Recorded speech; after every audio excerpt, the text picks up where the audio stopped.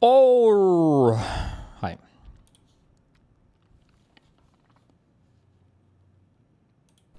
That they're being paid? ASMONSLOP.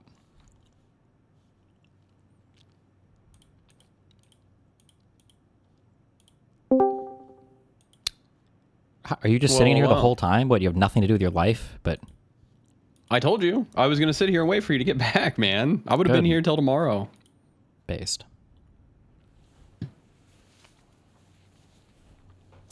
How'd it go? I will say cautiously good. Call one about as good as it could have gone. So now we play the waiting game. Now we Bing chill.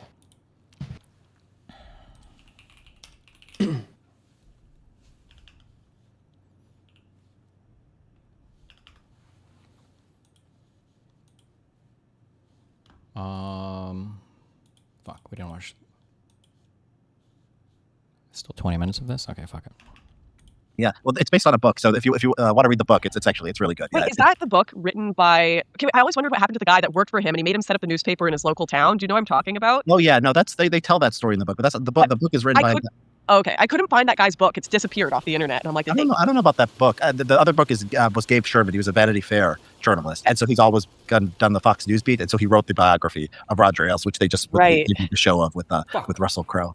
That's I think that's I brought it up because I think that's probably, it seems like that's what happened. Like a lot of these women are like, I want to be in media. I'm conservative. I'm going to go work for Fox News, and they're all just like a bunch of they're just a bunch of horn dogs like at the top. It's like it's weird. It's like conservative, like the base is like evangelical, normal people, nice people, well behaving people for the most part. There's scandals and stuff. There's there's cases of child molestation and stuff. Not the norm. Like I think you're probably right. Like most of these people who go to church or just in the middle of the country or Canada or whatever are like good, decent people. And then like the top of the conservative movement, they're just kind of they're getting these people's money and their votes, and they're sucking up their women, and they are.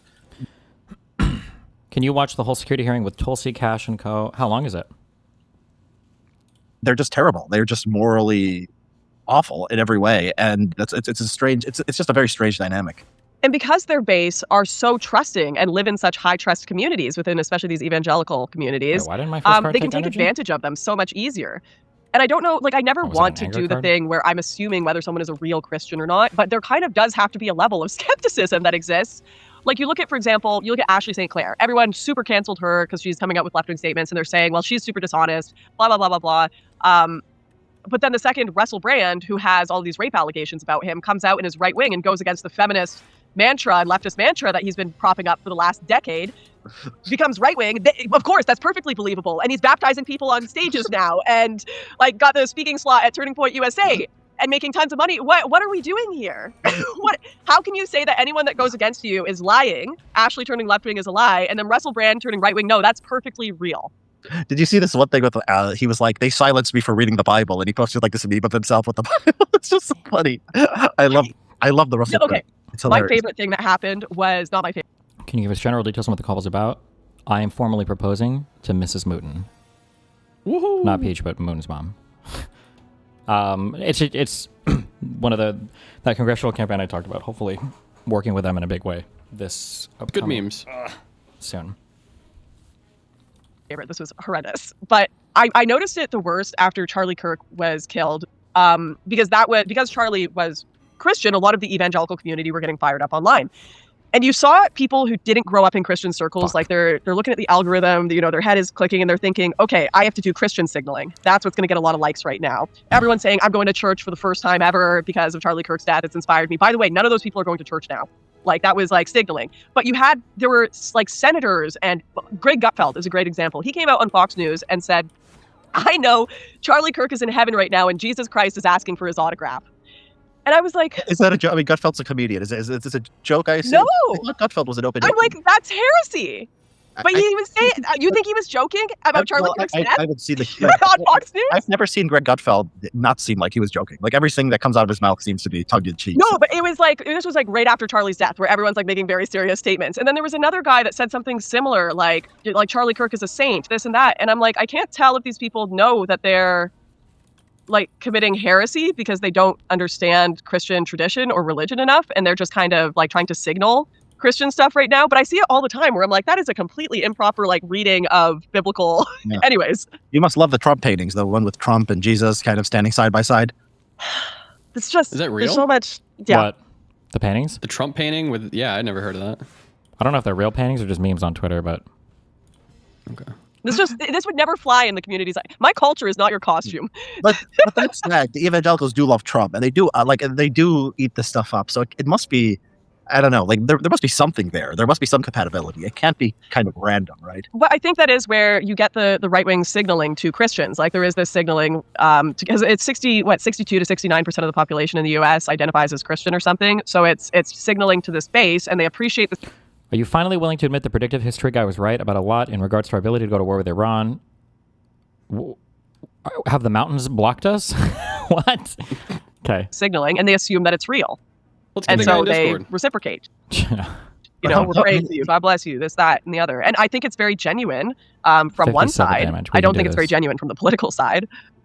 Can you actually be fooled by Trump? I mean, it's so like, you have to, you're right. Maybe they're just so trusting that like you can't even comprehend how trusting they are, because this guy looks like a fraud, and every like intelligent supporter of Trump who's like in his orbit knows he's like not a sincere Christian, right? And that he's obviously like in it for the money. That's an oxymoron, right?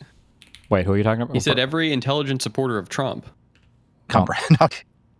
You have to, you're right. Maybe they're just so trusting that like you can't even comprehend how trusting they are, because this guy looks like a fraud, and every like intelligent supporter of Trump who's like in his orbit knows he's like not a sincere Christian, right? Oh, he just means like the people around him, like Rubio, basically, right?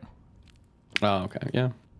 And that he's obviously like in it for the money, and you know he's obviously corrupt and all these other things, and so yeah, it could be maybe that's just it. Like there's a theory that's unsympathetic to these people, like a left-wing person who writes about Christian nationalism would say, oh, they're all secretly fascist anyway, and they're racist, and they're just looking for a guy who's going to be their leader. And I guess there's a sympathetic version, which is just like they are just really, really naive, and that's why they follow this guy, and that's why they get taken in by this stuff.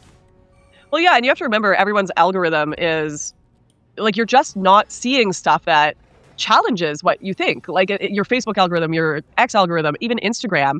I'll go and I like going on some of my friends' accounts and scrolling through what they're seeing. And especially like left-wing or more progressive friends, we see completely different realities.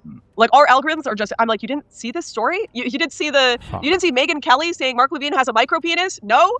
Oh, that's not on your feed anywhere? Because that's all over my feed, you know? It's just, if you're not seeing anything that questions your worldview and everything is affirming it and everyone's saying that every day it's a new story about how he's done this for Christians or that for Christians or this for the right or been a hero. Like you're just, what information do you have to combat that? Did you get any of the Netanyahu is dead tweets? I saw some people saying that. I literally don't believe anything I see anymore. I don't believe it. I dunked on it. Is he dead? Is he alive? I don't know. No, he's alive. I dunked on it like once or twice, and then it just showed me nonstop, and I became obsessed with Netanyahu videos. It'd be like Netanyahu would release a video, and they would. Why do you lie about your position on open borders and debates and why do you phrase these questions so aggressively?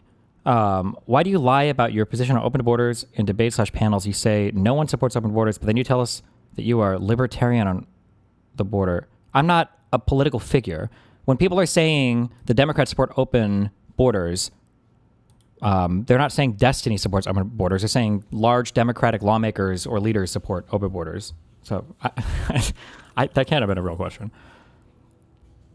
Be like, he's got 6 fingers, and you look at it and he's got 5 fingers. They're like, it's all AI, and they're like, they would just like look for shadows. Like they would find any video, and like if there's a shadow here, they're like, oh. Can you give a rundown on who this Richard Hanania guy is? He used to be a think tank writer guy for he used to be like a think tank writer guy for, I don't know who, was it the Heritage Foundation? And then he's like You said Project 2025 or whatever. Which was the Heritage Foundation, right? Fuck you. But now he's like an online commentator / Substack. His main source of income, I think, is Substack now. But he's like a centrist, center-right guy. Oh my God, this is like they think they're so sophisticated, and they just don't believe real videos because whatever. This is probably Iranian propaganda too. And these people are just their minds are broken. It's remarkable. But I thought this was the biggest thing because I thought it was hilarious, and so Twitter just gave it to me like all day, every day. Yes. Yeah, no, mine does that too. It just, I had a friend of mine who got really into flat Earth. Do you know anyone who's like really into like flat Earth or? No, I don't know anyone that's stupid, but I've seen them online. So there's like, it's really fun to get into, like the Black Sun, Tartaria, like the people living under the earth. I think there's, and some of these accounts that go really into it, like Joe Rogan has promoted, and they're like, yeah, I found it through Joe Rogan, and I'm like, holy crap, Joe Rogan has one-shotted my friend who smokes weed, like it's over, you know?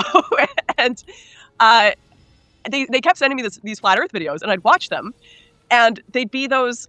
Did you watch Always Sunny in Philadelphia? You know, the Pepe Sylvia with all of like the lines going. If you look at the corner of this photo, then you can see the underground cities or this or that. I've seen the meme. Is that the meme with the guy with the board? With all and all of these videos were like that, and taking all of these disjointed ideas and photos and like zoom ins from Google Maps to prove stuff.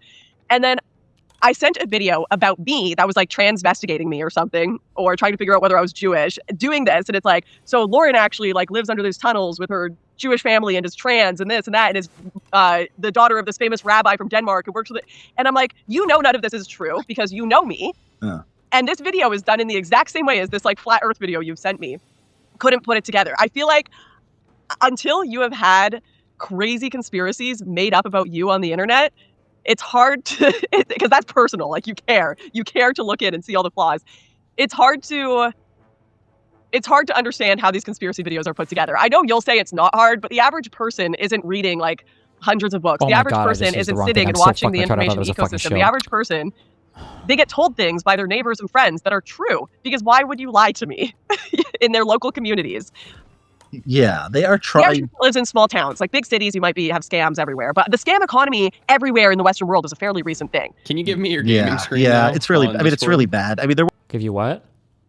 Give me the Slay the Spire screen. Are you fucking serious? Yeah, I don't care. I don't need to see Lauren or this guy. Cuck. I want to see the gaming now. We're gatekeepers, and I think a lot of us were kind of. Let me ask you this: so you it's interesting that your politics are still like, it's very rare, and I think I'm kind of like this, like you, in that it's very rare for someone to have such a low opinion of right wing people and still be right wing. And so, has this like caused you to rethink your politics? Like maybe these ideas just appeal to people who suck, and maybe that means these ideas are wrong, or maybe I need to rethink things. Well, the thing is, if you look at when I got into the political world in 2015, the woke land wasn't much better in the sense of, you know, you had the crazy people smearing period blood on themselves at protests. You know, obviously that's the exception. You had people writing articles for BuzzFeed on how manspreading is evil. Sure. There are really dumb people that were accepting progressive views too. Sure. So it shouldn't be surprising that there's also dumb people that would accept like the mass propagation. The right took over. Like it is like Chuck Schumer is not a scammer in the way Donald Trump is. Like the New York Times is not Tucker Carlson or Candace. Yes. But there's something about the right where the very worst people are on top. I mean, do you ever think it's actually honest when someone comes out and changes every single one of their viewpoints overnight? Do you ever find that genuine? Did you know Hanania has 2 doctorates? Really? 2? I didn't even know he had 1. I mean, I'm not telling you to do that. Like, no, I I'm still pretty right wing. I mean, I am like right wing on economics. I'm like pretty much anti-feminist. Like, you know, I'm right wing. Like, I like Trump's policy in Latin America. So I haven't changed, 100% of my views. But it just doesn't. What does anti-feminist mean? Doesn't feminism just mean that you like want men and women to be equal? Everybody has their own definitions for what feminists want. Who knows? Okay. So, like, for example, like I love the death penalty. I think, I don't get, like, you're okay with the death penalty? No, I love it. Like, I want bad people to, like, I'm not a Christian. Like, I just want bad people to, I think it gives closure to the families. Like, I think we're soft if people do horrible things and we don't. But every person who's been really into the death penalty I've ever seen has been kind of like a psycho or like a crazy person. Yeah. And so that makes me reconsider, like, maybe I don't want to be in a society where people are all thinking about, like me, about criminal justice issues, right? So it's like that. It just makes you kind of reconsider things once in a while, which I think is healthy. No, I have these moments where I'll just be having tea in the morning and I'll like, holy shit, how much of an idiot have I been on this subject or that subject? Like, I absolutely have those moments.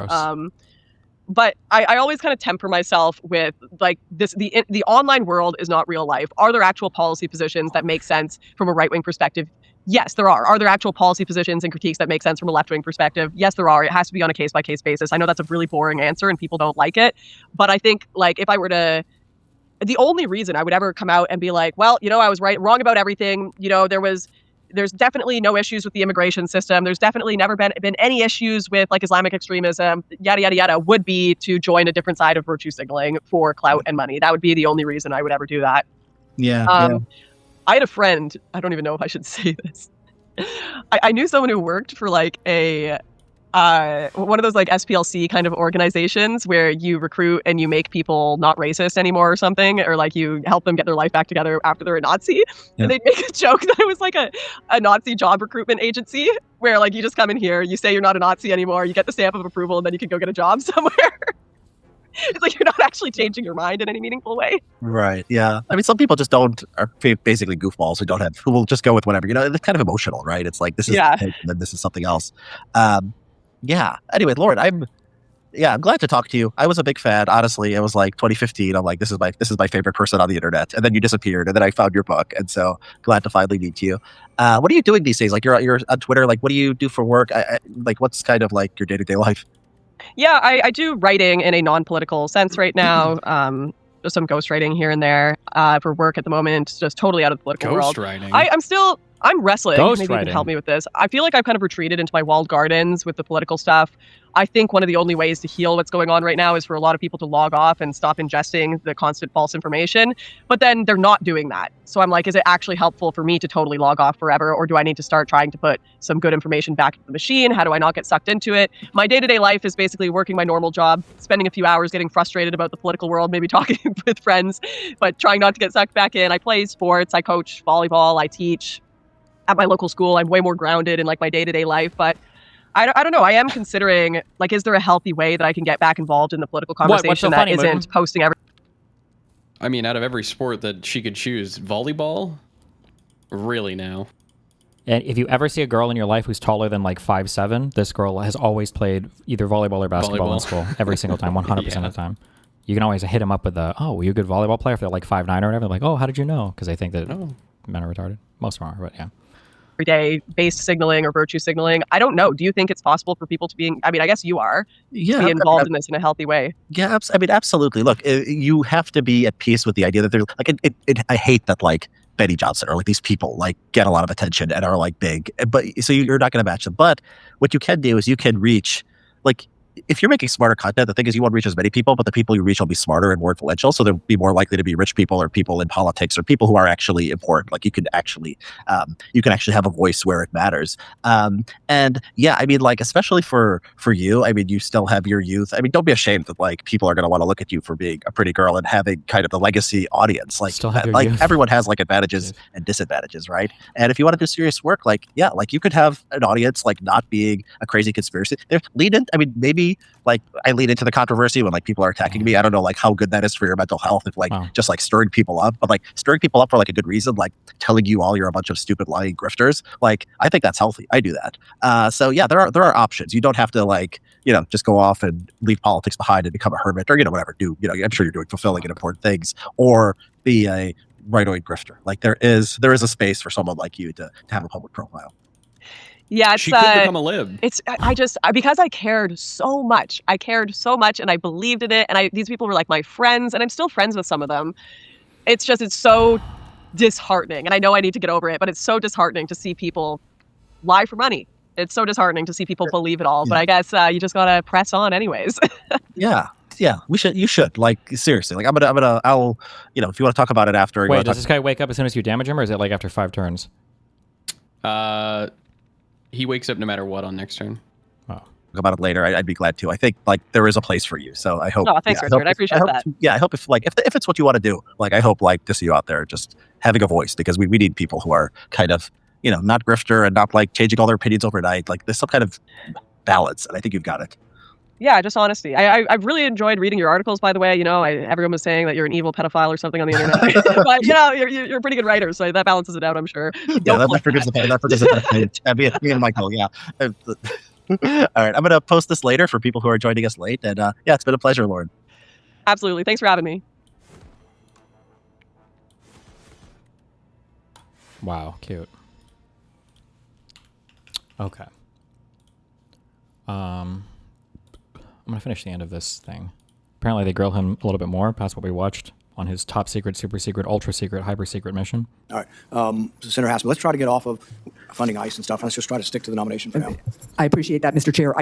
do have to take a moment because during my first round of questions, I discussed the current impasse we find ourselves in over ICE reforms and DHS funding, and I didn't speak clearly, so I just do need to clarify my comments now. ICE already has significant funding right now for the president's budget bill, from the president's budget bill last summer, which provided the agency with several times more money than its annual budget and gave ICE broad discretion about how to use that money. That means that the partial shutdown that we have right now has nothing to do with whether ICE has the usual levels of funding it needs to operate, since the agency already has many times its annual budget.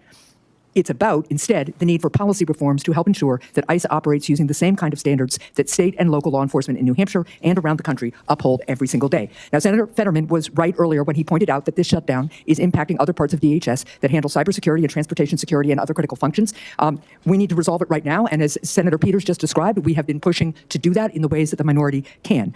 We need to reach agreement on ICE policy reforms or by funding the rest of the department while we continue to negotiate on those reforms, something I strongly support, but unfortunately, Republicans have blocked. The reforms to ICE are critical. DHS is supposed to be prioritizing the removal of dangerous and violent criminals. Instead, we've seen DHS agents assault and even kill American citizens while wearing masks, seeming without accountability. So now this is the question. Senator, if a masked ICE or other DHS agent kills an American citizen, should local law enforcement be allowed to investigate and hold that agent accountable? Unfortunately, local law enforcement isn't supposed to be investigating federal. That's what DOJ and FBI is for. Now, we will communicate with local law enforcement, but that's not their job. FBI, it's just same thing if in most municipalities, if there's a fatality shooting, there's another agency that oversees them. And in this case, it'd be the FBI who is set up inside the DOJ to investigate those. So you've answered no, and your answer would make ICE unaccountable, and that endangers not just the rule of law, but also the security of all Americans. I wanted to get to one other question. During the past year, DHS leadership cut CISA's expert workforce by nearly a third. Meanwhile, adversaries and criminal syndicates... Where are my constitutional historians at? Does it make sense that for your executive branch, that your prosecutors and your cops are on the same team? Would you ever have a fourth branch or a fourth thing set up there, or? Your prosecutors and cops are on the same team? Yeah. So in the U.S., like, for instance, if we can imagine, like, criminal court, the prosecutor, the district attorney is the one bringing the case against a citizen on behalf of the state, and there's a judge. The judge is a different party. The judge is adversarial, but I'm wondering for the prosecutor and the cops to be on the same team, if that's ever broken out into like a fourth branch or something. I don't know. Maybe it doesn't matter, or it's irrelevant. I'm just thinking because it's kind of shitty. Because I think generally, like, the higher thing should have the authority, like a state have the authority over a city, and the federal government should have maybe the authority to investigate federal-related stuff over the state. But what do you do if the DOJ doesn't want to investigate the FBI because they're both sycophantically obsessed with the president? Now it feels really shitty to have the feds take over your investigation if they're just going to kill it or not even do it. I don't know. Syndicates are accelerating their cyber attacks against the United States. How do you plan to restore DHS's cybersecurity force and better secure our critical infrastructure from cyber attacks? I mean, we've got to recruit the right people, but the best and brightest individuals in those areas. I know the University of Tulsa has a great program. Am I retarded, or does it seem like Ds don't dislike this guy as much as other Trump picks? The line of questioning seems fairly tame. Well, it's just in front of this particular committee. Although now that he's made it out of this committee, I think the Senate just votes, right? He doesn't have to do a second one of these. I mean, like, as much as I might not like the Republicans or this guy in particular, like, this guy sounds at least a billion times smarter than Kristi Noem. The issue isn't really the head of the Department of Homeland Security. The issue is just that Trump has ICE on insane fucking missions right now. So I don't know what kind of agency head would do, like, would change things meaningfully. I don't know. But recruiting individuals that want to be there, that want to deliver the mission is vitally important, and so we will work to make sure that happens. So you agree we need to add people back into CISA and pursue this critical function, and they need to be nonpartisan experts with experience and commitment to the safety and security of our country, wherever that leads them. No one in Homeland should be looking at this from a bipartisan perspective. Now, if you want me to talk about staffing numbers, I don't know what the mission requires, but we. If the EPA doesn't investigate, are the states not allowed to investigate, or is it just a norm? I mean, it's more a norm, but you just don't really think about, like, the federal police being so adversarial to state police as much like that. I don't know.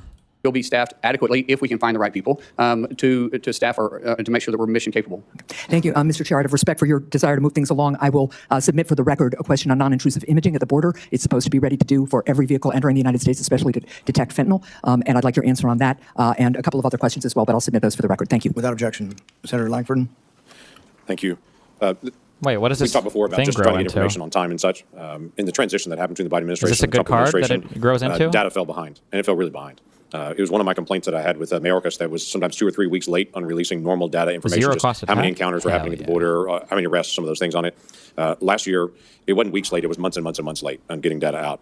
DHS has a really good story to tell. There's a lot of good things that are happening there, but my concern is that social media and some of the examples are coming out just to tell the story, and DHS is not able to actually tell the story. And quite frankly, we've asked DHS several times, hey, give us more information, more data on this. One of the things I'd love to know is just that you've been one of us for a long time in this. You know the importance of oversight and what that means on this, to be able to get data to members of Congress and to the American people. And so quite frankly, we can see the story as well. What? So I'm not asking for a pledge because I already know your heart on that, but want to just be able to open that up on how we can actually get more data and information. Our Ledge Affairs Department, I'm going to have to stand up and make sure that we're communicating and getting the information you need. It's not going to be fixed overnight, but it does frustrate me as a former member of the House and definitely a current member in the Senate that when we make a request, it's not seen. Now, there is a difference between making actual requests because you're wanting to get to a solution versus harassment. Badgering people. Yes, there is a tremendous amount that happens. Both sides play the games, and I'm just not going to play that game. I'll work with any senator, I'll work with any committee to make sure that we are getting the information you need to do your job. But just for harassment purposes, don't, please. I ask you, if you want me to do my job, do it right, and be transparent with you, don't play games with me either. Because if you have real concerns, like I said, everybody on this committee, and really for our colleagues for that matter, have my personal cell phone. That number, I have no intentions of changing it unless somebody leaks it. Yeah. Hopefully that wouldn't occur on it. One other quick question on this. Ali Mayorkas, when he sat at that desk before, he and I had a lot of conversations about what they called, was labeled the special interest aliens. These are folks that come from known areas of aliens. terrorism, but we didn't have any information on them specifically, and so the Biden administration just let them in. They may say, well, we know somebody in your family as acts of terrorism, but it's not you, so they just labeled them special interest aliens and released them into the country. That we know of about 70,000 of those individuals. The Trump administration in the last year and a couple of months has picked up 50,000 of those. That's part of this enforcement that's out there to be able to identify folks that I've been ringing the bell on over and over and over again, saying, why are we letting people in that we literally say, yeah, they could be a terrorist, they could not be a terrorist, we don't know. Somebody in their family is, but we don't know them if they are on it. So they were just released in the country on that and given that label. In fact, I was told, we'll keep watching them, but when I went to the FBI and asked them directly, they were like, there's no way we can track 70,000 people. So there's been a lot of good work to be able to try to identify where those people went, who they're associating with here in the United States on it, and then removing them from the United States. There's still about 20,000 left. Love to be able to get your promise to say, we're not going to quit. We're going to continue to be able to find folks that were just allowed to come in the country that may be a terrorist and may not be a terrorist. We don't know. But to be able to go identify those folks and make sure that American people are protected. Absolutely. Yeah, thank you. We're almost done. We have 2 people left who haven't responded this round. We've had a lot of debate over ICE funding. I hope we can ask just some specific questions to the nominee. I can't control what you ask, but that's my hope. Senator Blumenthal. Thanks, Mr. Chairman. Senator Mullin, just months before the war with Iran began, the Trump administration negotiated a back-channel agreement, a deal with the Islamic Republic to deport Iranian nationals, including asylum seekers, dissidents. There have been public reports about it. CNN on January 26, 2026. New York Times reported it in a couple of articles in September and December, that flights in around that time deported tens of those kinds of Iranian nationals back to Iran as part of this secret agreement. I want to tell you about one husband and wife, Christian converts from Islam, who were sentenced in absentia to 9 and 11-year sentences by the Islamic Republic. They fled to the United States seeking asylum, but they were detained by ICE on arrival. The wife was deported. She managed to take refuge in Turkey. The husband, I'll call him Mr. H, is still here, but he's facing deportation, despite showing scars from the beating he received by a government gang. I have both of their declarations. I'd like them to be entered in the record. There are Iranian-American organizations like the Iranian-American Legal Defense Fund that have further information. I have no doubt that you share my outrage about the treatment of this couple and other Iranian nationals who were deported possibly to torture and death in Iran. Will you agree with me and commit that we should stop deporting such people? Ma'am, sir, I don't know the specifics behind this. I think before I can talk about in hypotheticals, I would need to know what the reasons behind it, but I don't want to deport anybody that's here illegally, or here legally, I mean, and most definitely not individuals that are have done everything possible to be a contributor to society. But in these specific cases, I don't know. I'm not familiar with them. I don't know if there's something else in the background that would cause the administration I'm talking in general about tens of people, as many as 55 on one flight, is there considered 15 the best or so on this another, seems really not just sick. this couple. I like Demon But in Foreman. principle, we should not be sending Iranian dissidents and asylum seekers back to Iran. But 3 energy. Sir, we do know that our enemies want to infiltrate us and use our rules and our generosity against us. And so I don't know the specifics of these. I don't know their background. I don't know what the reasons was, but I will be happy to look into it. Let me ask you about another topic. I'm glad that you've committed that there will not be the kind of review that Secretary Noem imposed on contracts above a certain amount uniformly by your office. But I'd like your commitment that you will help us investigate another abuse of authority. Corey Lewandowski apparently was in charge of approving all contracts. One of them was a $220 million contract that was related directly to Kristi Noem being fired. Really? They bypassed procurement rules to award that contract to a shell company that was created days before to benefit a Republican consulting firm with close ties to Republicans are so Secretary concerned Noem and about Mr. fraud. Lewandowski. They better be Will you fucking commit to concerned about this, cooperating right? with our investigation? Where's Nick The Shirley? Permanent Subcommittee on Investigation, making documents and personnel available to congressional and other investigations into those contracts awarded by Secretary Noem and Mr. Lewandowski. Senator, I've heard these same reports. I know the IG, Joseph, I don't know him personally. That's why I say Joseph. Some people call him Joe.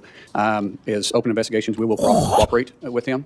And provide all the documents and records that are I'll leave necessary that to this the committee to Inspector do General. its work. That's what I'm asking. I'll do everything that's required of me by law, but the IG will be doing the investigation, and we'll let the IG, decide what documents he's going to share, and maybe you can bring that up with him. Well, in fact, The Secretary tooth is Noem obstructed the best investigations one, right? underway by the yeah, IG. that's the one I would take. In fact, in at least 10 investigations, they were Relapses subject of can be a nice letter from the sometimes. IG. Are you What can be? committing to immediately begin Relax. restoring Oh, the he department's seems working okay. relationship with the IG? If confirmed, absolutely. I will do everything required of me by law and the policies that you guys give me. There won't be any gray area with me. We want to have a good relationship with the IG. He's got a job to do, and every other agency that's underneath DHS. And you'll has a job to do. cooperate with the committee in providing Sir, those. I've everything that is required of me to report, and anything that you want the IG to do, that's between you and the IG. Senator Mullins, I don't think I need to tell you that the American people have been appalled and angered by what they've seen in the excessive use of force. We've had hearings before the Permanent Subcommittee on Investigation that have shown Aliyah Rahman, a woman suffering from traumatic brain injury, yanked from her car in Minneapolis, dragged by her arms, leading both of her shoulders to be torn. Javier Ramirez, a father of 4 from California, detained for 4 days and refused medical treatment for his diabetes. We documented these abuses in a report that we issued and in hearings that we conducted.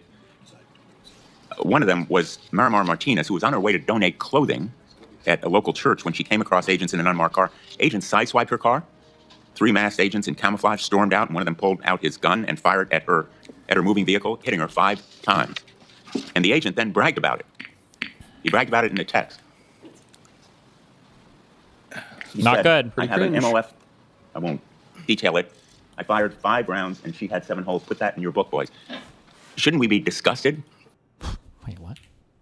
I fired 5. What is MOF? Amendment to add to my story. Something about the report he fired. I fired 5 rounds and she had 7 holes. Put that in your book, boys. Wait, is that like a pussy vagina joke? Or what is that? What the fuck is that? What is the joke even? I think he's bragging about shooting her 5 times with 5 shots. Why would she have 7 holes if he fired 5 shots? Oh, I thought he said 5 holes. Sorry, I didn't hear it correctly. Okay. 5 rounds and she had 7 holes. Put that in your book, boys. Shouldn't we be disgusted by an agent that fires at a U.S. citizen, no criminal record? She was charged. Or is he still good at shooting? She has 7 holes. Yeah, I can't tell. I don't know. Senator Bloom, The charges were dismissed. But Wouldn't that's you like agree his with me joke, that whatever. agent should not be carrying a firearm? I'm not familiar with the investigation, sir, and I don't know if the investigation is completed. Undefeated. As Secretary, I'm sure I'll be Undefeated. briefed on this. All right, time's expired. I know these are important issues, but we just have to move on. We're going to finish up with Senator Kim, and we're going to make a statement that hopefully can be agreeable for a meeting later. Senator Kim. I'll be concise here, Chairman. Senator, just a couple last things here. A couple weeks ago, we had a hearing here, and I was engaged with the head of USCIS, and I raised an issue that happened in San Diego of spouses of military members and veterans. They were going in to get interviewed for a green card and were arrested upon their arrival. I just wanted to get your reaction to that. Like, is that the kind of behavior you think is acceptable? Excuse me, repeat that again? It was spouses of military service members as well as veterans. Their spouses were going and for the purposes of a green card interview, but were at that point detained and arrested on arrival. I haven't heard about this. I've heard of different reports, Senator. And if people are going through the process and trying to obtain it legally, because we do have naturalization ceremonies Monday through Friday in this country, everywhere, we're going to continue working with those individuals. I don't know the circumstances. I don't know. I'll pass you the details, but it's something that we can Never talk through. heard But of just it. in general here, I guess what I'm just trying to get a sense from you is what do you think is appropriate in terms of ICE agents being able to operate? For instance, do you think it is okay for them to operate and arrest people at hospitals? Sir, I will always support my law enforcement doing their job. I don't know the circumstances. If it's a felony warrant that the person's at a hospital, then they'll go pick up the felony warrant, just like local law enforcement does the same thing. And so in general, I think you need to be more specific on what you're talking about. But if you're talking about just doing everyday law enforcement, I think there's a better approach. Senator, I just want to raise, I just hear a lot of this from my own community about concerns of these types of efforts in and around hospitals, schools, churches.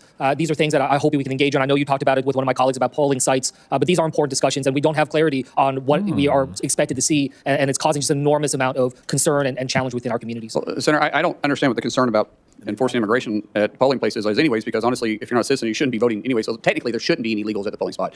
And so, as I said before, if we're at a polling area, it's because of a specific threat, not for immigration. Yeah, look, what I will just convey here is it's not just about people who are undocumented. I'm hearing from American citizens that are now feeling like they need to carry their passports around for fear of being stopped on the street. There is a chilling effect that is happening that is wider. I had to give my father-in-law specific instructions in case he was stopped upon re-entry back into the United States. There is real concern out there, and I just wanted to express it to you. Just a couple last quick things here. At the detention facility in New Jersey, a different one called Delaney Hall, I was there right after a gentleman was died there, and there was really no documentation, really minimal explanation of his cause of death. There was 32 deaths at detention facilities under ICE control last year, yet the oversight offices at DHS to do this, offices like the Office of Civil Rights and Civil Liberties, the Office of Immigration Detention Oversights, they've been gutted. And I just wanted to ask, do you commit to being able to ensure that there is the proper oversight there internally within DHS, working alongside us in Congress to ensure that people are being kept at the dignified levels that they should according to a law? Each facility falls underneath different standards of operation that are in statutes. We will operate within those statutes.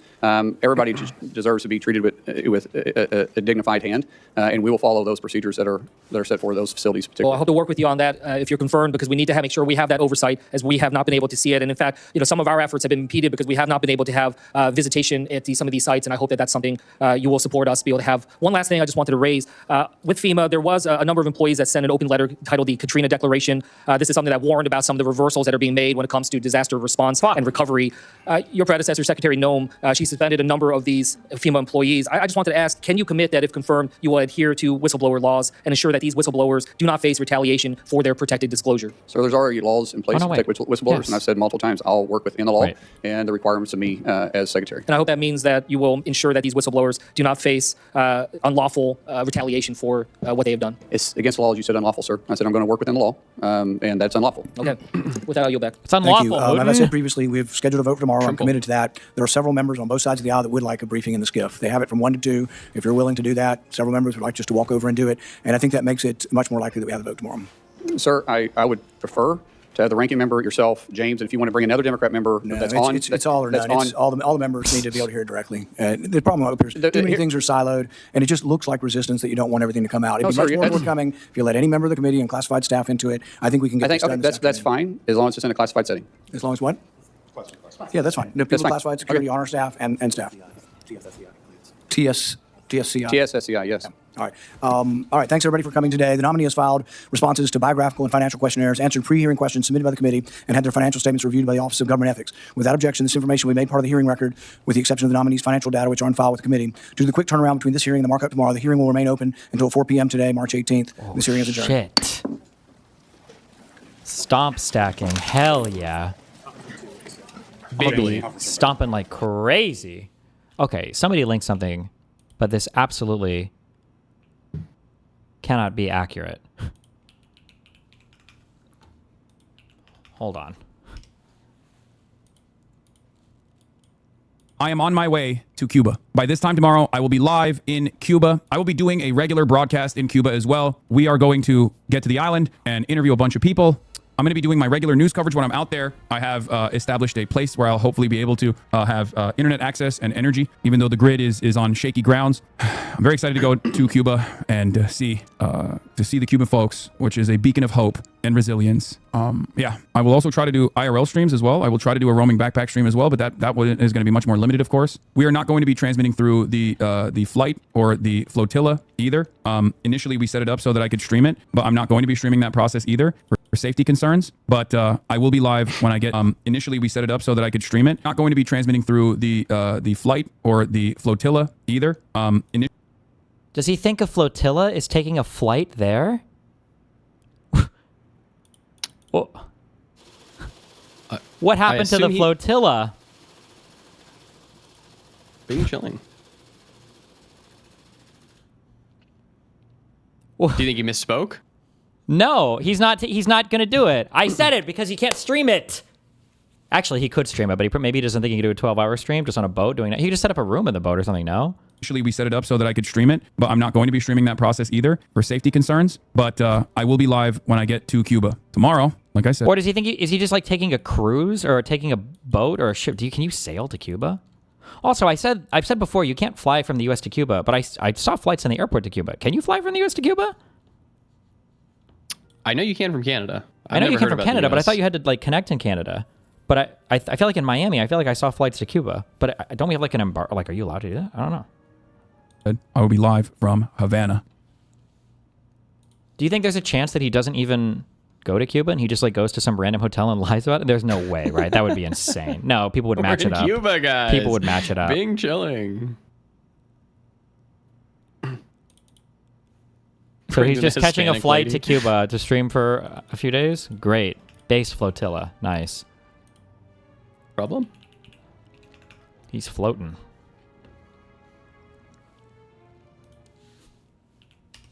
From flotilla to flytilla. Weapons that could be, most of these weapons that could be oh my god utilized against Iran are already turned. Hassan, this isn't content. Why do these people care about what your non-expert has to say about all this? You're a cosplayer, bro. Quit yapping. Oh. If I catch you, if I look at your comments in the ASMONGOLD chat and I find out that you're glazing his analysis, will you feel a sense of shame or no? Because this is true. I'm not a missile autist. I am not a map autist. I'm a political autist. It's ironic because, yes, I do actually, this is literally my area of expertise when it comes to international relations, when it comes to big IR scholar, talking about anti-imperialism. Not only do I have a degree in just this, but also on top of that, I've spent the last decade or... Crazy that he's expertise in this and has a degree in this in English, but he still uses that ESL excuse sometimes. Or so talking about exactly this scenario. So no, in comparison to the average commentator in the United States of America, both to my right and the liberal content creators as well, I do have the specific knowledge to communicate about events such as this one, analyze them, interpret them, and educate the public on them. Wow. But on the other hand, you can, I mean, chat rent free, holy baited lol. It basically goes to show exactly what you're trying to get out of this. But contrary to your favorite content creator, I do have a degree in just this, right? This is what in international relations? I thought doesn't he have like a bachelor's in some liberal arts or something? What is Hassan Piker? Or communications or something? I don't remember. I think he's got a communications degree. Let's check.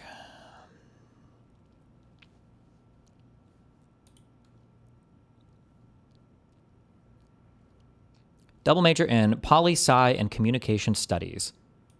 Can you specialize with a poli-sci degree? Why does he say he has a special degree and then reference international relations? Okay, good job. Studied. And this is what I've been doing for the past 10 years, which is precisely the reason why my analysis so far has been... perfect. Like his predictions about Russia and Ukraine. Oh, Crowder called you a... and about Israel going down any day now. Oh, Crowder called you a commie cosplayer today, so these people were told what to think about you today? Oh, is that what it is? Yeah, Steven Crowder is a great example of a person who is not very knowledgeable, but simply regurgitates American Enterprise Institute talking points, for example. That's like one great example. He's a bad person overall and not very knowledgeable on these issues as well. They're just, repeating whatever kind of... they're repeating whatever kind of talking points they're getting from, Israeli think tanks. So true. Jew. Choose one of 3 random power cards. I don't think that's going to help me. Duplicator, though. It'll play Whirlwind twice. I'll do basically 6 times 8. It's 42, right? This would be based.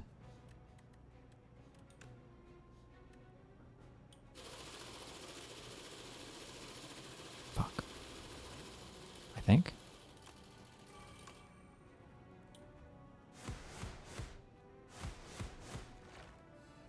Hell yeah. Get one shot, scrub.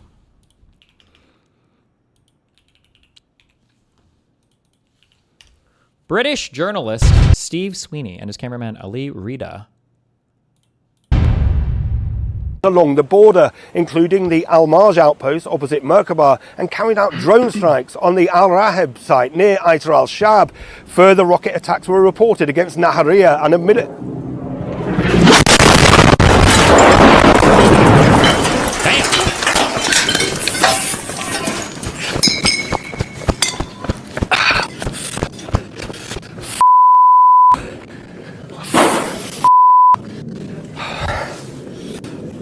We'll get out and report. They're not going to hit the same spot twice, right? Apparently they'd been told to stay away from bridges that day. I don't know if he's on a bridge, but that's what I got told earlier. Damn. When it says lose 6 HP, you can't block that, right? Sometimes you can, actually, yeah. Like if you've got like shields or whatever, that doesn't block that, right? Well, when it says lose 2 HP on mine, it doesn't. So maybe I'm wrong. What on mine? What are you playing? We have different games. I meant my card that I'm playing right now. Mm-hmm.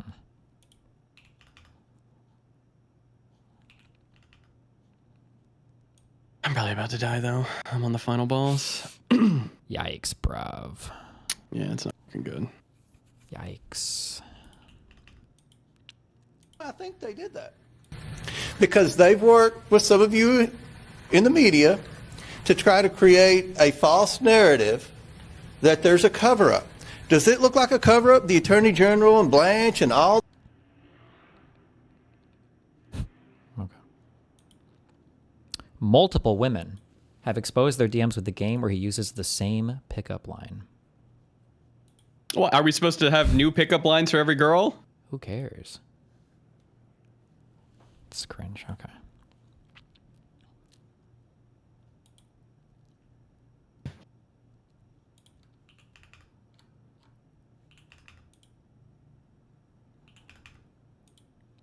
Hassan should sue these people. Oh, this is a Kyle Kuklinski tweet.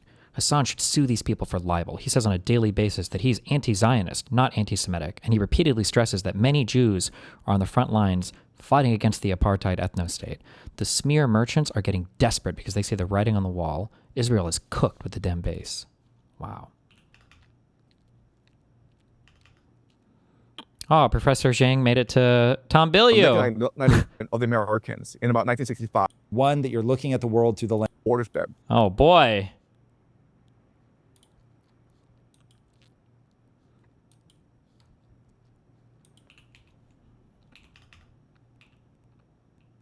How long is a Channel 5 interview with Clavicular?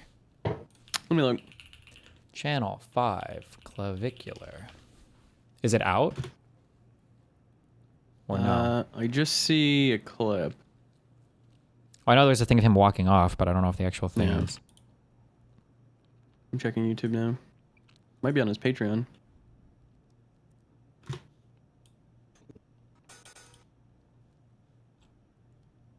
No, his latest thing was Shia LaBeouf, and he did it exposing horrific conditions of ICE detention center. Well.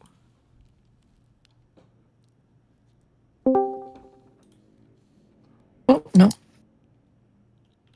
What the fuck? Who is it? Why did that person even have perms?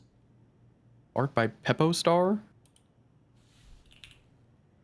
Have we talked to this person before? That person definitely misclicked it here. Wait, what the fuck? Who is that person? I don't know. Have they ever been on stream before? I've got no fucking clue.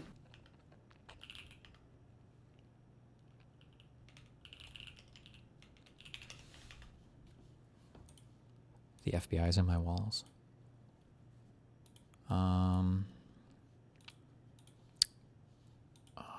What's our ASMONSLOP tone? To protest? There was a pro-Iranian regime protest right here in New York yesterday. And during that protest, the crowd was chanting that they support Hezbollah and Hamas, both of which are designated terror organizations. Take a listen.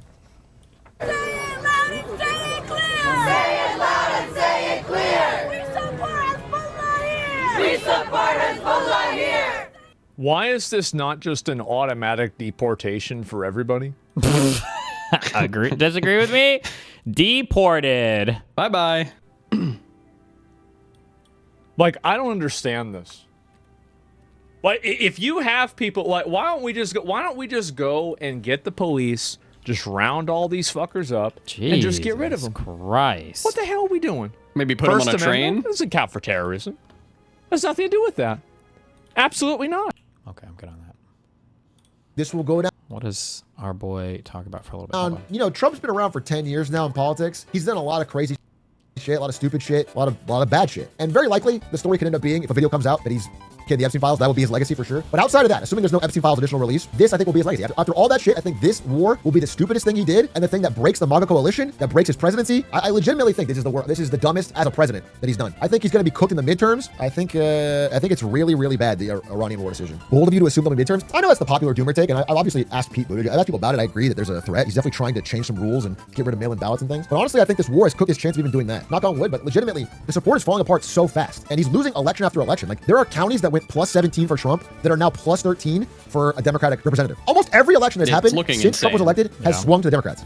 That's crazy. I mean, he's legitimately blowing up the MAGA coalition. There's these massive swings happening. You want something crazy? I understand, again, I'm game theorying this, right? So I definitely understand that Donald Trump would like to bend the rules that he doesn't care about to stay in power. But understand that his capability of doing that rests on other people being afraid of him and wanting to do what he says, like Republican senators. And instead of what's happening is a lot of them are like shying away, and many of them are dropping out. 40 Republicans are refusing to run again. That's crazy. There are so many Republicans that are just not even running. By the way, when you have an election, there's an incumbency advantage. So if you're the incumbent, you have like a certain percentage increased chance of winning again. People just vote with what they know. So when you drop out, even if a different Republican runs, they don't have the incumbency advantage. So there's 40 seats that now don't have the incumbency advantage they were counting on. Legitimately, like the base of power that gives Trump the ability to do stupid shit and change the rules is shrinking. And then once, it's like rats from a sinking ship. Once they see the writing on... Remember, the reason why Trump doesn't care that much is because he doesn't rely on that base of power for anything. He just runs everything from the White House. So it doesn't actually matter. No, but I think he's going to be probably having crash outs daily if he loses the House and the Senate. You know, I hope so. On the wall, now it's like, I've always been against this. I like the idea of MAGA, but he's betrayed my ideals, and that's the kind of thing you're going to hear. So legitimately, I think the war in Iran has cooked his ability to credibly steal an election. It's just so unpopular. The last time we had a massive blue wave in America was 2006. Let me paint a picture of that time. It was Iraq, widespread unease about the economy, and an unpopular president. Does that sound familiar? Well, that's not the same because we're in Iran. That's way different. That's way different, dude. There's an entirely different letter. I mean, there's this guy. He's like a right-wing influencer, I guess. Substack writer guy. He's just openly saying it. They had a generational coalition around the election, and it's completely squandered. Everything's falling apart. Wait, what? Choose 2 of 8 random common cards, or lose 14 if you're the chosen cheese. Damn, that looks based. What the fuck? Well, how many combats do I realistically have between now? Is it only 3? It's like 3 acts or whatever still, right? It's 3 acts, yep, in total. How many combats do you even have?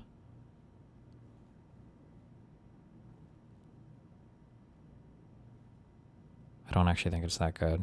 I think if you got this really early on, it's really good at the start. Yeah. I don't care.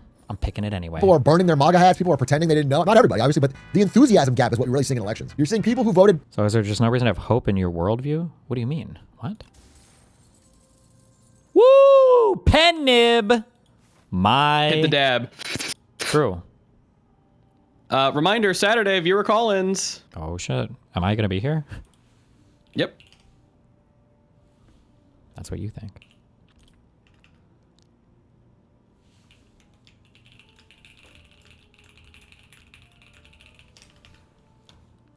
Trump, just stay home. They're not voting at the polls. They're just voting left. The enthusiasm gap is so massive. I'll give you a concrete example. Let me give you a concrete example. So this is Bobby Boodman. She's in New Hampshire, a rural part of New Hampshire. She ran for state representative, I believe, in November 2024 during the height of peak MAGA, dude. Trump and Elon teamed up, cool kids table, vibe shift, the culture's changing. We can say the R word now. You know, she ran in November 2024 and she got completely destroyed. She lost by 13 points. Well, the same election just happened in the same county with the same woman, and she won by 3. A 16-point swing in 16 months. There's clearly a vibe shift. It's the same woman in the same location. So we're seeing a real shift. I think of all of the major elections that have happened since Trump's inauguration, there have been 24. Do you know how many went to Democrats? It's 24. It's 24. It's 24-0 since Trump's inauguration. These aren't like the biggest elections in the world, but that says something. What I'm saying is, whatever vibe shift he had or whatever coalition he had, it has unraveled under higher prices, foreign wars, chaos at home, chaos abroad, tariffs, ICE. All of this stuff is broadly unpopular. Even among his base, it has eroded support. They went from like 90% approval on all these things to 85 to 82 to 78. And they're just not motivated to get out there and convince people, vote. You know, it's not happening. I mean, and among the younger, you know, there's that young male version of the right that really rallied behind Trump and Elon. That's gone. Those people are all on Nick Fuentes now. And Nick Fuentes is openly saying, here, the guy have a quote. Think about this. This is the guy that has the youth right vote. Don't vote. Do not vote in the midterms. The Republicans have to lose. They have to lose. They have to crash and burn. Okay. Just understand how Elon's no longer tweeting fucking crazy Trump stuff. He's focused on the UK now. Like, this coalition has fallen apart. And at the same time, in a sign of like mental degradation, you go on Trump's Truth Social, the length of his posts is a great indicator that he's lost the plot. He used to have these short, quippy posts where it's like easy to understand, easy to rally behind. Look what he's doing now. It's fucking typers. He's gone insane, bro. He's typing novels to people that are less and less interested. There is no longer a cohesive message. So again, what I'm saying is I'm fully calling it that the coalition's cracked. It's cooked. He burned it. And I think Iran was the last straw. Obviously Epstein, a major part of it, obviously ICE, all this stuff. But all of that, perhaps he could have fucking pulled a Trump miracle. I think Iran and then gas prices spiking is just breaks. I mean, you guys remember one of the biggest, catchiest slogans of the November 2024 election, like the summer leading up to it, was people would put stickers on gas pumps of Joe Biden pointing at the price and saying, I did that. That shit was viral. That was I did that. That was massive. And now the one thing he had was lower gas prices and it's fucking spiking. He's cooked, bro. Now what happens next is anyone's guess. I'm not saying America's a deeply polarized country. We have some real fucking problems, obviously, and you only create more of them. I'm not saying Trump gets out and, I mean, he's not even out, but I say, listen, here's the thing. I was very confident and I remain confident that Democrats will win the House. They will flip the House of Representatives. But as I said before, I was very skeptical that they would win the Senate because the Senate is so stacked against them winning. It has 2 seats per state. There are many small red states with small populations. It's just impossible to flip the majority of the Senate. It's very difficult. However, if they flip the Senate, because now they're mathematically looking like they might. That's how unpopular this guy is. Kalshi and Polymark can have him as 51% or 52% winning the Senate. If they flip the Senate, Trump is impeached. Like, if they flip one, it'll be like impeachment show trials and he'll get bogged down. But if they flip both, he will actually get impeached. There will be insane amount of motion for that. But these are all things that are starting to happen. I'm just calling it early. Like, I understand that we're getting a little ahead of the game, but this Iran war there's no off-ramp. He's already been impeached. No, you guys are, listen, I understand the headlines are misleading, but he was impeached by one of the houses, but blocked by the other one, so it didn't happen. Nothing happened. But if they were to get House and Senate he was behind impeached it, and twice. Yeah. He wasn't convicted. Unified impeach, he can get impeached. Does Jake Paul have a chance? Anything's possible in this great country of ours. I think we better have lame duck truck than lame duck Vance. I mean, either way, lame duck either one. By the way, Vance, did we make a clip about me talking about how Rubio is going to be the dark horse and take over Vance's spot? And Vance is like pushing himself on the ice stuff. And I mean, that was like January. I said that. It was after Venezuela. Hello? Oh, it's me, Peppo Star. Look, dude. Vance is fucking cratering. I mean, you'll just notice that Rubio has avoided. He's completely distancing himself. Vance can bring it back though? No, I don't think so. I'm legitimately calling it early. Is conviction a simple majority? I think it's 60 in the Senate. So what the fuck is Atrioc talking about then? For what? Saying that he's going to get impeached this time if he needs 60 and not 51. Oh. He will get impeached. He won't be removed. Yeah. Well, no, he won't because you need the Senate 60. The MAGA coalition and movement. Oh wait, people are saying 2/3. No, so the House 67. votes. 67. Sorry. The House votes for an impeachment and the Senate convicts, Dan. I mean, people use these words, but I feel like it's all the same process. People say you can be impeached but not convicted. I feel like the process of impeachment is like you should be convicted. I don't like the differentiation on those terms. Sure. Well, then you wouldn't say that Trump's ever been impeached. He was. I don't know. I would say that he sucked your mom's dick. That's what I would say. Okay. Well, there you go. Yeah, there. So the next Republican candidate is going to, if they are successful, it will be off of, a total 180. Like, that was a complete betrayal. We're going to do no, or it's the same thing basically. We're going to do no foreign wars. They're going to do all this stuff. They're going to do the opposite. And Vance is too tied to Trump. It's like Harris and Biden, honestly. You kind of person Trump will try something, he'll definitely try something. But to try something, you usually need a base of support. I'm not ruling it out. I'm obviously scared of it too. It's a real threat. He's a cornered scorpion. Like, the idea that you could even squeak out a win is now breaking down. It's just really bad. The enthusiasm gap is what's really just crushing him. I think I was more scared before the Iran war. I think the Iran war has just vaporized like the enthusiasm to fight. People are fucking furious about it, and all that youth support it's gone. Like, here's one thing that polling will say. Obviously, polling splits on party lines about the Iran war. However, even people who support the war, I think I have a headline here. Here's the biggest polling takeaway. If you look into the polling, even Republicans that support the war, they still have trouble. They don't understand the point. Like, they'll say, I'm behind the president and I'll support him, but nobody understands the point. Like, the biggest anger they have across the political spectrum is they don't see why it's happening. There's been no messaging to explain, it switches so often. They can't articulate the goal, they can't articulate the why. And again, Trump used to be really good at these snappy messages, these snappy, powerful. Oh my God, I think I fucked my pen about. Follow a lot of news. And they don't have it this time. And when you see prices at the pump and you don't understand why, you're just pissed. Yeah, I would just sum it up by saying, at this current pace, there's headed for a generational wipeout. Can you explain the SAVE Act and why it shouldn't pass? Yeah, sure. So there's 2 parts to the SAVE Act. One is about voter ID laws, having an ID to vote. Now, that's debatable. Some countries have it, some countries don't. There's credible reasons to be against it in America because we have very, very low evidence of actual voter fraud. And voter ID laws disproportionately help add a layer of friction that make people who are less likely to vote less. It just helps to make it like harder for people to vote.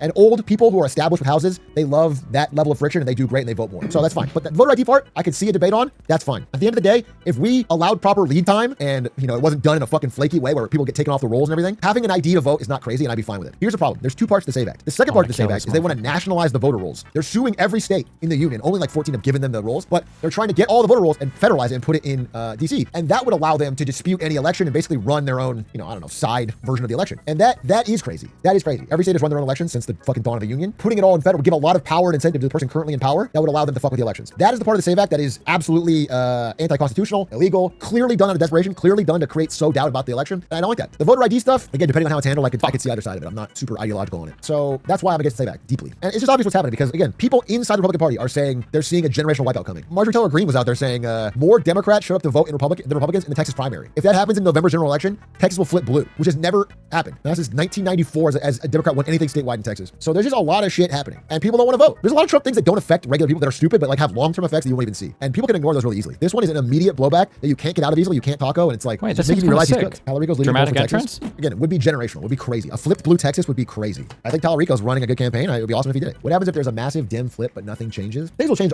on the basic level. That's why I'm so one-sided on what I want to win. I'm pretty partisan for this election. I would like the Democrats to win. I would like Trump to be lame duck. And the reason I want that is because regardless of ideology, Trump is so chaotic and so bad that no strategy he does has any chance of success. It's not about the will of it's nothing. It's literally where it's destroying the country. And so I am very partisan that I wanted to change. So I don't care the specifics of who wins on the blue side yet. Right now, what I want is a wave to sweep him out of power so that a few of the key triage things can be done. A big part of this country is broken. And so we need to get.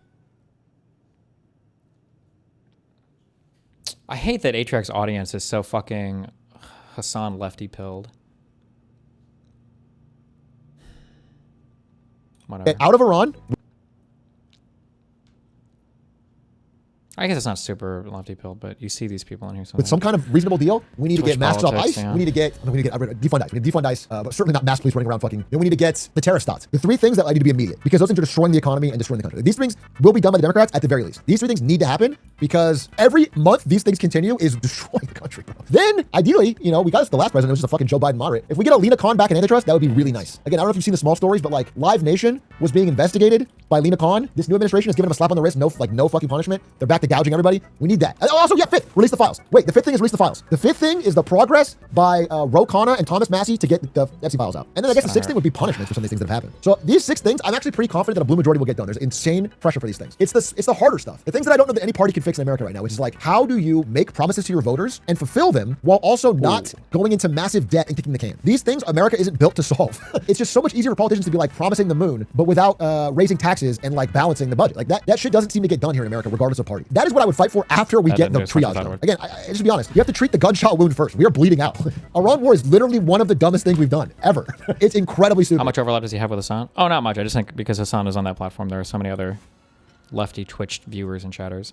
It's destroying alliances. It's destroying economically. So step 1 is fix that. Big A's hesitant to visit Israel. I'm not hesitant, bro. It's so frustrating. You guys think Israel is the source of I don't fuck with Israel at all. Yeah. But here's the thing. I'm going to tell you this. Both Republicans and Democrats are going to pivot to a deeply anti-Israel message. So don't worry about it. I promise you the next Republican candidate is going to go fuck Israel. I promise you, dude. It's deeply popular. You don't have to worry about it. What I'm telling you is we are in Iran because of our own stupidity. America has the ability to say no. They don't have magic, okay? Now, Israel does have. They've taken some of this money and spent it on political influence, and it's fucking horrible. It's so annoying. Am I going to kill the next boss, or do you think I need to heal? 49 out of 83 HP.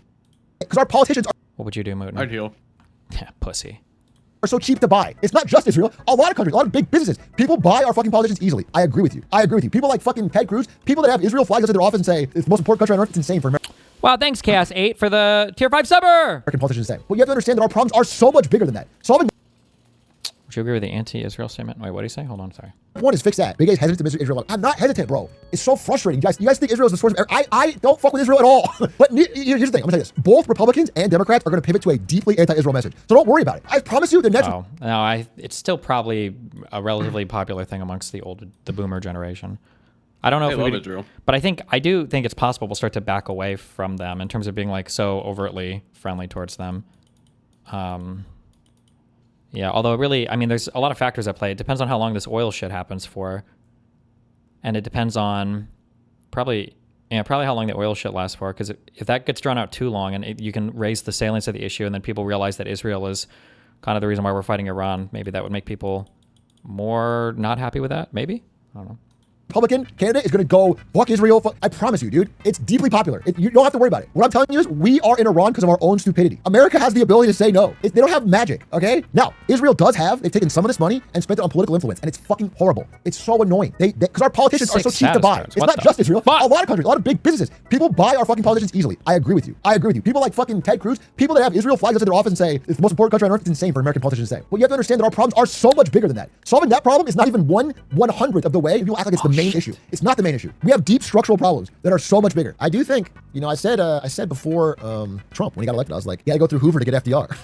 I think Trump is setting up for a generational crash out, and the tide will switch, and God willing, we get somebody good. But I do think it has to be more than just a president. I think it has to be a movement. It has to be like bottoms up. I think one of the biggest mistakes of the Obama era, other than I think Obama was not what he promised to be, is that during the Obama era, people just coasted on Obama. Obama was really good at public speaking, and they coasted on it. They didn't develop any sort of ground game, any sort of local game. And the Democratic Party lost every like state level thing. They lost every. It ended up being just a president with no base, no support, and they couldn't get anything passed. They couldn't. It's crazy how cheaply our politicians sell out for. It is crazy. No, it is crazy. It is genuinely. We've talked about it for many examples. The amount of money you look into it, it's like sometimes it's like 20 grand. It's like 20 grand, or it's like maybe 100 grand, and like they're selling out. It's crazy. They sell out for nothing. They sell out for like billionaire pocket change, and they change law. What?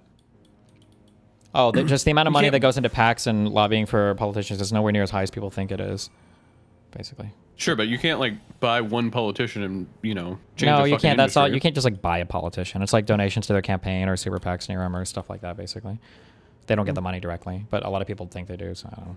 Laws, and they take pre-written laws and pass them, and that is a big part of our problem. Again, I've said the number one thing that if I could genie magic wand, I would fix things, was get money out of politics. Because if you get money out of politics, then in 4 turns you will be eaten and die.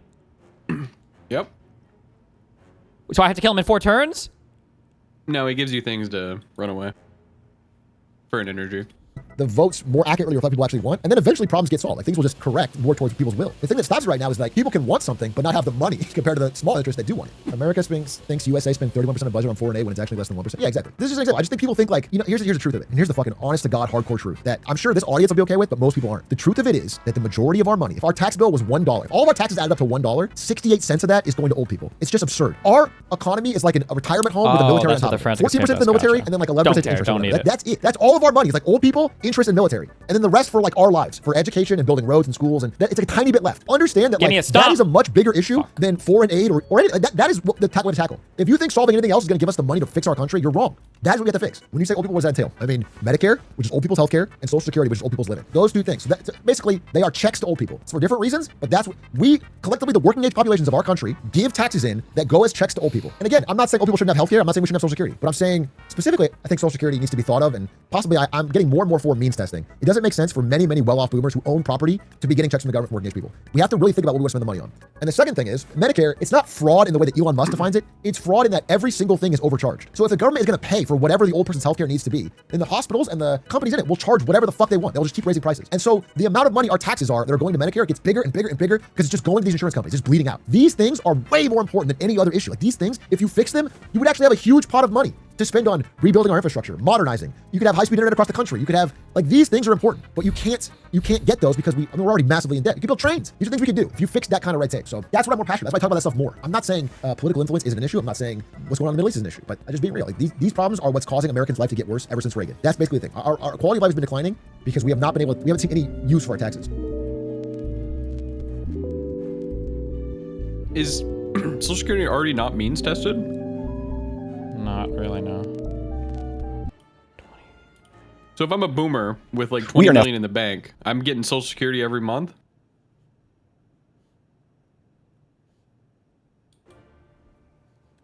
Maybe. Maybe, Mootin. Wait, did I fuck myself? Hold on. This is 28 damage, and then this is 20. He'll have weak. Weak is 50% more damage, right? So 30. So this will do 28, and then 30 is 58.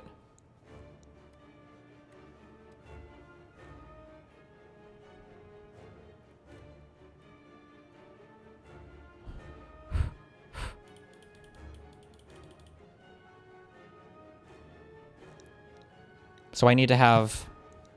have to use this stupid fucking potion.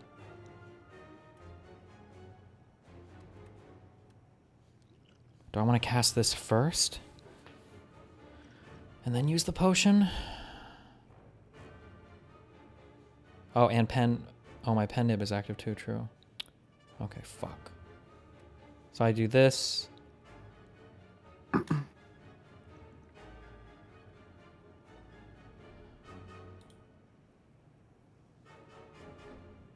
No, I can draw the one card and win.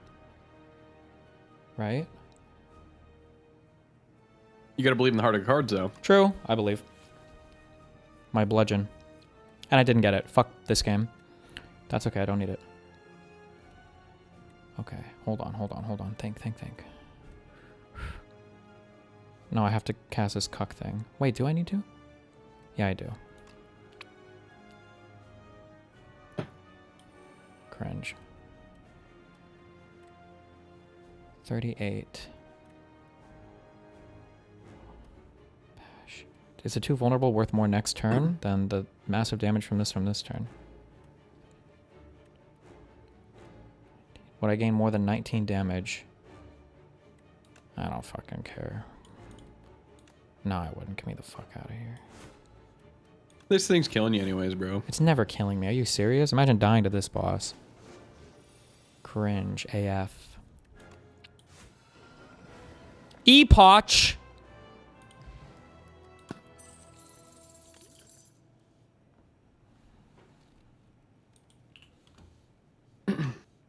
Three weeks into Clavicular streamed this. Who's going to be interviewing him? You? Are arguably I do. Appreciate it. Oh, sorry about How's that. it going? I know we're man? getting started. How are you? I'm good. So Thanks. for those who don't know, can you tell us your name and kind of what you do? I am Clavicular. I do live streaming. I hop on a variety of podcasts to talk about sort of my philosophy on why looks are arguably one of the most important things in terms of your success in life. And what do you mean by that?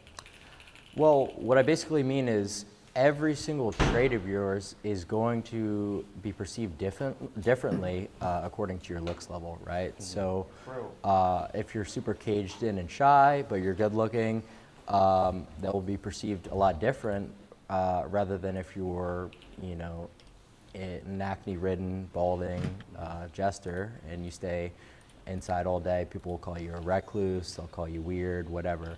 So even though the actions are the complete same. So that's what I'm talking about here. And what's the exact equation for measuring like aesthetic value? So there's a lot of different ratios that go into it to calculate someone's overall facial harmony score. So for example, that could be the width of your eyes relative to the width of your cheekbones, would be your eye separation ratio, or your mid-face ratio, for example. And then you're going to take all these measurements and calculate them into a final percentage harmony score. And who has the highest score right now living? I believe it's Matt Bomer. What in particular about Matt's face like gives him Matt Bomer? Who's that? Do I know that the high score? person? Do we It's know not that one person? particular thing because it's Looking 'em up. a calculation of a lot of different measurements. Well, congrats on the big viewership. It's an American I think it's actor, kinda cool to see the Superman. mechanics Oh, gotcha. of Algorithmic takeover here. I appreciate that. I read less than a year ago you were a line cook. That's right. Oh, wait. Well, one of my. I don't think one of this my is jobs. Superman. Just some fast food from time to time, but it was just one of my many roles at a restaurant I worked at. What He was in makes White you Collar, want to if you know what that is. I had already been kind of posting my looks maxing, routine and the protocols I was doing for That's a good not amount of time Superman, on Mr. TikTok, Moon. not really taking it too seriously, and I was posting on online forums. So I was sort of like a well-known name in a really small, tight-knit community. And then I kind of took it a little bit more serious because people were asking me like, how do you do this? What was your experience like with this, peptide, whatever? And it started to get a lot of traction very early on. So I just continued with it, and we're here now. So going back to like the early days, you were born in 05, right? That's right. How would you describe your like childhood? Was it fun? Pretty normal, I'd say. Your social experience in school though, how was that? I mean, what age range are we talking about? I guess like right around 13, 14 is what I'm thinking. Well, that would have been during the pandemic, so I was in online school. Oh shit. How do you think that being in online school transformed your experience during that time? Well, obviously you're not interacting with anyone. You're just like Ladari. Music box. But I mean, was that I think the it's time that you based sort here. of fell into the looks maxing community? Around that time, actually, yeah. What do you think? Right at the tail end of the pandemic. What do you think like initially appealed to you about it? Well, it just seemed like when I first started lifting, And then I got really into pharmacology and steroid usage. I was like, this is like literally a video game cheat code, is what it almost feels like. And it seemed like so ridiculous to try to play the game fair when I had access to all these things. What was the first kind of thing that you tried out? Was Test. Test. How do you get that stuff? No comment. But it's technically illegal in the U.S., right? But other countries have like more lax regulations. No, it's prescription only. Okay. And how did that affect your looks immediately? Like when you mix that with a bit of lifting? I started to blow up quite quickly in terms of the amount of muscle mass I had, but I descended because I was lifting in a huge caloric surplus. So I turned into kind of like a blob sack. So I mean, I definitely looks mind from taking tests and just bulking, but it wasn't a test. It was just like prioritizing physique and mass over leanness and angularity. And you were already creating content like right off the bat when you found this stuff, or did that come a bit later? I actually sort of was around. I started kind of documenting a lot of what I was doing on forums, and actually have like a few YouTube videos like kind of going over my experience that people dug up from years prior about like various different cycles I had done. But yes, I've been doing content for a little while, but none of it was serious. I never intended to monetize it or have a career made out of it. What do you think was the particular moment that made people really catch on to what you were doing? I would say that a lot of like the DIY stuff was what blew up because a lot of people were too scared to try it themselves, like doing injectable fat dissolvers and stuff. I posted on YouTube, and people thought it was crazy. They thought it was interesting. So that kind of gave me a lot of clout within like the tight-knit looks maxing community. But in terms of like mainstream success in things like TikTok or whatever, a lot of what led to my blow up was like a segment I did calling out copes, right? Because in early 2025, I'm sure a lot of you guys remember, there was just like a lot of ridiculous methods kind of being put out there for looks maxing that really didn't make fucking sense at all. Like what's the stupidest method that you saw where you were like, no way? Oh, dude, there was this one where it was like jumping to get taller. It's like called like. Wait, deal 16 damage to all enemies at the start of your turn. Plays from the exhaust pile. What does that mean? Yeah, so if you exhaust it, it'll play. Side jump? Fuck, I don't even remember, but it was really retarded. So I kind of just said to the one guy who's kind of pushing it, like, dude, like this is clearly cope. This is ridiculous, and you know it. And that kind of gave me a lot of clout, like exposing jesters, I'd say. So a jester is not just someone who's funny. It's somebody who what? Well, it could be used in like a lot of contexts, but I mean, like it is kind of gesturing a little bit because the methods are like so ridiculous. You're like fucking, bouncing around, like trying to get taller. Like, is it consecutive jumping, like bunny hops for hours? I honestly couldn't tell you the exact protocol for what people were doing back then, but I just know it had something to do with trying to apply Wolf's Law to like vertical height, and like that doesn't make any sense at all. The first thing that caught my eye was the bone smashing. Okay. Because I was worried about it. Because I saw some people responding saying like, oh, in time, one day you're gonna have like jaw issues. Do you think that's bullshit? Yeah, because I don't even bone smash my jaw. Okay, my bad. How does it work? Cheekbones. And it's just like idiots. It's so silly that people want to talk about bone smash. I think it's just because it's like you hear it and it's so crazy. Yeah. But that's not even really like one of the main things that I would advocate for or promote, or that really give people the most results. It's one of the methods that I talk about, but it's just what gets brought up the most frequently in interviews. If you ask me seriously, I mean, what's the best way to look max? I would tell you about leanness. I wouldn't tell you about bone smashing. Gotcha. So staying low weight. Yeah, staying extremely low body fat. What are some of the easiest ways to do that besides just creating a caloric deficit? Well, being in a GLP-1 will help you maintain that deficit a lot easier, right? Because it's going to deal with a lot of hunger signaling. So throughout the day, when you're on a cut and trying to maintain your deficit, you're not just going to be constantly thinking about food. So that's really helpful. What do you think about Ozempic? That is a GLP-1 agonist. That's what we're talking about. So that would be an inhibitor to hunger? Yeah, not. So it works by just agonizing the one receptor, unlike Reta and tirzepatide, which hit multiple receptors. So this just slows kind of your gastric emptying and like almost nauseates you in a way so that you are unable to eat through that. But Reta is a little bit more like... Waiting.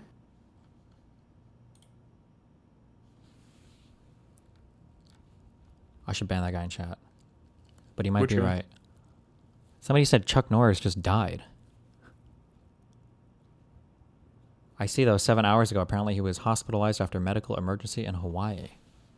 But he would be on TMZ if he was actually dead, no? Unless they just announced it like a minute ago. Quick, run to Polymarket.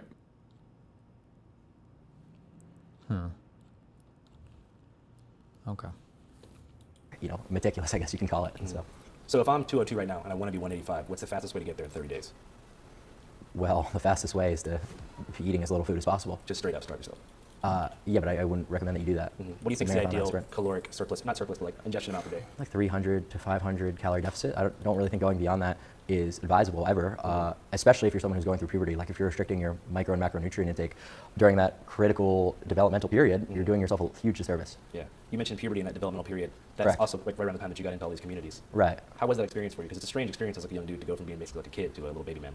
Well, you have the most control over your body while all those growth pathways are still open, right? So your growth plates remain unfused. So you can really do a lot with something like an aromatase inhibitor to prevent this process, not prevent, slow it down as much as possible, because estrogen is actually what causes you to stop growing. That's why boys are taller than girls, right? So we're blocking our testosterone from converting into estradiol, and that allows us to have that longer growth period. Is that true? I'm sure there's like a degree of truth to that, but if you gave like an estrogen suppressor or whatever to women, will they always grow on average as tall as boys? I thought that there was a little bit more at play there. Combine that with other mechanisms like taking HGH, and you'll get a lot taller than you otherwise would. Are you concerned about any adverse health effects?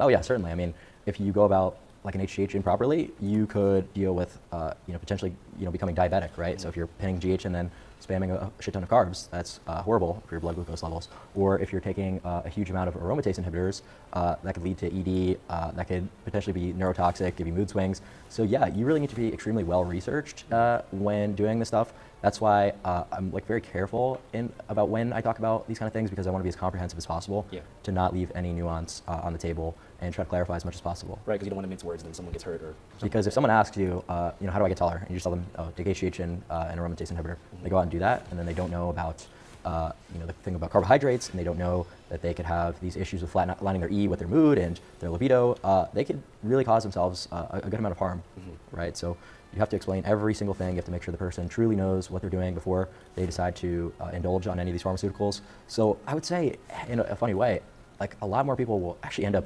detrimenting themselves, because people these days are lazy. They don't want to research. They don't want to actually do things properly. Take the steps that are actually necessary to have success. So it's really just about that. I think people are scared to make friends now too. Screen time's at an all-time high. People aren't really going out. Community's kind of in collapse. Less people have real friends. I don't know the relevance of that. What do you mean? What's the relevance of that? It's like kind of what you were just talking about. Not at all. Wanting to ascend and finding your place in the world. SMV. I was just talking about pharmacology. Oh yeah, but I'm kind of getting into your goal is to help people ascend, right? Yeah, but I mean, like, what's the value there? I mean, and engaging with people in real life. Yeah, I mean, there's really not that many people that are worth interacting with, I would say. What do you mean? Like, most people are extremely jester, I would say. Don't be jester, like man. They're funny, or like they're just like... Just have completely misprioritized lives. I would say the average person that you meet who's like an enjoyer of sports, who drinks beer, for example. Losers. Like, That's a loser alert. Let's go have a beer at the pub and watch Sunday football. Like, that's the worst thing that you could do. Like, you should be on PubMed reading various different studies on how you could look smacks. You don't think there's any value in like social interactions with people? I wouldn't say people in general. I'd say that there's certain people that you could certainly learn from, but... For every 5 cards in your deck, heal 3 HP whenever you enter a rest site. That seems kind of okay, but I'm only going to have like 1 or 2 more before the boss, versus at the start of each combat, draw 2 additional cards. That one's base. Never mind. That's space. That's space. That's space. The average person that you encounter is literally like Lidaring, watching like a baseball game. So you think most of humanity is sort of like enslaved to these consumer habits that prevent them from sending?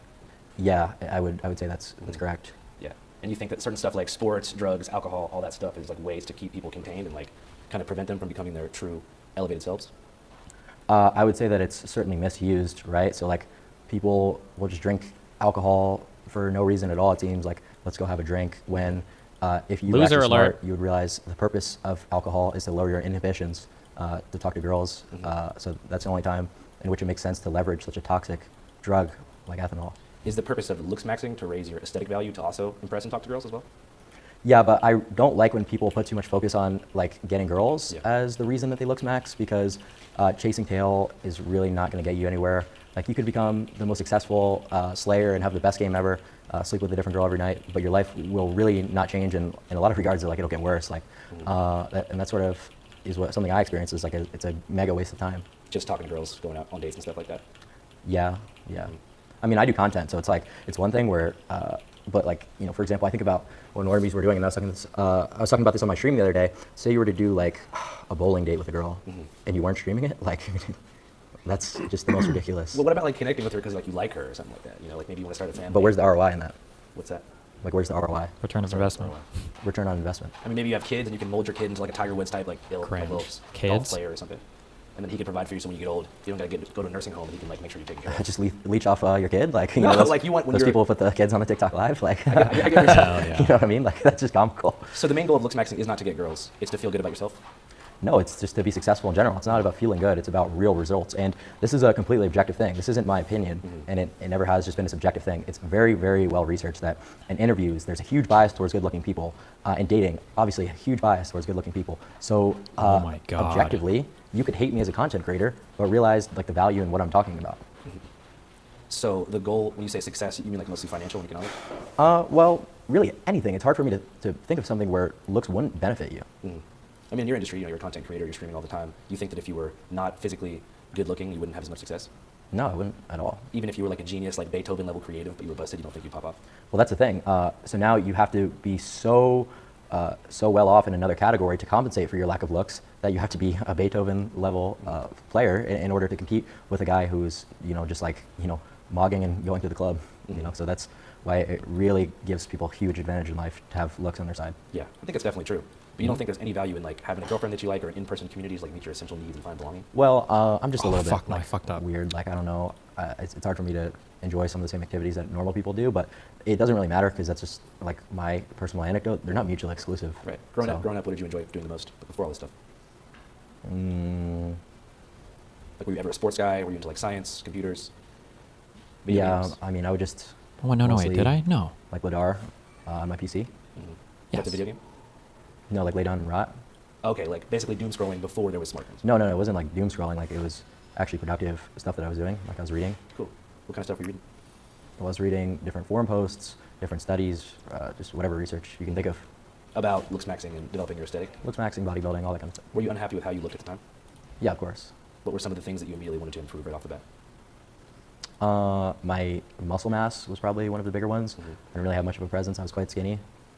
So I was like a little bit lanky because I grew pretty early, so I was lanklet, yeah. Do you think that affected your social life? Yeah, I would say. I'd say so. In what way?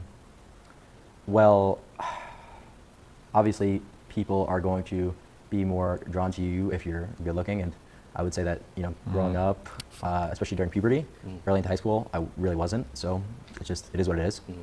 So you feel like you had a harder time making friends? Yeah, but I would attribute most of it to sort of my brain chemistry and like a lot of the maybe differences in activities I enjoy more so than looks. So I'd definitely attribute it to that. Did you experience any kind of like social anxiety during that time? Yeah, I still do. Yeah? Yeah, I get pretty anxious. Just meeting new people? It really just depends on the scenario. I would say that meeting new people who have like a higher status is usually something that I get a little bit anxious about because Whenever scroll of biting deals unblocked damage or unblocked attack damage, you lose 2 max HP. What the fuck? What is new blow in it or this whatever. game Make a bad impression. besides the graphics? Cards, the monsters, dipshit. Oh, so it's like, oh, well, I'm sorry for Got 'em. asking. My bad. You should be sorry. Just kidding, I love you. What the fuck do you have so Yeah, many but, like, viewers compared to normal? I don't know. If I'm just going to a club, for example, like my impression doesn't really matter that much because a lot of the time it's just like random people in college. Did you find that engaging with people online as opposed to in real life helped kind of ease some of that social anxiety because you didn't have to deal with so much like in-person immediacy?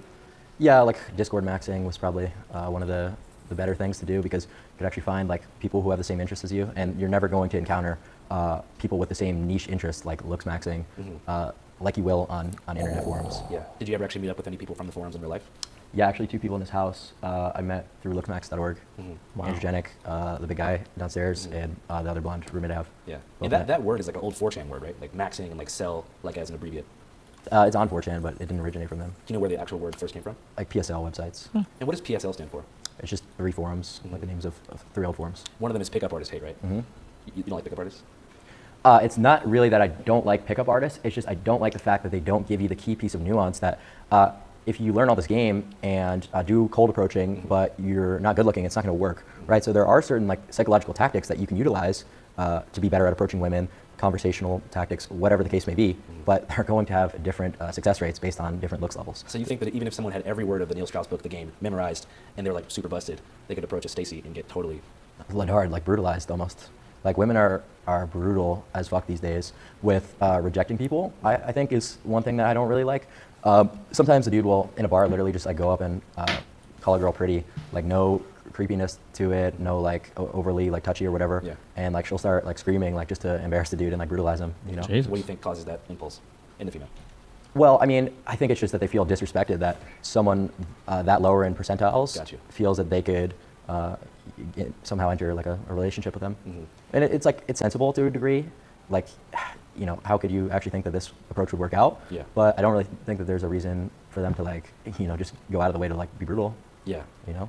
I'm saying on an underlying level, what do you think is causing that just like hostility? Do you think it's like the way culture has shifted? It's not really like hostile a lot of the times. I think they just kind of also think it's like funny because they'll post it on like social media after. Of like dudes hitting on them to like embarrass them, basically. Yeah, yeah. What did you think about the whole Nautica Malone situation? What is that? That was the Goonercide. You know, the guy at the Bikini Beans in Tempe, Arizona, who went through The Gooner he had, side. like supposedly no pants on, and they posted a video of him and he took his own life the next day. Are you familiar with that story? I'm not. No, you're gonna have to fill me in. We just made a documentary about a video they did for him. Okay. So what exactly happened? He was going through, you know what a Bikini Barista is? It's like a coffee spot where the women are dressed like they work at Hooters. No, but you're gonna have to let me know. Okay. about Can I that. exhaust anything So else on my he rolled deck? I through, don't think I And it's can. debatable, but he appeared to have no pants on. And so she was like, "Sir, you have no pants on. Get the hell out of here." They took a video of him, posted it on social media, and it got like 10 million views overnight. Next day, he takes his own life, left behind a wife and kids. And his supporters, basically, I'm not sure how irony poisoned they're being, but they think that like he's an example of like gender culture and how embarrassment is the norm on social media. Okay. Well, like he was fully naked with his. No. In the video, you can't tell, but I mean, But he appears to is have- fully naked. He has a shirt on. But his phallus, let's just say, is showing to the workers. According to the workers, there was phallus. According to Nautica Malone supporters, he had very short shorts on. I honestly believe that the workers in that case, like, I mean, I don't really think that anyone should take their own lives, but there's a clear difference there between showing your genitalia and being clothed, even if it's promiscuous, even if it's degenerate, and I could call that out too, but like, that's just straight up, like, a sexual harassment to just like go somewhere with your... I don't know how to explain this, but there's a phenomenon where people can have very weird views, and when you have a weird view, usually they run in tandem with other things. So you might be like a race realist. It probably also means that you're like a Trump and Tate supporter and an anti-vaxxer and like all these other things. And one thing that's kind of annoying, I feel like this Clavicular guy is probably feeling this, is the Clavicular guy, he actually has like a well thought out approach to life and in his mind and everything else. But what's happening is people associate like the looks maxing thing with just a retard. So then they ask him a bunch of questions assuming that he's a retard, when in reality, there's just some underlying thing that he values way more than you do. And you could have a discussion about that thing. Is it actually a good idea to value this as much as possible? But I don't know if any of the conversations he's ever had ever actually get to that point. Instead, it's just like that question that threw him for a curveball earlier, when Andrew was like, he was talking about like, what are things that can help you, I think, look better or whatever, or something in high school or something like that. And then Andrew's like, well, what about like not meeting people? And or like boys not going out and talking to friends or something like that. And Clavicular was like, I'm just talking about like growing your growth plates and shit, dude. Like, what are you talking about? Because they're not connecting at all, because Andrew's trying to rope them into like, oh, like what about incels, or what about misogyny, or what about whatever, like kind of whatever things that he would associate the what he believes or retarded beliefs Clavicular has with other communities or society, you know, writ large. I don't know if this Clavicular guy, like, he doesn't come off to me as somebody stupid.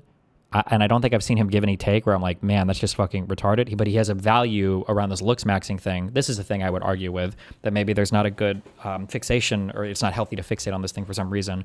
But to just like ask a bunch of other questions to see if you can show any other retarded beliefs he has, I don't think, yeah. Genitalia out. So like, I'm not gonna obviously side with that one. So you think it's a little bit fried that people are showing up to do a vigil for his passing? I would say so. I think that they're certainly right that... Was it always like this, or is there a rise of the intersectionality type stuff? No, I think in general, I think Andrew's approach works almost all the time. Most people are pretty predictable. Most people fall into certain like constellations of beliefs pretty easily, and you can predict all their beliefs from a couple things. But then, not all the time. Sometimes there's unique people like Mr. Girl or like Clavicular or whatever. Yeah. There is a lot of scenarios like in the gym when we'd see girls like record their sets and like a guy would like look for a second and then they would like try to ruin their lives. Like, yeah, that is horrible, right? So that shouldn't occur. But like someone pulling up to a restaurant naked, it's like that just kind of ruins all the optics of everything if you're gonna like make this part of like the argument, you know what I'm saying? So yeah, no, that's just shouldn't have done that. Definitely agree. So back to rejection in general. There's something they call the Gen Z sex recession. It's alcohol recession too. Sounds like you might think it's kind of a good. What? Why are the computers getting You might be wrecked right lagging. now? I don't know. Oh, wait, we're back? Sorry, guys. Chrome. It's a rough one. It's like way more personal with the audience. Fuck. Anybody know what the timestamp was on the stream? dominated societies, and that's sort of what needs to be restored. I'm gonna have to restart NDI, I think.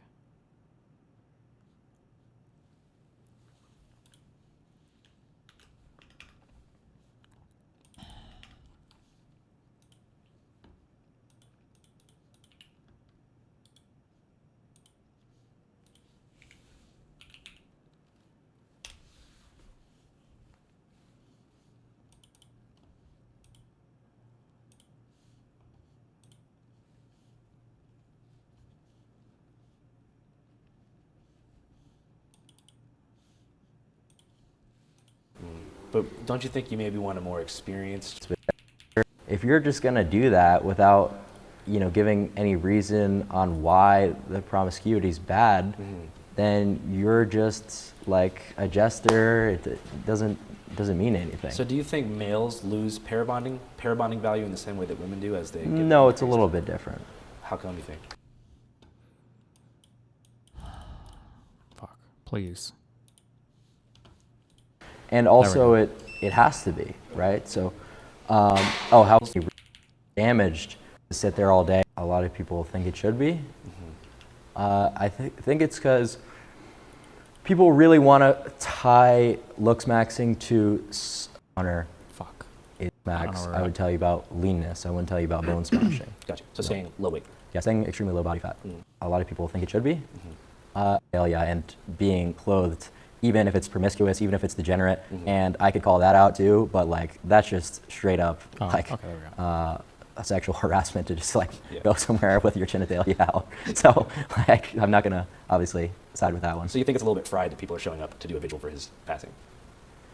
I would say so. I think that they're certainly right that there is a lot of scenarios like in the gym when we'd see girls like record their sets and like a guy would like look for a second and then they would like try to ruin their lives. Like, yeah, that is horrible, right? So that shouldn't occur. But like someone pulling up to a restaurant naked, it's like that just kind of ruins all the optics of everything if you're gonna like make this part of like the argument, you know what I'm saying? So yeah, no, that's jester. That shouldn't have done that. Definitely agree. So back to rejection in general. There's something they call the Gen Z sex recession. It's alcohol recession too. Sounds like you might think it's kind of a good thing, but right now there's less people ever, like in the past 50 years, that are going out. Why would I think that's a good thing? Because you mentioned that alcohol is like a slop of the masses and that dating is a waste of time.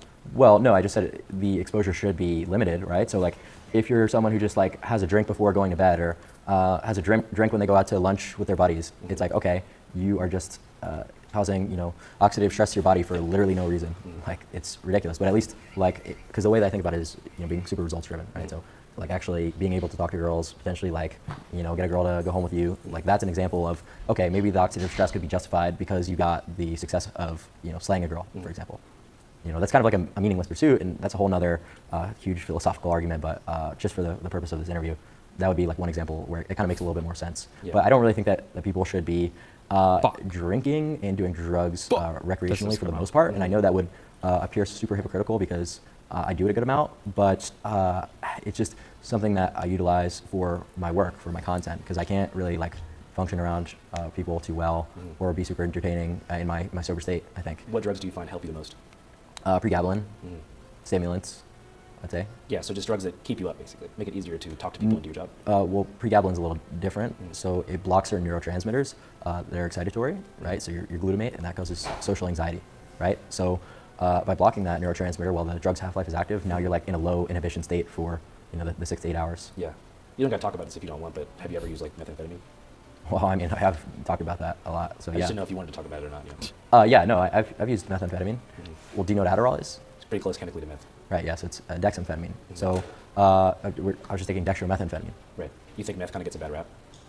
No, I don't. I don't at all, because like it's different isomers that are cooked up by like literal biker gang retards, not actual pharmacies that are like giving you like a Desoxyn script. So it's totally different. Like people just smoking like street meth is like that's Just horrible. maxing. I don't really think that anyone should use stimulants ever, but there's a difference between like the meth that people think about from like Breaking Bad and actual like prescription Desoxyn. So if you did have the Heisenberg 99.8% pure, you think that it would come with less adverse effects than what you say is retard biker meth?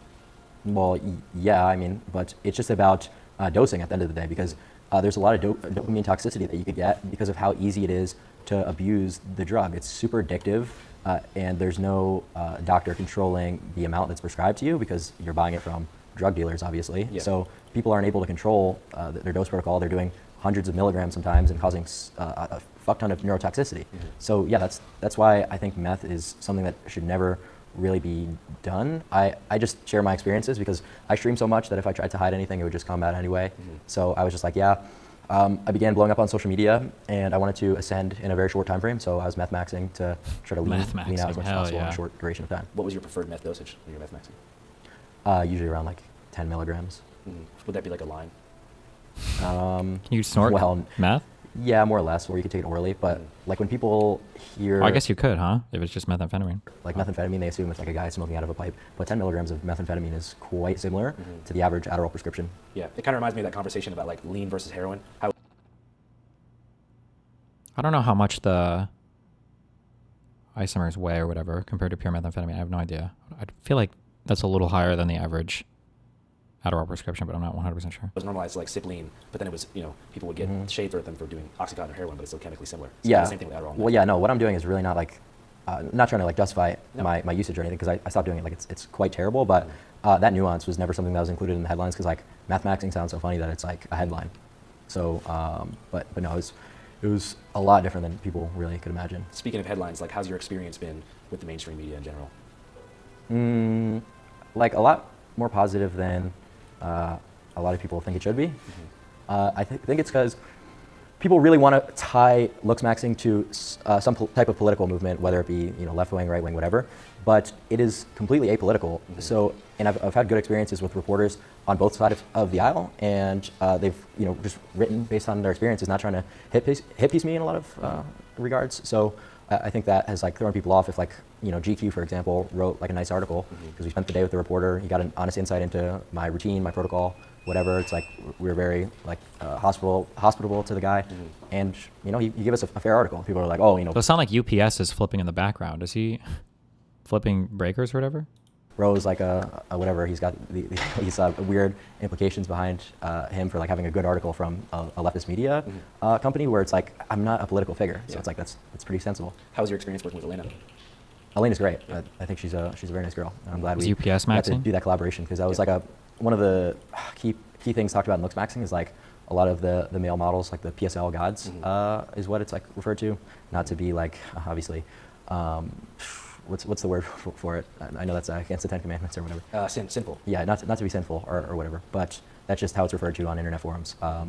Obviously, idolization of people is not good, but so yeah, that's like kind of a meme in the community. So actually, like walking on the runway was kind of mog, and it's like, okay, now you started on the forums, now you're like one of the people that the forum was talking about. So it's like I don't know. So it's a cool like full circle moment for you? Yeah, a little bit. I guess you could say that. Was that like the moment you think you're most proud of? I think there's been a lot. It's kind of just like a steady up and up so far, that there's like a lot of moments that have been, yeah, but that was certainly like one specific event. That was a big one. What's like one event that comes to mind as well that you're like, holy shit, I can't believe that was me in that video and all this is happening? I just think it's consistency more so than just like becoming like trendy or viral based on one thing. Just the fact that I'm consistently streaming every single day, getting more and more clips out there, doing more and more media appearance, and just generally captivating more people with my message, because it resonates super well with a society of men who are really not that well off in a lot of regards. In what sense? Like, what do you think are the main things that men are suffering from in 2026? Economic struggle, lack of success in the dating market, hypergamy, stuff like that. But your idea is to sort of withdraw from the dating market to an extent and pursue self-improvement in a way to ascend in a way that doesn't last place. I think you're going to be wasting your time entering the dating market until you are maximized. In career and aesthetic? In every metric, yeah, really. I know you hate talking about politics, and the last thing I want to do is trap you in a politics rabbit hole, but you mentioned that looks maxing isn't political. There is an association in the press with looks maxing and the sort of right-wing manosphere. Do you agree with that? I would say that it's more so just this the fact computer is that, getting fucked by sometimes Chrome or something. I've What the collaborated fuck? with like people who say like edgy things, but that's my brand. It's like I really don't care. Like I'm really not trying to be like PR or whatever, because it would just be too much work.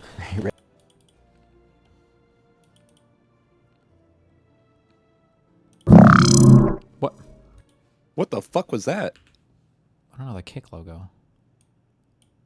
Should use stimulants ever, but there's a difference between like the meth that people think about from like Breaking Bad and these weird implications behind him for like having a good article from a leftist media. He only gets 2 reps with this weight or whatever. Yeah. So the clipping is great, and it really does help push you out there. Like I was #1 in clipping views, but it's just it's very funny. And a lot of reporters fall for like clipping memes. Like a reporter called me yesterday asking about like what was it, like the Chad ranking thing or whatever. I don't know if you've seen that on Twitter. No, what is that? Yeah, exactly. It's just some stupid Twitter meme. But they think it's like actually part of the movement sometimes. Did you expect that the frame mogging ASU frat leader clip would go as viral as it did? No, not really. But I never really predict what's going to go viral. Yeah. Do you orchestrate some of these moments, or do they occur naturally? They occur naturally. Just you in the field? Yeah, I mean, we just stream so many hours that there's like, crazy shit is just bound to happen with the environments that we're going into. One thing that I've seen to be a major point of debate and contention is the whole body count issue. Why are you okay? I didn't like the One Battle After Another movie. I know that you're obsessed with me talking about Adam's take on it. He liked the movie. What do you want me to say? We disagree on the movie. Jesus, chill. Oh my God. Well, for who? Let's start with for dudes, for guys like us. I don't really think that there's an ideal. I think that the argument that a lot of red pillars and people in the manosphere give is like getting this amount of bodies so that you're able to understand female nature and this, that, and the other thing, when that's really not true and it's not necessary. I think what it's really about is just the willingness to like put your foot down in bad relationships and leave. Because a lot of dudes are so desperate, they finally get that girlfriend and they're so willing or so unwilling to lose it that they just have their girlfriend walking all over them, not respecting them, and that's more so the problem. And that's something that men who are getting. Wait, this is at 8. When I play this, it's going to be at 9. So if I play this, will my next attack be the big one?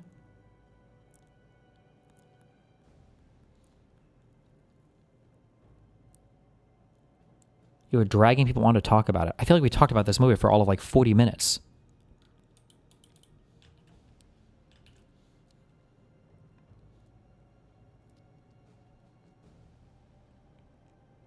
It goes 0 to 9 rather than 1 to 10.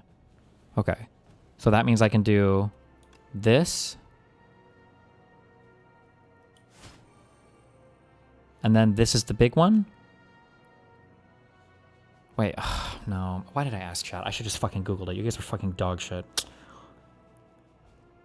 Oh no, wait, this is for energy. I'm fucking retarded. Never mind, forget it. I hate mine. A lot of women are more likely to avoid, but you can avoid it. You guys are dog without shit, though. Fuck having you. 50 sexual partners, certainly. What do you think is the ideal body count for a woman? Does it matter? I would say that having any previous sexual encounters is not good. So the ideal situation is like a virgin? Correct, yeah. Why? Because of something called pair bonding. So that's what a relationship is all about, right? A long-term relationship with a partner, being pair bonded with different brain chemicals with that person. So if that process is damaged in any sort of way, that just reduces the chance of success in that relationship, right? So that's not like an anti-woman perspective. I think that's just a very like scientific reason for that. It's not just like the low IQ typical jester, horn, because that's from the manosphere. That's really like all that you get, like just saying the word like whore, and it's like if you're just gonna do that without giving any reason on why the promiscuity is bad, then you're just like a jester. It doesn't mean anything. So do you think males lose pair bonding value in the same way that women do as they? No, it's a little bit different. How come you think? And also it has to be, right? So, how come? Well, just the way that our brain chemistries are different, right? So, and it's also not necessarily a bad thing, because it's like we're talking about before, the ability to put your foot down and leave bad situations, right? Because the framing in a relationship has, for centuries, throughout the entire existence of organized societies, has been in the favor of men, right? It's been male-dominated societies, and that's sort of what needs to be restored. But don't you think you maybe want a more experienced partner so that that person has better, understanding of human intimacy, as opposed to someone who's like... No, because that's not what sex is intended for, right? That's, it's enjoyable to have sex with women, but that's not the intention behind it, and that was never meant to be. This is like a very new thing in the context of history, that people just have regular sex with random people for pure pleasure and then never talk to them again. But weren't the ancient Romans on some like gay orgy vibes? And like samurais want some gay shit? Okay, first of all, it wasn't even really like Romans necessarily. Is more so the army, but like what's the relevance of that? We were talking about the people having sex for pleasure is a new thing, and that beforehand it was not used for that purpose. I said generally. Generally, gotcha. But yeah, in terms of relationships, really, like just because like Roman soldiers who hadn't seen their wives and have no ability to see their wives we're homosexual. That doesn't, change what I'm saying. They did that because they were unable to. But it was outliers back then. I see what you're saying. Yeah, it almost is like the same context as people in prison when they're able to have sex with their wife. So back to what you were saying, which I think is super interesting. You're saying you feel like nowadays relationship and human intimacy and sex has changed compared to how it used to be. Yeah, it has changed. And in the sense that before it was more just about procreation. Yeah, it was more about intimacy, procreation, bonding with your partner, and now that really doesn't exist. And what do you think, I guess, hypersexualized our society? Just the sexual revolution, Oh! like clubbing culture, just it being normalized, like contraceptives, all that kind of stuff. So relatively new stuff. Like you're talking pretty much since like the mid 1900s. Yeah. Yeah. And what do you think was the greater agenda at play there? You think it was just people losing their family values, or? I don't really think that matters. The greater agenda at play, like that's just going to be like a lot of like conspiratorial talk, and it just doesn't matter. I more mean like just after World War II ends, like the hippie movement starts, and you have this sort of like. How old is this guy again? Like 21 or something, or 20 or? Expressing themselves in new ways and kind of just like subcultures emerging and more. Like the divorce rate went up after that and all that stuff in the past 70 years. It didn't exist before. He's 20. Okay. Well, yeah, and that's like people moving away from religion. Like the Catholic Church doesn't allow divorce, or at least it's not supposed to. So yeah, there's a variety of factors why people chose to sort of have this rebellion against traditionalism, and it happened, so it is what it is. And you think that it was ultimately a bad thing to turn away from the church? Does it count as me having lost?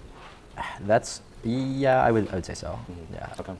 Oh, okay, whatever. Well, I think that there's a lot of benefit to having some sort of like structure in play in a society, but I think I am not the most like well-educated theologian, so I don't really talk about like theological issues. It's not that I'm like anti-religion. It's just I don't really like to talk on any issues I don't have too much authority on. So I really haven't like thought about it too much or done any research. You just mentioned the Catholic Church specifically. I was just wondering if you grew up religious. Yeah, I went to Catholic school. Okay, I didn't know that. How was your experience there? Good. I read that your parents were involved in bodybuilding in some way. Yeah, my mom. Your dad too, or just your mom? My dad just lifted recreationally. But you were around people who exercised in your life and people who cared about their aesthetic long before looks maxing came into the picture, right? Yep. What's the main thing you feel like the mainstream media gets wrong about you that you really feel like needs to be rectified? That looks maxing is from a place of insecurity, and that is true for a lot of people, but that's not universal, right? Like you could just encounter all of these different studies that I'm referencing from like online dating apps or stuff with looks correlating to higher average incomes and decide, oh, it makes sense for me to dedicate my time to looks maxing because you calculate the ROI. I'm just confused because it's like, on one hand, you're saying you want to like help men improve their aesthetics and succeed in life so that they don't feel so lonely and they're not so hateful and they can go out and succeed. And you also say that like going out and dating and stuff is a waste of time and that you should prioritize looks maxing and aesthetic improvement. So I'm just kind of trying to figure out like what the real goal is for improvement because it kind of feels like a closed circle, you know? Well, so you're maxing, and then you're putting into play any of the things we're talking about, like low income maxing with pre-gap, for example, and going out and doing stuff like that. That just has a lower ROI if you haven't looks maxed beforehand. It's just going to have a lack of success. Once you reach like maximum MOG levels, maximum aesthetic, like when you become a true 10, at that point. Then you get to do whatever you really feel is the path for you. And I couldn't tell you that. But whatever path that you decide, you're going to have a much easier time and you're going to be a lot better off. So yeah, that is a hard thing for me to try to conceptualize and give a recommendation on because I think I'm a lot different than the normal person in terms of like what I enjoy, activities I like to do. So yeah, that's why it might be like a little bit confusing because I'm like leaving that part of the equation out of it. That's because I don't know. You're you, I'm me, and I'm saying we get to this spot of being maxed out. Oh, the third one to kill because of my strength. Actually, I just realized that. Has anybody reached full ascension? Ascending is kind of like an ongoing process. Like, is there any 10s out there? Like people who no, really, no, no 10s, obviously. Not with the technology we have now. What do you mean? Oh, like the methods would have to improve to the point where like scientific evolution would have to precede that. Yeah, more so like just surgical intervention and who knows. So I'm really not going to predict or like get into like what sort of science is going to come in the future. How did you feel about the whole like Miami club controversy a few months ago? How did I feel about it? Yeah, the aftermath. Like well, I mean, it sucks not being able to go to like some of the mod clubs, but I mean, I just like started college club maxing, and in a lot of ways that was like actually better because it's more affordable actually. So like, but like what is, a lot of people like sort of like to talk about that in interviews, and it's like, dude, what's the relevance? Like, how's that even correlated with looks maxing? I just think that you talk about mainstream coverage and the magnitude of coverage that has came after some of these controversies and the things they get wrong. Yeah. So I'd say that would be something that they get wrong. That I'm political. So when you were with those guys, you didn't know it was going to happen? No. I mean, no one really intended on that. Like, I didn't play it. It's just like, it's kind of interesting how like that keeps getting like brought back. It really like kind of died off. Yeah, I mean, I don't really need to talk about it. I was just wondering if you had any closing commentary on it or anything reflective you had to say about it. I had nothing to do with it. In general, what's your 10-year plan? Do you think that far ahead? No, because I was actually talking to one of my buddies the other day. Like, the goalpost is always moving, so it would be ridiculous to set a goal for yourself. Do you have a dream collaboration? There's a lot of people who I'd like to collaborate with, just like some bigger media personalities, whatever. So wait, why is Bludgeon 0 having right as now? Many like press appearances as possible is always a good thing because it allows you to talk to new audiences, right? So like Mitchell said before, you're targeting a little bit older of a demographic within Gen Z. Our demographic is basically the latest Gen Z. So like the average Channel 5 viewer is a 27-year-old American man. Really? For this turn too. Whereas I'm like sick. more Okay. 18 to 24.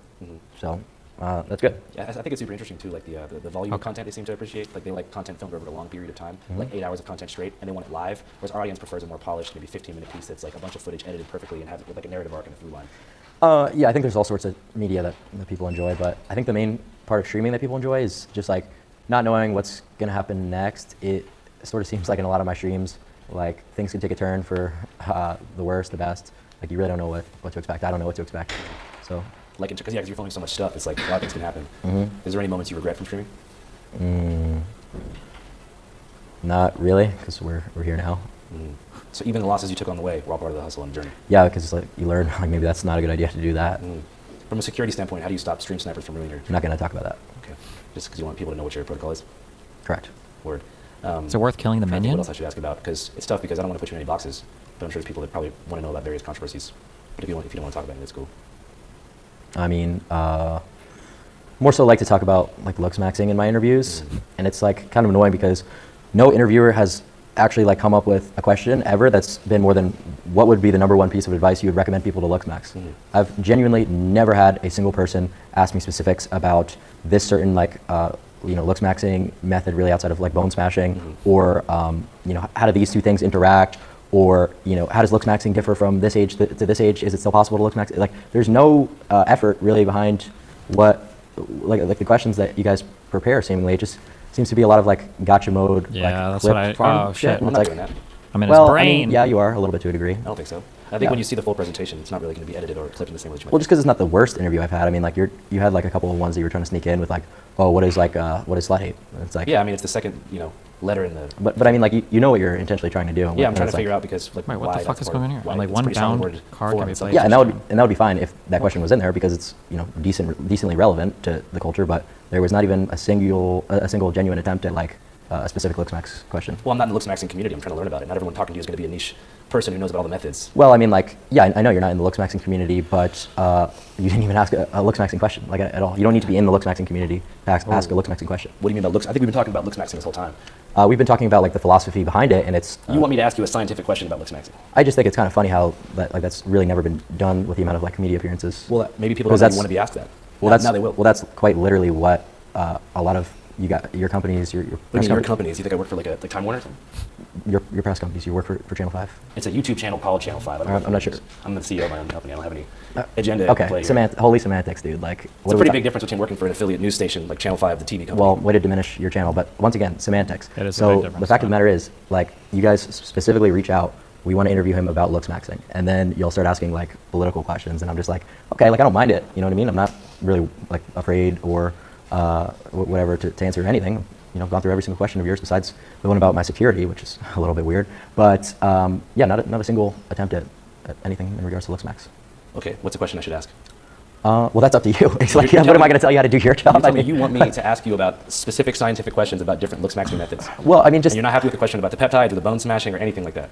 I mean, like, can you not identify like anything that you have a curiosity about? Like maybe you wake up with dark circles in your eyes one morning, and like even something like that. I mean, just like even if you don't give a shit, I mean, like it would be like at least you put a little bit of effort into it. I think I've done a pretty good interview. From what like context? Because if it's from the context of what you guys reached out was your intention, then I would say that you've done a pretty shitty job. All right, well, I think people probably want to learn about you, and that was what I was trying to give you the opportunity to do. Well, no, I think that's totally fair, and that's I applaud you for that. But not one question about looks maxing. There's been so many questions about looks maxing. I've probably asked you about looks maxing like 40 times. I just don't know the specific science. I'm not in the community. Okay. Well, I mean, like, if you were to ask about, like, you know, maybe something in regards to hair loss, like, there's really nothing. Yeah, that sure, hair loss. You see what I mean? You're It's like, I'm telling you what to ask. So when you wake up every single morning and you take a look in the mirror, you're 100% satisfied with every single thing. Is that what you're telling me? Yeah, more or less. Okay, dude. All right. Well, I guess that's just, if you want to be completely disingenuous, that's fine with me. I guess there's just no point to continue. All right. Thank you for your time. Thank you. All right. Yep. All right. Thanks, guys. No worries. Yeah, no, everything's fine. We're all good. Yeah. Mm-hmm. Let's see. Jesus. Let me pop your legs back, man. I moved some shit around. Thanks, brother. So wait, you have that Vaseline?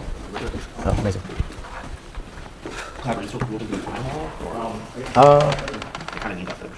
Yeah, sure, that's fine. Does he live in Miami? I'll message him. I'll see if he wants to chat.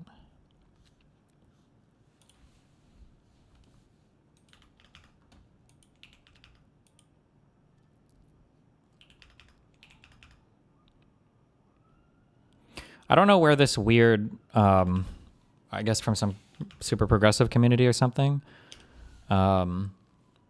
this like hating on one battle after another for being racist or creepy or something. One battle after another is the shittiest, most racially creepy piece of propaganda created in the modern era. And anyone remotely engaged in social issues wonder why Hollywood wanted this to be made. I don't know what this is. I've seen a few people going off on that, but I don't know.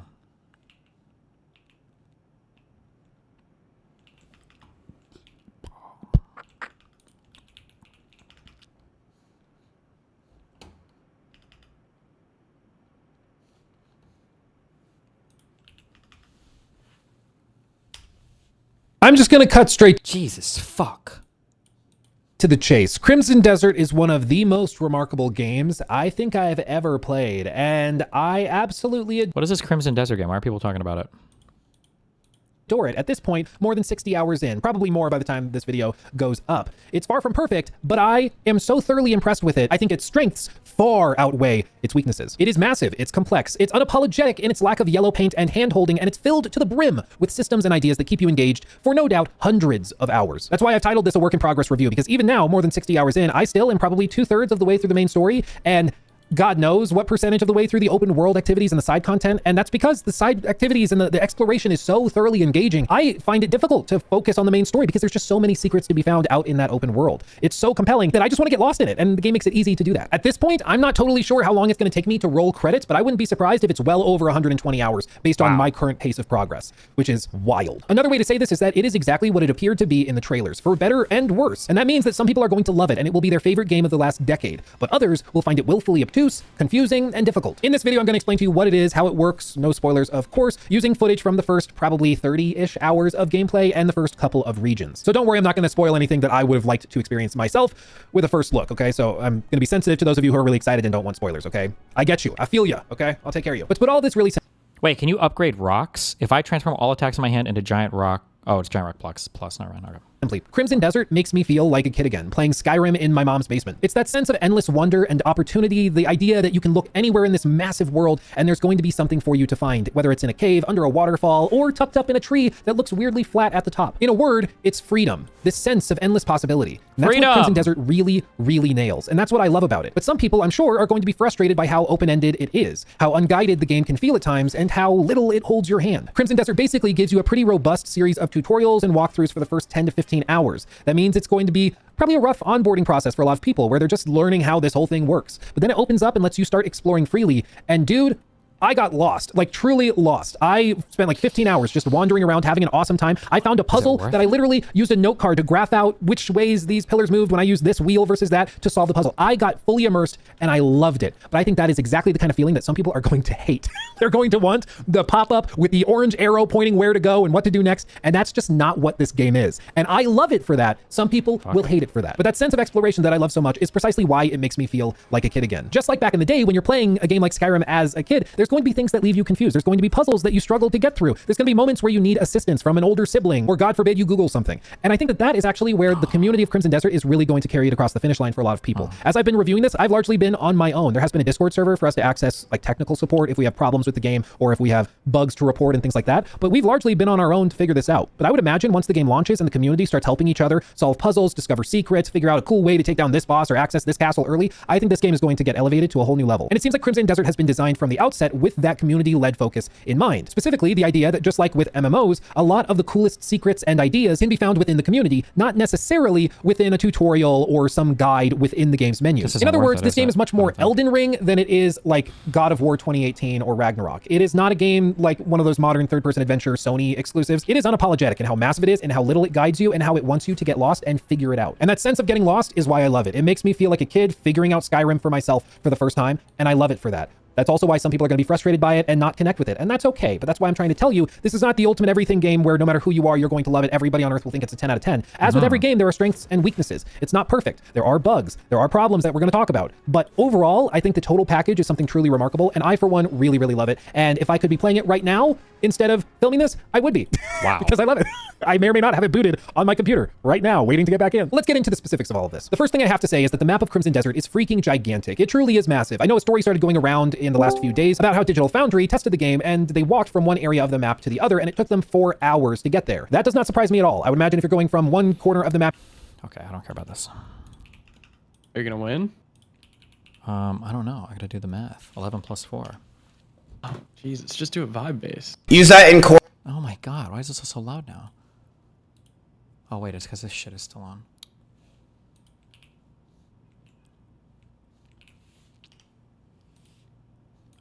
Use that in court, the kill comment. Bro, I mean, I have all this saved, man. I'm telling you, when I'm off stream, all I do is work on my court case. Because I have nothing else to do, because I don't want to go outside. So I work on my court case and help my lawyer. Like, I do it, that's all I do. Is try to figure out, like, what the fuck is even happening. I'm not tech tone where I'm sitting for 15 minutes to get text messages. I work a lot. Fuck, I don't think I win. While I play WoW, of course. I'm doing both at the same time. I'm a multitasker. Is it really that bad when you go outside? It's more so like, dude, I just feel weird. Dude. Oh like, my fucking God. 24 damage, 24 HP. I am just a god. I just beat the game on my first run because I calculated everything in my brain perfectly. Everything perfect from the start to the finish. You know, DSP couldn't even beat it on his first try. Easy. And like, I just don't know if someone's looking at me because they know me or looking at me because they think I'm a rapist now. You know, it's not easy. I really, it's weird, dude. It's weird. Use that in court, the kill comment. Bro, I mean, I have...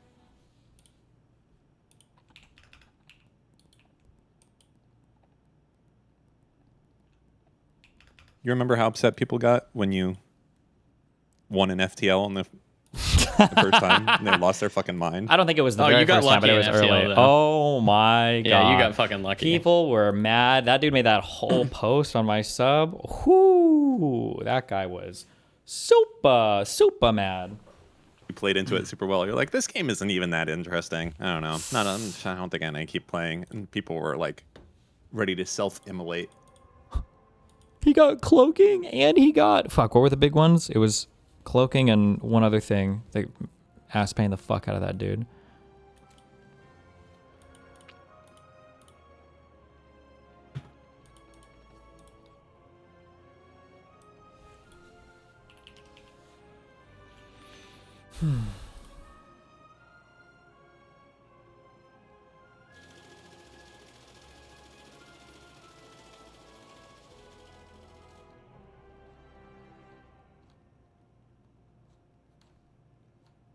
Jesus.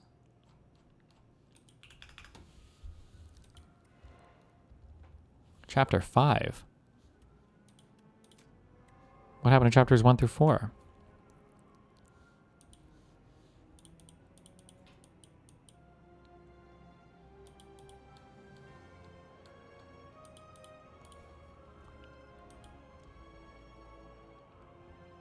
No, Bernie's doing this too now? Wait, what the fuck is happening, guys?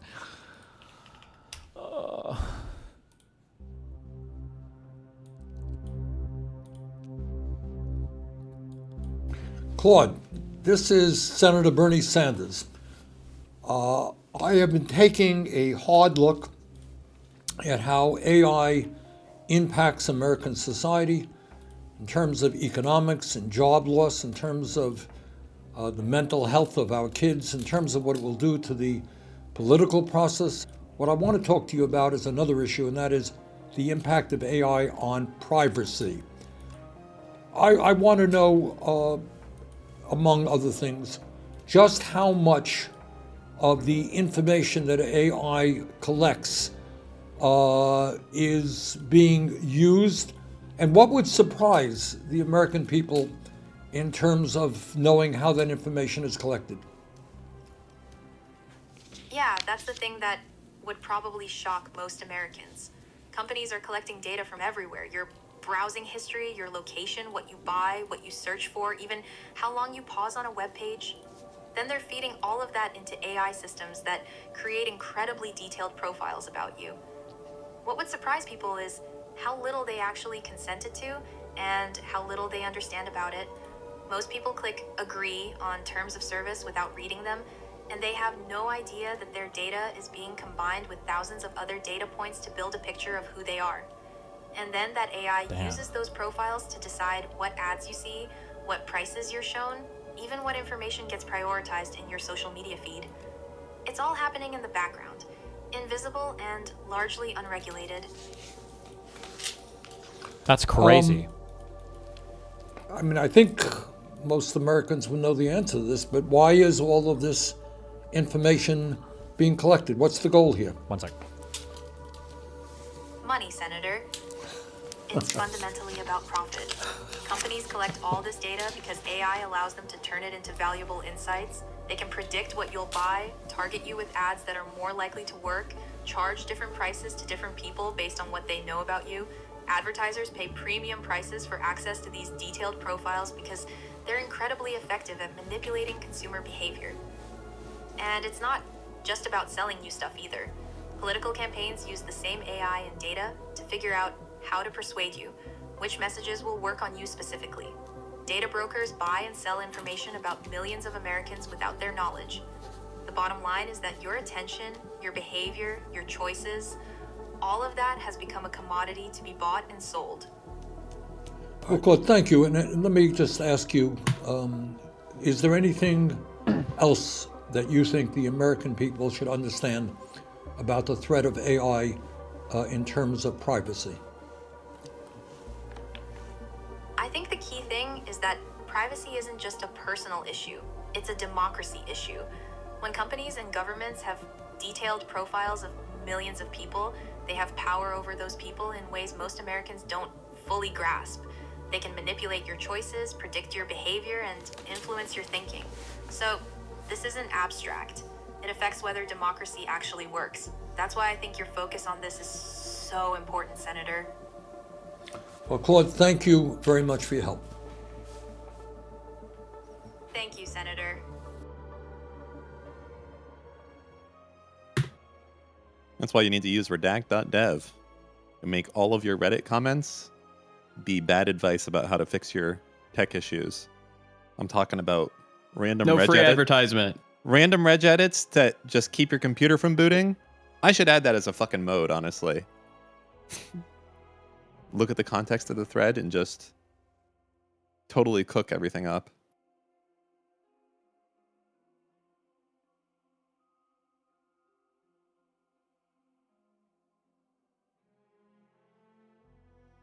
Chaos mode? Yeah, that is what it should be. I concur.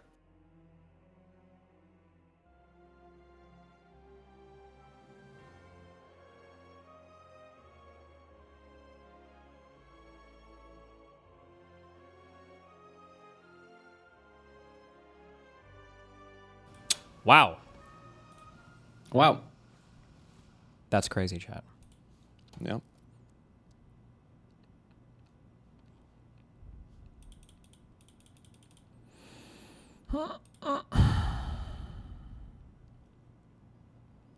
Brum, eat my dick. Ban that guy. Oh. He's got to go. He's been here long enough. He knows the rules. All right, Send him invite on me to his way. multiplayer.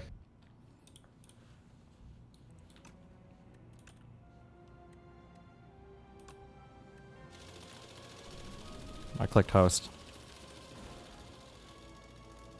Do I have to invite? Okay. What's your name on Steam? Mootin? Nope. Let me go online. Sheep? Nope. I'm online.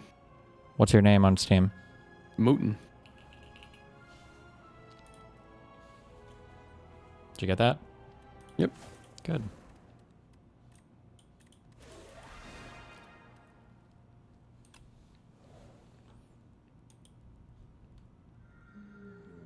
Welcome back to another. Actually, I would be at academic conference. Is Sam Harris super supportive of the Iran stuff? How do you have the sickest class already unlocked? Fuck you. You just unlock it after playing like 3 runs. That's it. Well, that's 2 more than I've played. Okay. Am I choosing or are we choosing? I chose. Now you're choosing. Oh, you choose your own thing. Good. Yeah.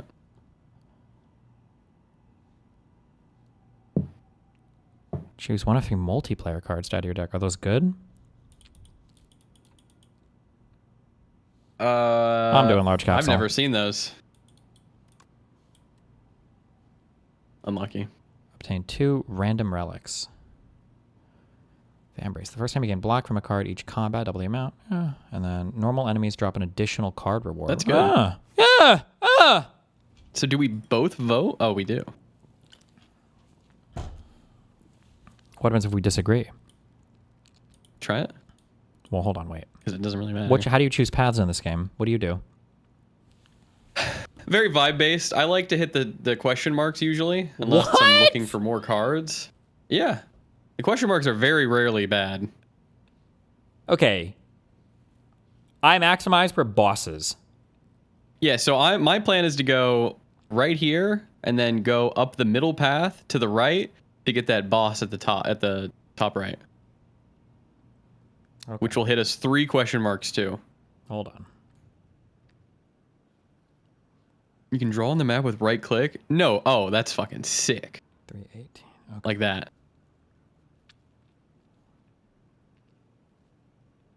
How do I undraw?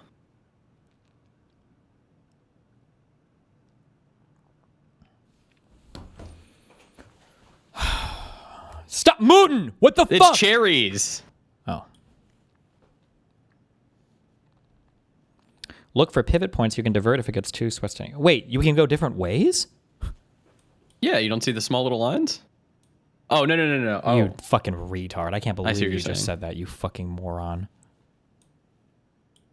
How do I undraw? This. Clear drawings in the bottom left. Oh. Wait, what happens if we go different ways? I don't think we can. Because we fight together now. Now it rolls. God damn it. I don't even know if I wanted to go that way. You fucking retard. Who gets hit first? Is it always the person up front or what? Well, let's see. I've never played this. Why did you shield? Because he's going to hit for 11. He's going to attack everybody for 11. You retard. Wait, well, how much damage do you have? What if we could have killed him? You think we can do 99 damage? Maybe if you don't suck shit. But I guess now we'll never fucking know. What does ping do? Wait, what'd you just ping? How did he Tell me ping? any day now. Any day. It's because I'm at the end. You fool. Great. Down 1 HP. You shouldn't have got hit.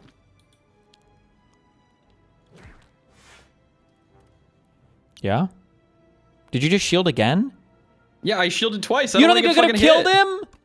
No, I got 6 damage in my hand. Oh my god. He's a little bitch. My character also has way less HP than you. Way less? 14 is way less? Well, huge percentage. Now, I will tell you, in my hand, I only have 1 strike. Okay, so let's max damage here now, right? Oh, I did as much damage as I could. So you trolled me. You have a troll build. You have a troll build. I understand. You have a troll build. You're Jester maxing right Shut now. up!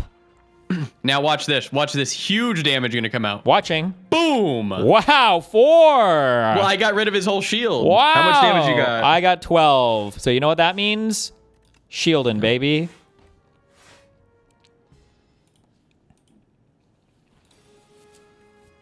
Okay, wait. How much damage you holding? I'm holding 6. That's it? That's it, yeah. Wait. What? No, what? I have vulnerable. Why would you attack first? Oh, you're right.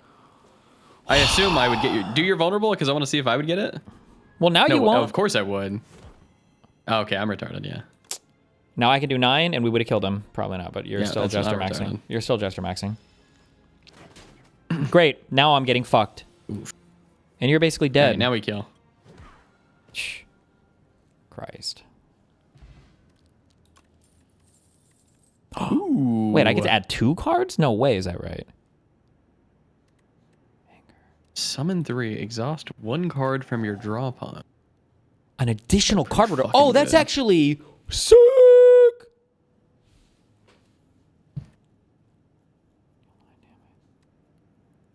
God. Dude, I just got the sickest shit in the world. You're fucked, bro. We're a team. I'm deck maxing now. I mean, yeah, we're a team. Alrighty. Okay, wait, I got some. What do you got? Well, we're gonna have to shield this time. Okay, do I'll vulnerable though. Yeah, I got a vulnerable. vulnerable. I got a vuln.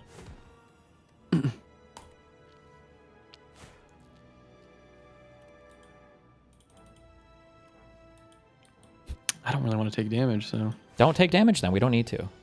Yeah, I won't.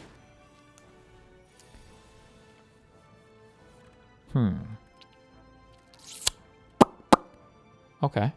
How much damage you got? You got a fuck ton? Boom! Do you have any more, or is that it? I got 6 more on me. We can't. We gotta Okay. shield. Then we- You gotta shield then the we fuck shield. up, Moot. Then we shield up. Shield up. Prepare for the storm. Okay, now he's gonna chill. Now he'll chill. There we go. That's chill. Oh. Can we kill him? I got 3 strikes. Woo! So I let had him 18 let damage him in hand. rip. Easy.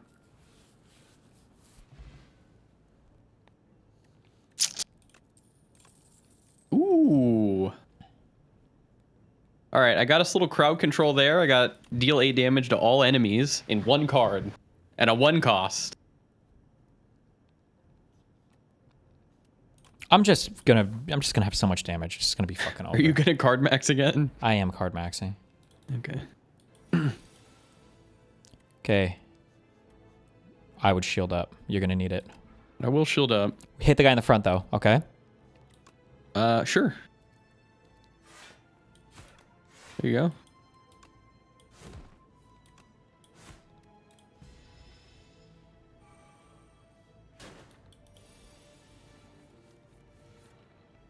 Okay, wait.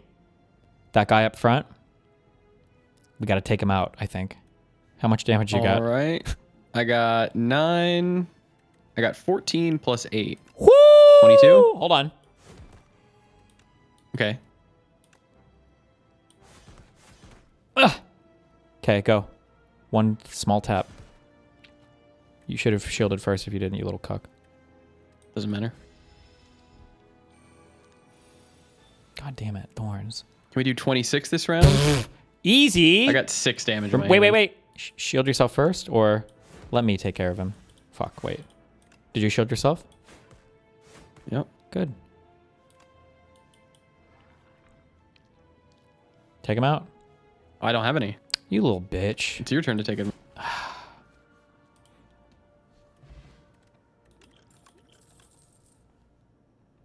Pretty dog shit. We'll take that. We'll take that.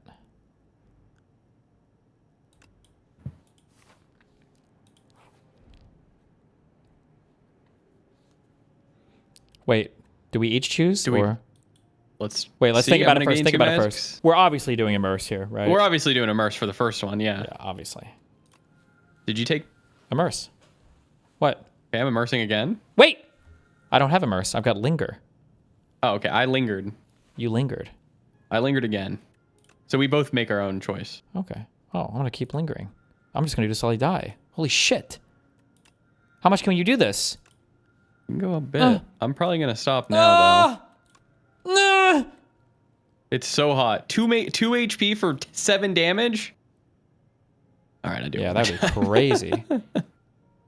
I exited the back. Ah! Okay, I'm done. You're gonna fuck our run, dude. No. Easy, bro. I'm HP maxing. Oh, shit. Okay, Moot. Yep. Wait, don't, no. Wait. Are you waiting? Waiting. Okay, hold on. Hold on, I got a vuln. I got 2 vulns. I got a double. Should I do vuln. 1 vuln? Wait, okay. Wait. I'm gonna do an attack potion too. Hold on. Ooh. Okay, hold Deal on. 32 damage. Hell yeah. Okay. So we're gonna hit him with this. I'm gonna give him this. All right, it's on you, babe. And I'm gonna give him that. And. That was it. Yeah, that was it. Yeah, that's it. Okay, he's debuffing. Easy. Okay.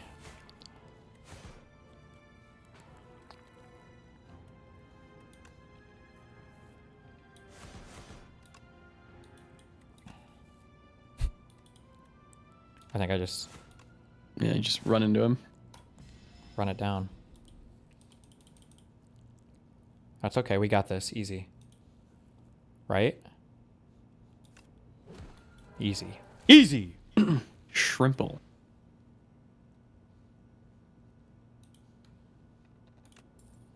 Gigantification potion for my dick. Hell yeah. Okay, deal 8 damage. So fucking dog, dude. Do what? Favorite character? Probably the one Steve's playing, because it's the best one in the game, I think. True. My current character sucks. Oh my god. Infernal Blade? Hell yeah. Alright. Top, you think? Because you want to fight the big guy, right? Wait. Well, we can take either path. Do you want to do a question mark or an That's extra true. battle? We'll do the question mark, yeah. Yeah, the question mark. I'm double drawn decks now, so I'm good. Okay. 7. Easy. Wait! Let me vuln, okay? Can I fucking Good. vuln him? Mm-hmm. I'm gonna vuln him. Hold on. Okay. Are we able to kill him this turn or no? I've got 12 damage in the hand. I don't think Which we're- would be 18. I don't think we're ever killing him. Wait. Doesn't matter. I'm doing this anyway. Okay, wait. Because I'm wondering, should we go after the front guy? Because he's going to buff himself. But we'll never... He's going to buff. Are we going to be able to kill him next Tadpole round? Tadpole will buff next round. Yeah. Will we be able to kill him next round? No, Probably not. probably not. We can probably kill the Tadpole next round Then if we let's attack. fucking dig in on the tadpole, I guess. Good luck. What's he doing? Okay, 9. Not bad. Not bad. Okay. I'm gonna shield up. Okay. Nice. Oh, wait. I wonder if we could have killed him. Nah, don't worry about it. Easy. God, Shrimple as. Volume? Hold on. Okay, 11. Oh, shit. We have to kill him. I don't have anything. Can we kill him? I don't think so. Wait. I can do 16 damage. 16 mood? Are you even playing the game? That's what I got. I have extra energy and a strength potion, so I could do, I don't know, a little bit more. I could use my gigantification potion. I don't know. Is it worth it for you? I have no shields right now, so no defense cards. All right, then let's kill him. Do you have any vulns? Nope. So you probably want to play your vuln. I don't have any vulns, so you play it. Show me your damage, Moot. Show me how much you got. Wait, how much? Wait. How much do you have? Just to do the math. How much? Look at this. What? I just gave you strength. Why? I don't need that. And what if I give you this? What was that? Extra energy. What? Well, no, I don't know if I need to use my gigantification potion. That's what I'm saying. Here, there's my damage. No, I don't know now. You math. mind fucked me. Okay, we've got 11 and 10 is 21. I'm vibing it out. Fuck it. Wait, I shouldn't have vibed it out. Wait, actually, I don't know. Add a random Infernal Blade. attack into your hand. Okay, let's... No, wait. Unlucky. No, wait. That's it. That's the perfect amount. Or I was off by 2. Oh, I was off by 2, but in the other way. Boom! Shrimple ass.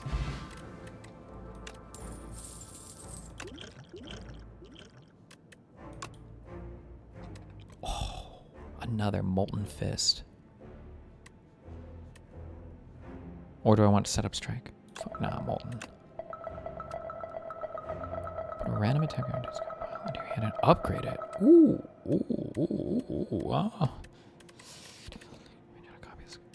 Yeah, I like that one. I like that one.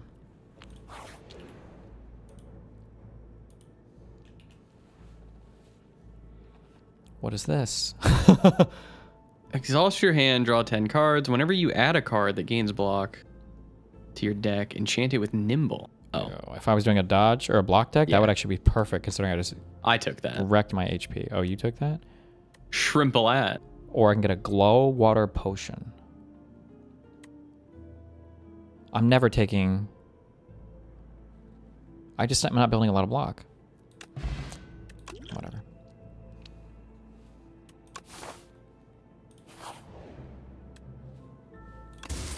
Okay, wait, don't click. If your HP is at or below 50% at the end of combat, heal 12 HP. Ooh, okay, maybe. And then every time you play an attacker skill, upgrade it further. Oh! Razor Tooth. Yeah, you take Razor Tooth. I'll take Meat on the Bone.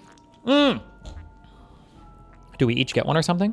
Or do we have to both pick it? Are you sure? Oh. You might be right. Be careful. I'm waiting. Choose the relic you want. Oh, okay. So you should pick Meat on the Bone. There we go. There we go. There we go. No. Yes, to the left. The boss. Yeah? You want to go to the big guy? Come on. Don't be a bitch.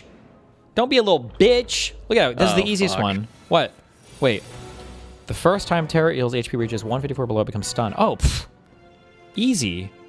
That's easy. Wait. Hold on. Think hard real quick. Okay. My whole hand is damage. Okay. Ooh, okay. How much damage? How much? Wait. What's your biggest damage card? How much does it do? 8. 8? You call that big damage? That's all I got. Okay. Hold on. Let me see what colorless card I can bring up. Gain 13 block and retain your hand. I kind of like that one. Ooh, another player gains 3 energy. If I gave you 3 energy... I can't do shit. Deal damage equal to the number of cards played this combat. Fuck. I think I'm going to go ahead and... Equilibrium, bro. Yeah, take your block. I'm sorry, Mootin.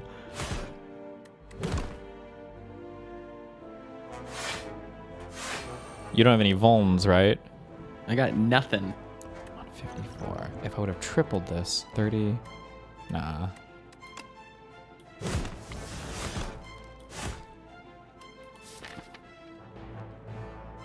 Cards here are shuffled. Wait, what am I picking?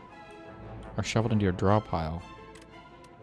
Wait, what? Oh, I don't know. I'm retarded. Ignore me. Ooh, you're fine.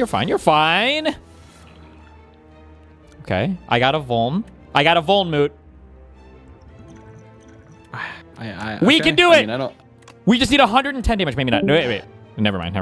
Ignore me. I'm crazy. If I were you, I would gesture max here. I might, actually. Hold on, I'm thinking about it. Wait, what'd you just do? I'm giving my boy HP. You're summoning stuff. Okay, hold on. Because... I could hit him up with this guy. 3, 6... No, never mind. I'm shielding. We're shielding, right? We're shielding. Cool. 13. That would be a lot. 30. No, that wouldn't even be a lot. No. Okay. Easy. We're fine. Oh, I needed a double shield. I just remembered. That's okay. 24. Bruh! Is he vulnerable? Yes. Hold on. Moot. We gotta... Moot. Yeah? What's your highest damage card right now? 8. 8? 8. Okay, I got an idea. Hold on. I got an idea. I got a big... I can also apply 13 Doom. I got a big play right here. Holy. Yeah? You got more damage? What does Doom do? 13 Doom. At the end of the enemy turn, if Teriel has 13 less HP, it dies. How? Why would you waste that? I might have trolled you. Well, it stacks. It stays over. What do you mean it stays over? So I can stack Doom forever, right? Yeah, but he's not even close to... There. No, okay, but I need to start stacking it. Okay. He's going to debuff us next. Okay. I got a little damage for you. Doesn't matter. We're doing... Wait! I'm waiting. Let me see what I get here. Hold on. God damn it. Okay. I'm going to go ahead and get a little bit of Vuln going here.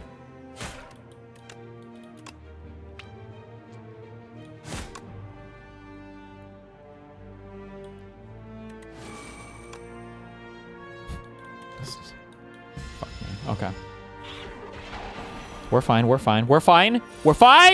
Moot! We're not fine. We're fine. How are we fine? Moot? He's about to kill me. I'm gonna die. Yeah, I'm gonna probably die too. I mean, I can't do 100 damage. We only need to do 50 some damage, Moot. Wait, what do you have for potions? I got no potions. You have no potions. No, I picked a shit class. I should have picked... You trolled me. You trolled me. At least you're honest about it. Wait, do you have any vulns or no? Do I have what? You have any vulnerability or no? Hold on. Why would that matter? I mean, it would get me a little extra damage. Hold on. I'm thinking if I could even draw anything that could fucking help me here. If I get a bash and a dismantle plus, I think we can do it. Hold on. Yeah, my class is strong, but it's not... I need a bash. I didn't get any good fucking cards. I need a bash and a dismantle plus. That's all I need. Hold on, don't do anything. Okay. Wait. Okay, hold on, because that was a free card. Okay, a bash and a dismantle plus. Come on. Okay, hold on. Not exactly, but close. Wait. Okay, hold on. Wait. 7. Okay. I'm gonna... Oh my god. Moot. We can do this, okay? I'm thunderclapping. Okay. What else okay. What else That's all I got. Okay. I have like no damage cards. Everything I've gotten is fucking block for some reason. Okay, hold on. I've got some free damage in here.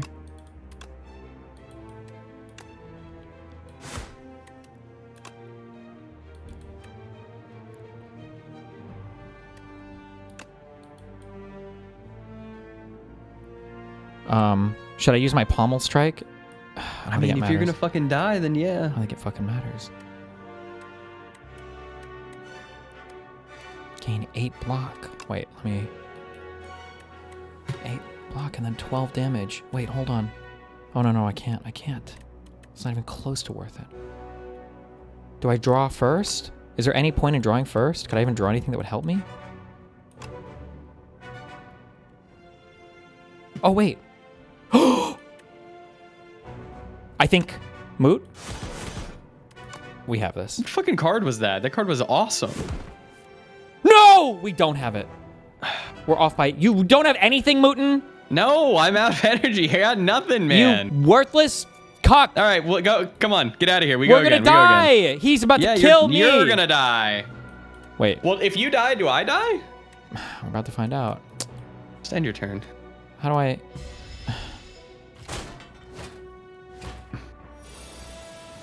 Okay, hold on.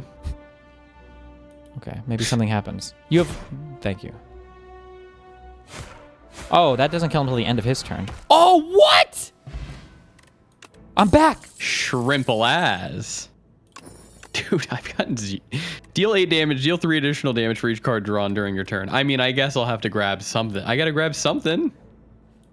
We're back in it. Okay, now we're gonna get the best question mark fucking ever. Are you ready? Yeah. We get question mark and we gotta go left. Okay.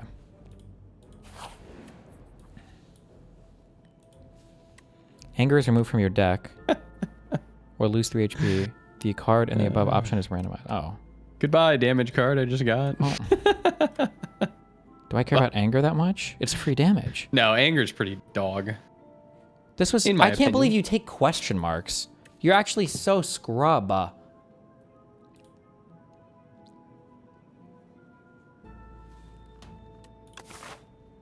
Wait.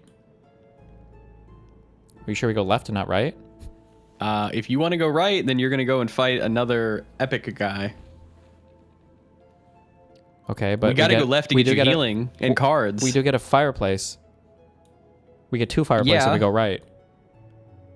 Yeah, but you're going to lose a ton of fucking HP. I'm not. I'm just going to die. I can't. Okay. I don't have a ton of HP to lose. Which one do you want to pick then? I don't have the damage to go right. Okay, then we'll go left. That's what we have to do. To your shitty question marks. That's going to fuck us. Nice. Good one, Moot. Oh, nice. And it's like a fucking crazy fight. Awesome. I just don't have damage, man. Well, we just need to restart. Hold on. I got a power active. Who are you attacking? Fuck. Should I save Mangle? I should save this card. Yeah, you should save that. Wait, is it going to be... It's going to be 0 forever, right? Like, it's not... It's going to be 0 when I draw it again, right? It's only for this turn. Are you sure? Oh, then I have to use it. Yes. Then I have to use it, you fucking then dumb use it. fuck piece of shit.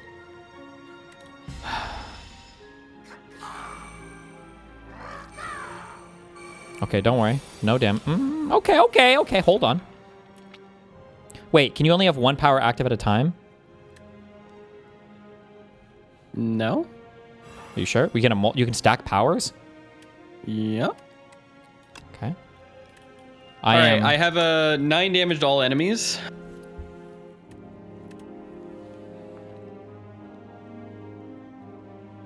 Okay. I think I have to block.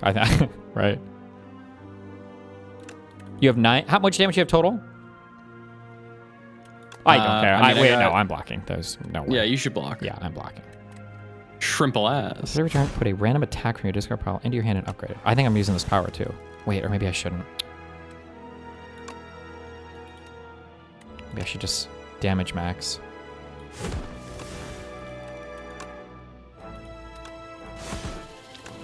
It's 6 damage difference. Yeah, fuck. I should just use this. God damn it. Moot! This Doom shit is not helping us. Because they get their full turn anyway. Okay, come on. Oh my god. You don't have any fucking vulns, do you? You never have vulns for me. I got nothing. You have damage? Yep. Okay, then you got I can something. do some damage this turn. Watch this. Okay. And then I'll do that. Okay. Look. Okay, I guess. I'm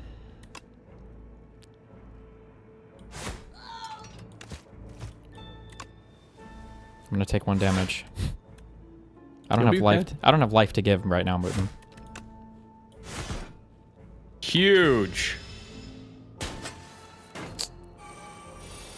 Okay. How much damage you got here? 7. Wait, I can do bold! another. I bold! I bold! I bold! Okay, go. No, you fucked it now. You fucked it, Mootin. You fucked it. Hold on. So what's gonna happen here is you're gonna die. No! I You have are. 2 blocks. And I'm gonna have to No, I've handle. got 2 Well, blocks. Then block. Because I have Wait, I've okay. got thorns on. Well, then let...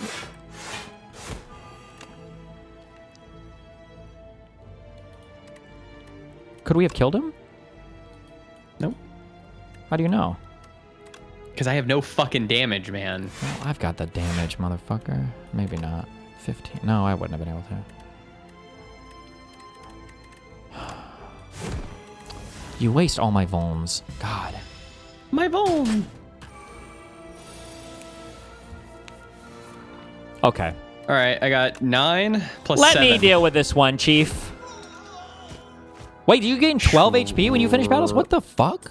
No, I didn't gain 12 HP. Oh, you better not have. Okay. Okay, that's... Oh, shit, I didn't even see what the third card was. I don't care. I got a good card. You fucking better have. I'm on the way. He did gain 12 HP as meat on the bone. Okay, so he's fucking... He's trolling me. He's trolling me. You're trolling me. You're constantly trolling me. Why?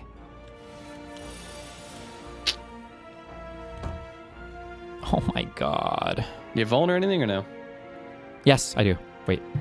Okay, tell me when it's done. I'm gonna shield. Okay. And then I'm gonna... Wait. Infernal Blade, and then Thunderclap. Just in case. Go ahead. Okay. Thunderclap. Wait. Does it even matter if we... Oh, yeah, okay. Nice. Okay. Dude, this plating. It's big, isn't it? If you exhausted a card this turn? Oh, that's per turn? Wait. Oh, no. Vuln is already cast. Okay. We're just doing damage, right? Yep. Whoo! Okay. Sheesh. Losing 2v1. Dishonorable PvP. No, he's a boss. It doesn't count. Okay, hold on, Moot.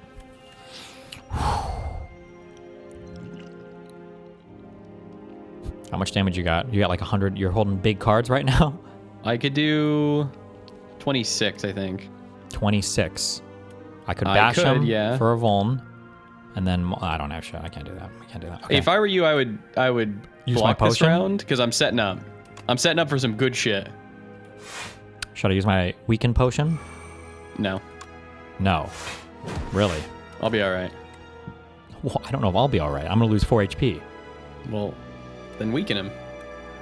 I can't weaken him. Yeah, use your weaken potion. They're fucking dog shit anyways. Okay. Wait, but I'm not saying this for the boss? No. Shut up, don't say that. Right now. I don't know. We will get to the boss. We will get to the boss. We're looking right now.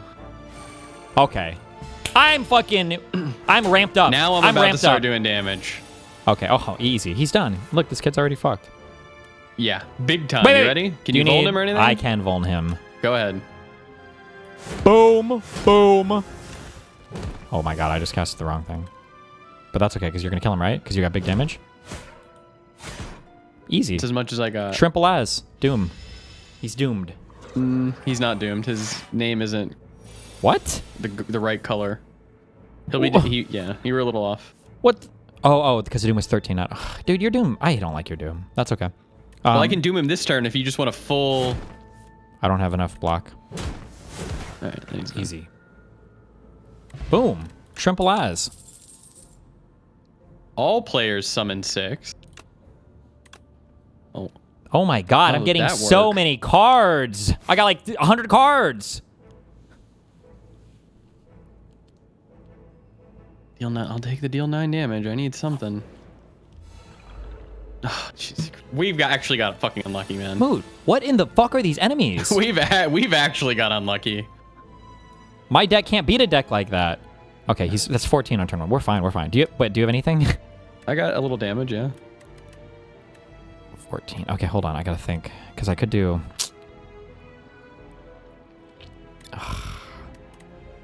Wait, what is this? Steals 20 gold when attacking. Something's off by this creature. How much damage do you have? 9. I got 16. And then when this guy dies, he summons 2 more. Yeah, you should block up. I'm fucked, bro. Shit is over. No! Well, actually, no, wait. I think it's still better to just rampage. Vulnerability only lasts 1 turn, right? Yep. I think it would have been better to Thunderclap. Oh, no, because I wouldn't have done... I don't think it mattered much. Okay. Okay, 4. That's okay. 4 damage. 4 damage. We're good. Okay, 12. I'll survive it, but theoretically could... Oh, wait. I need a vuln so bad. Do you not have any vulns in your whole fucking deck, Mootin? No, this deck doesn't have any. I've got 24 damage. You've got 24. I've got 42, 52. How much do you have? 24. Woo! Woo! Woo! Hello? Yeah, I got more. But now these fucking cucks That's okay, that's spawn. okay, that's okay. They're not going right now. They're not going right now. All right, the one in the back's probably gonna fuck off with 20 gold, which I don't care about. No, I do care about that. Hold on. Okay, I have 7 damage. So, oh. Are you fucking serious? Wait. Hold on, let me think. Okay, let me... Okay, he's just gonna jack our gold for free. Yep. Wait! You have how much damage? 7. You have 7. Mm-hmm. Okay. Fuck everything about our gold, I guess.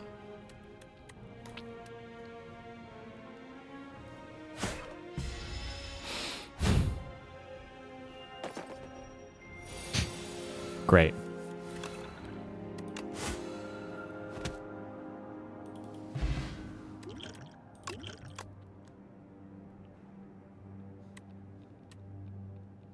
All right, I got another card to do damage.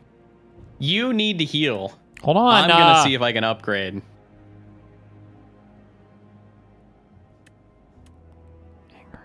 No. Burning Pact. Okay, I'm getting good card combos here. Okay, I think I need to take the upgrade. Wait, what's mend? Oh, heal somebody else. Oh, Heal just mend me someone and then else? I'll upgrade. No, I'm just kidding. Oh no, I gotta upgrade this card. Let me see what it does. How much? What? But if I die next battle, I'm just resurrected, right? Yeah. I upgraded a card, so heal yourself. I could just fight. I should just... I better lose more than 19 HP. I swear to God. Good heal. Good heal.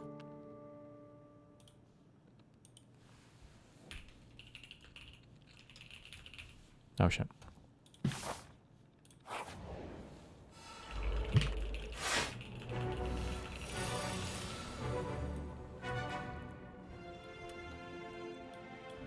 Oh my God, we could have killed this in time. Probably not, actually. Okay. Okay. What? So if we do damage, it's gonna wake up. Then don't do damage. I can apply Doom to it this turn.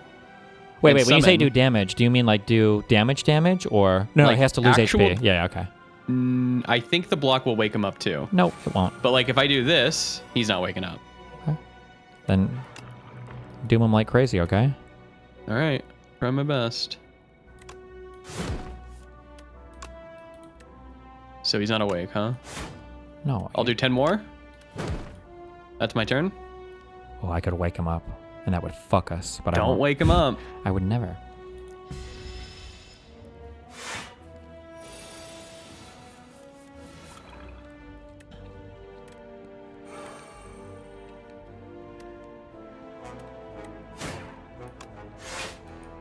It's my turn. Go ahead, Moot. Go ahead, Moot Tony. I'm done. Yeah. Oh.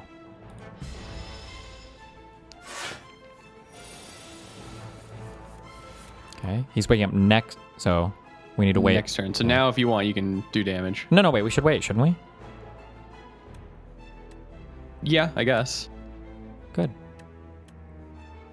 Upgrade 2 random cards in your draw pile. Okay, that's good. Exhaust defend. Let me I don't need to defend. summon to give my boy some HP.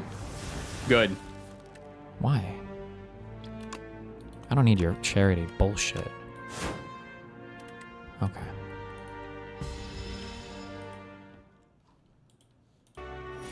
Okay. All right, we're good. Okay. 19. I got That's a big one. That's a good amount of damage. We got a good amount of damage. Should I look for a vuln? I don't think I can. I think I'm Let me just give gonna... you some strength. No! Because I think I just want to pyre. I just want to pyre. Just pyre up. Well, no, because I'm wasting your strength. It doesn't matter. It's just an extra damage. I'm not even going to use my weak potion because we're going to kick this guy's ass, right? You should use your weak potion. You're such a... At some point, yeah. Such a puss. All right. This round we should probably block up.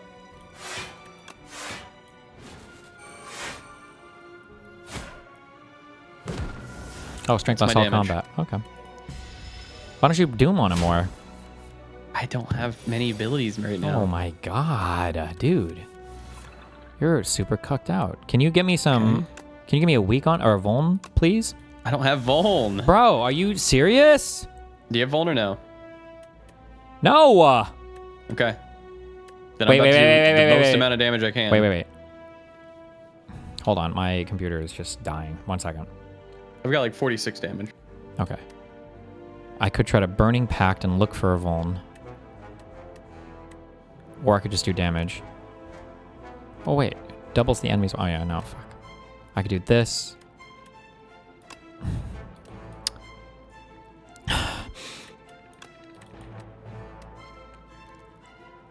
I need vulns, Moot. I need vulns. All right, you ready for damage? Yeah, I guess. Fuck it.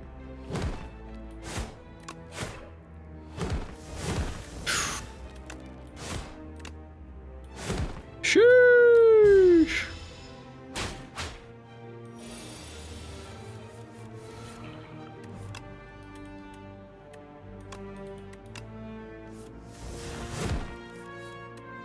I got a vuln. I got a vuln. Waiting. I got a double vuln. Big vulns. Let's stack some fucking damage.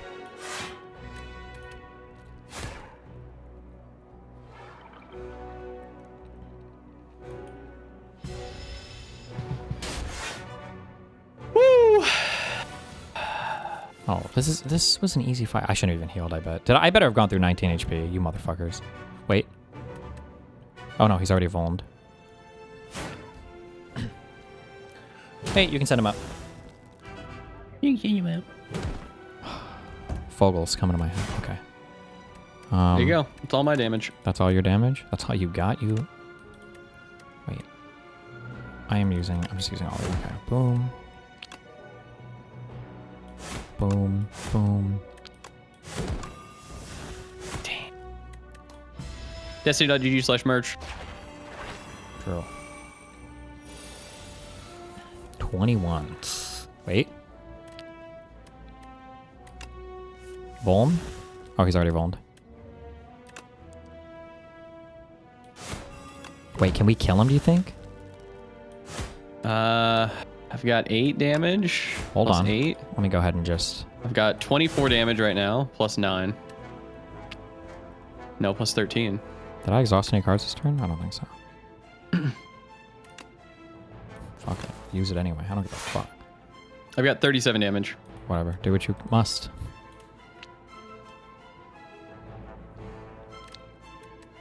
Okay.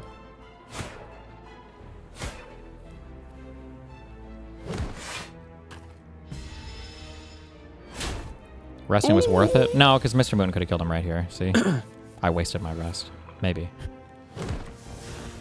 Oh! Are you ready? Or can you kill him? I think we got enough. See, I didn't need to all I rest. got. God damn it. Fuck you guys.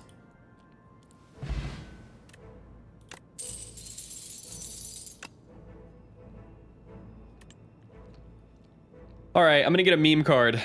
End Why? of days. Apply 29 doom to all enemies. Kill enemies with at least as much doom as HP. Very good. That's cringe. Hold on. Grabbing a sandwich.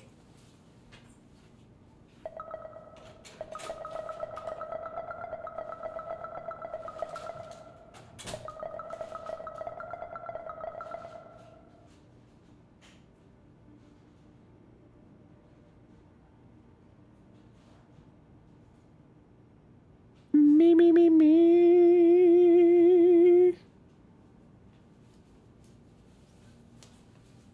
We've got black-capped chickadees coming to our bird feeder chat. Got what? Pretty fucking cool.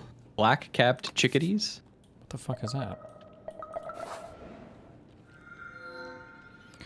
Enchant all strikes with your deck. They cost 0 but can't be removed. Enchant all Start of your strikes. turn, spend 5 gold to gain that. Oh. What? Spend 5 gold to gain energy. That's fucking cinema. Yeah.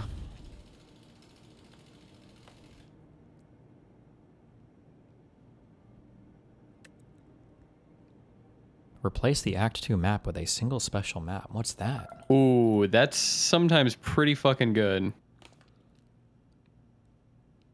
Sometimes pretty fucking good?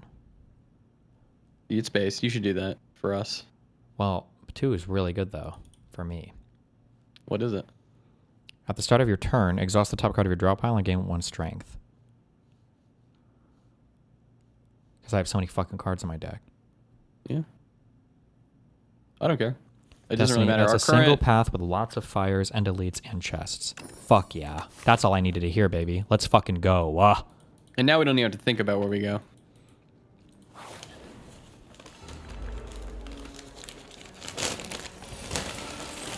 Jesus Christ.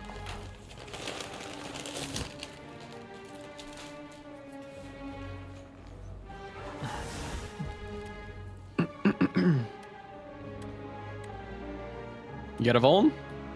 No. Okay, then Jester max up. He's gonna escape in 5 turns, Moot. No, don't let him.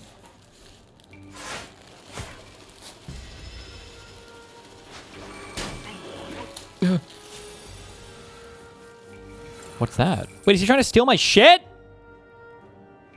He's like doing weird upgrades. You ready? Who's doing weird upgrades? He's trying to steal my cards! Well, he's stealing mine too. Hold on, I might have to demon form. I'm gonna go full demon mode. But is it worth it? Wait, have you already used your cards? Nope. Are you gonna do damage this turn if I... I got like 10 damage. No. No, 15 I'm going damage. full demon mode.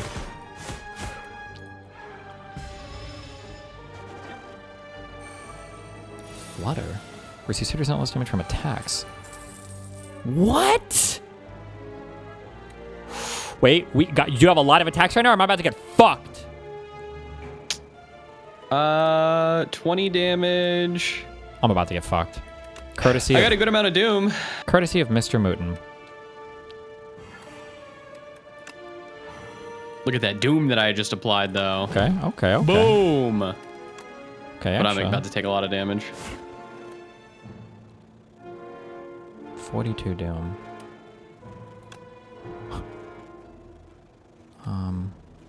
Fuck. I am shielding like a puss. We have to. If we don't kill this, it's over. Yeah, it would be GG. Okay, hold on. I can doom him again. Can you do a lot of damage? Maybe I got an Infernal Blade. God damn it. Oh, wait. I got damage. God damn it.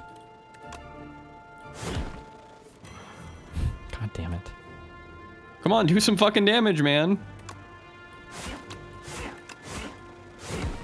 Okay. We got him? No, Moot! No, Why are you it's fucking not my me? fault. You're fucking me. You're trolling. I'm down half my HP. Are you dead? Wait, does it matter if your little No. dude dies? No, it doesn't matter. He's a cuck. Wait, what's gonna happen? Is he gonna flee? He shouldn't flee before my doom. Well, maybe Oh no, he we stunned him. It does. doesn't matter. He's stunned. Okay, he's Doesn't dead, matter. he's dead. It He's doesn't matter. fucked. Get this motherfucker out of here.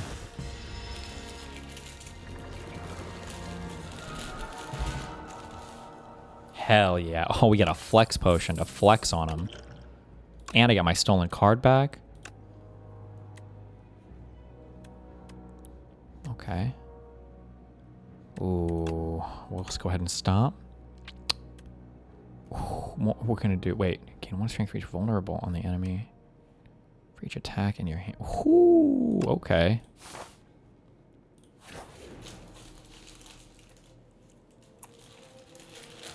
Wait. With Sharp 2. With Nimble 2. And with Swift 2. The first time you play this card, draw 2 cards. More cards. Good. Is that what I want? Yep. God damn it. Bing chilling. Oh, you're so wise, Daniel.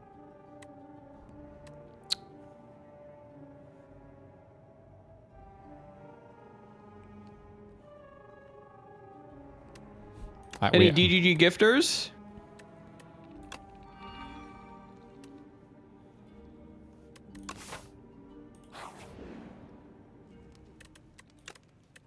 Where's my demon? I'm playing a demon form deck. The whole deck is built to... Dude, fuck! This upgrade is not anywhere near as good as I thought it would be. I'm trolling. I'm trolling this run. I'm Jester maxing. No, Sorry. trolling.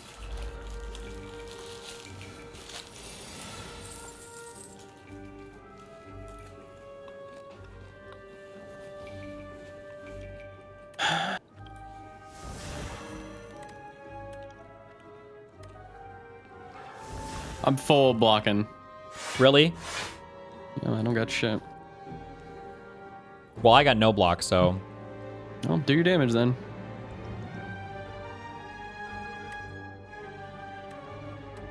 I fucking hate you.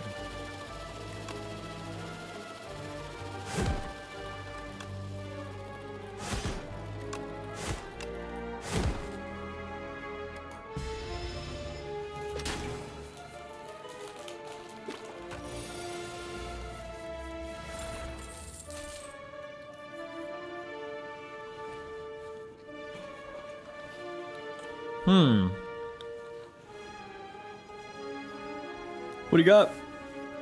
Thinking about doing a triple block here. All right, do it. Oh no!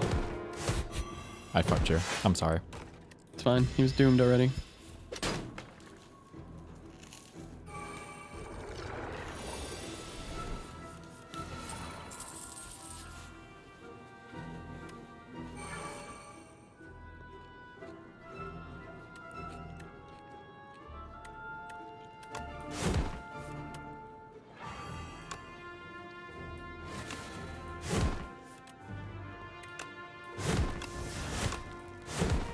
God damn! Later! Trimple ass. To hell you go.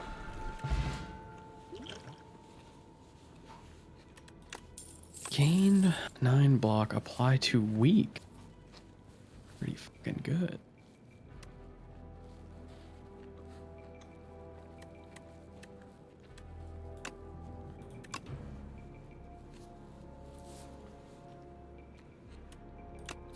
Hell yeah.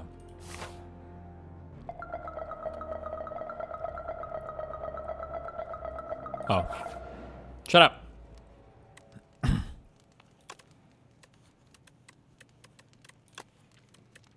Damn, all my cards are so shit. Good. Ooh.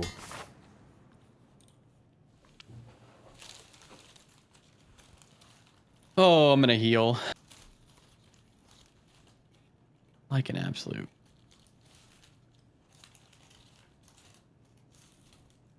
You're healing? No, I changed my mind. Good. When's your next Wick panel? We gotta fight to obtain that key, right? Yeah, what the fuck? Wait, oh, he'll give us 100 gold, though. Oh, no, but we want the key. Obviously, whatever the key is, it's better than 100 gold, We gotta right? keep, that's our key.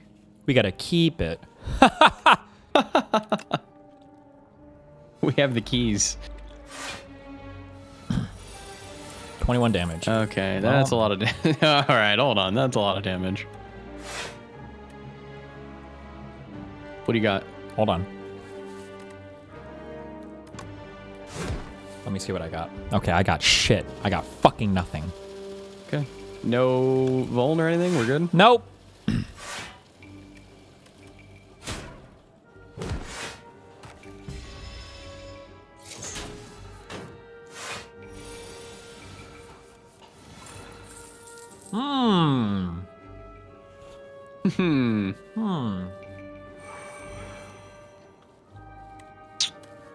Wait, why do I have so many I cards? got this for you.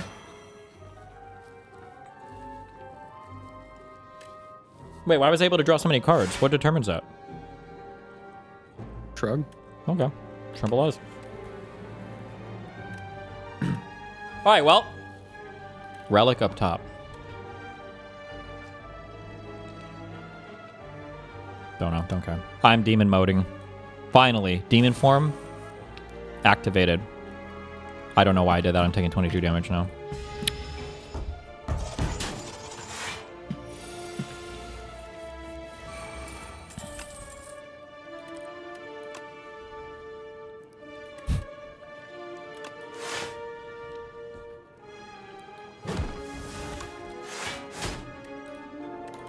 Did we even damage him? Who do you want? I'm about to. Yeah, I better see 179 damage right now, Moot. There you go. 18 damage. Huge. This is a big guy. Or you. So right you are. Okay, hold on.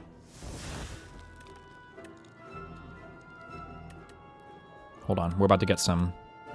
Okay, go ahead. We're about to get some big damage. I'm looking. I give you 2 extra strength. Go. I'm looking for big damage right now. There we go. Okay, okay. Hold on. I'm looking. No! Can you give me 1 energy, please? Mootin, please! I don't have any for you. Oh, actually, I guess it doesn't matter. Never mind. Okay. Wait, am I about to die? Do you have any damage? Go, and then we'll figure it out. Okay, okay. Hold on. He's Volm. Do you have any more Volms or no? No more Volms. I'm calculating my damage right now. Well, it better be enough to kill him. Good luck. He's trolling me.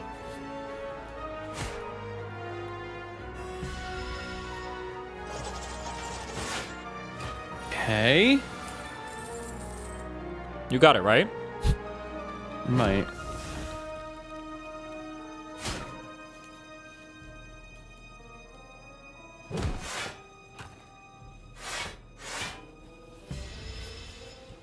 What? Oh, okay, okay. Hold on.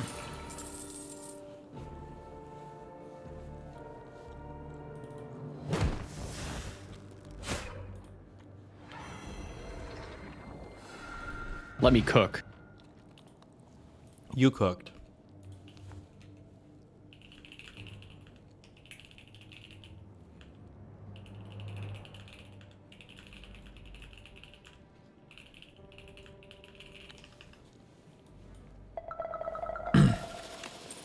Okay. Did you add the lantern key? Do we both add it? Yep. Man, I'm getting so many powers, dude. Bing's linking YouTube videos while you're streaming. What the? Really, Bing? Really? Bing. Any normal chatter would have been banned, but not Bing, I guess, huh? Oh! At the start of each turn, apply 1 Vuln to all enemies. I got a lot of cards, so I can use the Happy Flower, Yeah, take your flower. Are you sure? Because I've already got an extra. Yeah, I already get an extra 1 each round. Oh my god. Okay. Now we're about to... Now we're cooking. Damage Wait. Decay to your deck contain the Lost Wisp. Whenever you I'm play just taking gold. Wait. Okay, wait. But do we both have to or no? No, you can pick whatever you want. Whenever you play a power, deal 8 damage to all enemies. That's good. I've got a power deck, right? Do you have powers? Do you have a lot of attack? Okay, well, here you go. I have a power deck.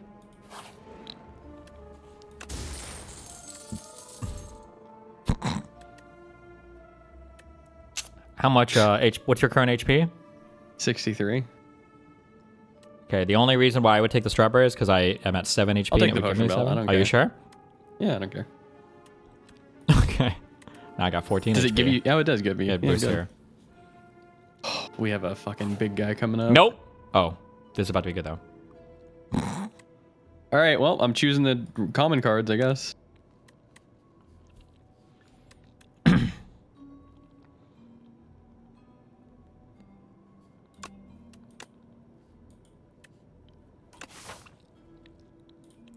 Okay. Let's fucking go, dude. Yeah. Let's go. What do we got to buy? Let's go. Wait, is it shared gold or? I have 494. What do you got? Oh, 498. Upgrade 2 random skills. Whenever you enter a rest site, start the next combat with an additional enchanted attack, deal 9. I might get the whetstone, or do you want that?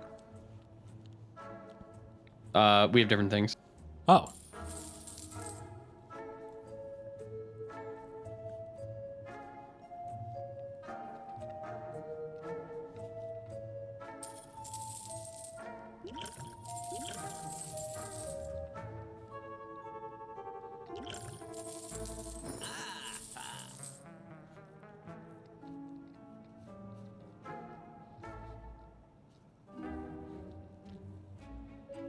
Be back while you figure it out. Give me 1 minute. God damn it.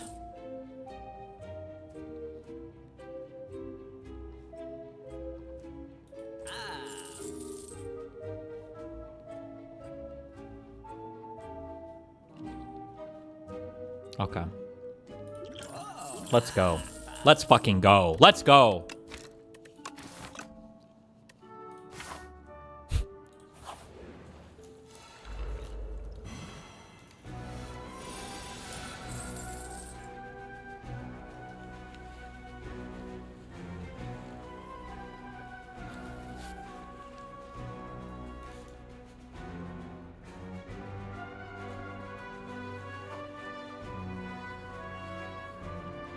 Okie dokie.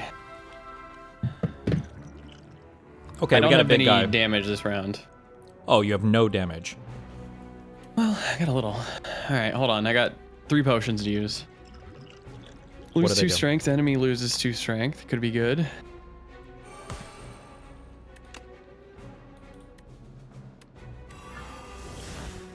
Okay.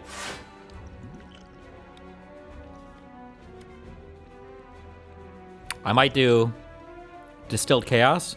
I'm going to play the top 3 cards from my pile, okay? Yep. Nice. I think that we did stuff. Okay. Oh. Okay, hold on. I'm doing damage. Select a card to put in your hand. Don't really care. I'll throw that in there for now.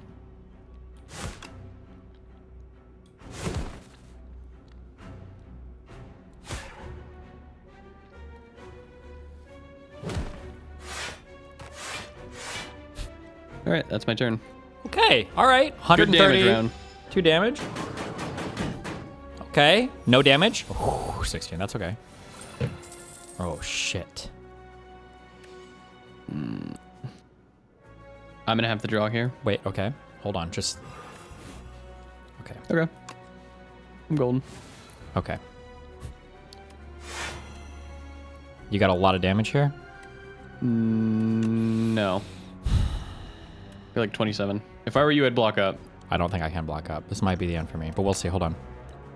I'm trying not to think about it too much. 5 Do block. the damage you can, then. It's going to be Oh, 3 wait. blocks. Okay, I'll live with I can 1 give you HP. block. I can give you block. No, I no! can give you block. But I have a thing for it. I have a potion that What? gives 12 block. Okay, fucking... Well, is that worth it? There you go.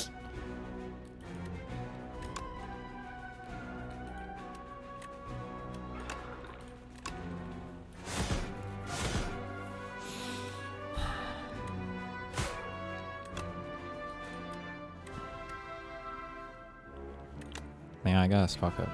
It's my turn.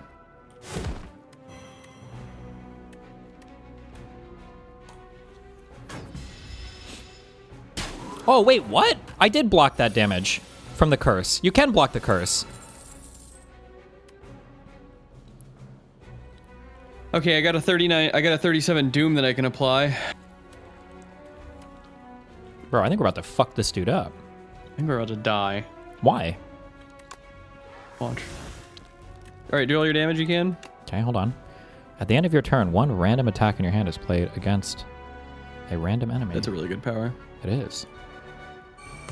Boom. Another power. Boom. Make sure I'm doing this correctly. And then I'm gonna strike. Then I'm gonna bully. And then it's gonna sta. It'll stomp him, right? End of my turn, right? Yes. Boom! Okay. Moot, we gotta do 94 damage. I don't think the Doom is gonna kill him. Because he's gonna attack now. Doom. Oh, only 14. Oh, wait. That's not bad. Wait, can we kill him? No, I have like no damage in mine. What is like no, like none, like actually? Okay, I got 8 plus 7. So 12 plus 10, so I've got 22 damage. You've got 22, and I've got 20. No, we can't kill him. That's okay though, I think, for now.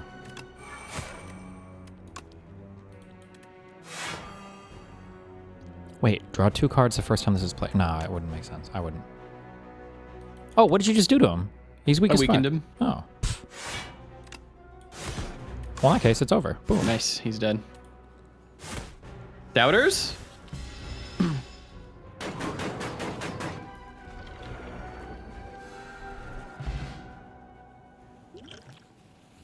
Ooh, upgrade 2 random attack. Nice.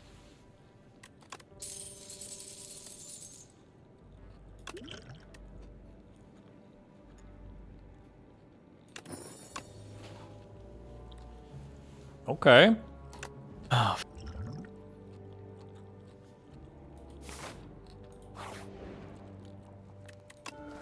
Easy. I'm gonna rest. I'm gonna get HP, I think. Yep.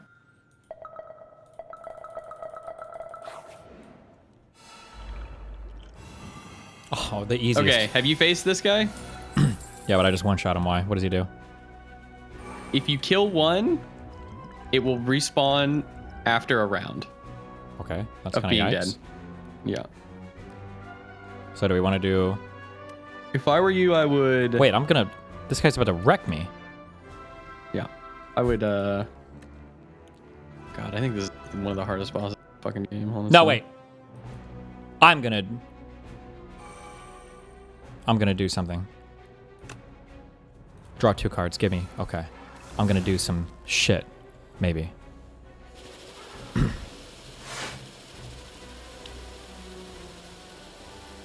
I can do 0 damage. I just... What? I coomed up. Are you fucking kidding me? Okay. I'm gonna hit him with this guy. Wait, that doesn't do double damage? Or whatever? Okay, don't care. We're gonna hit him with, at the start of your turn, put a random attack. Okay, hit him with this guy. Oh, I should have pommel strike first. Wait, hold on.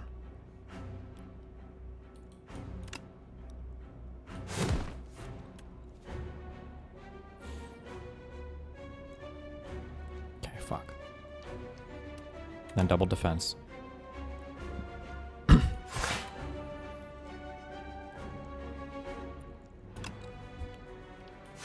Okay, we take that. 19. Let's go. Not that bad.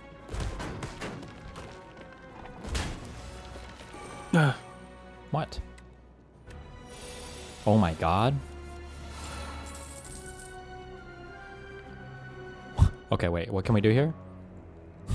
I can do some pretty big AoE damage here. Big AoE damage? That's what I like to hear, Mootin. Wait, do you need a Vuln? Yep, do a Vuln. On which one? I mean, probably the back guy? Back one? Yeah. Okay, hold on. Let me think on this. Yeah. Okay, back guy, okay? Yep.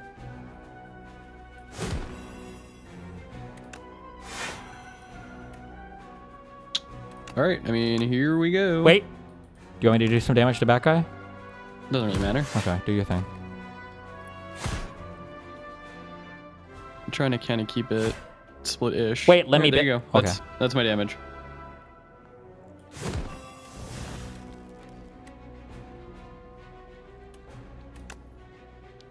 Should I not? I shouldn't. You should do damage to the middle guy. Oh, that's fine. It doesn't really matter. Are you sure?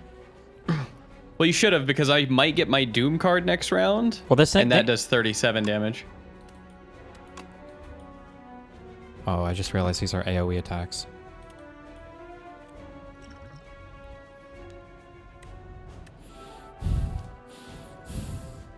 I'm sorry, Moot. Yep.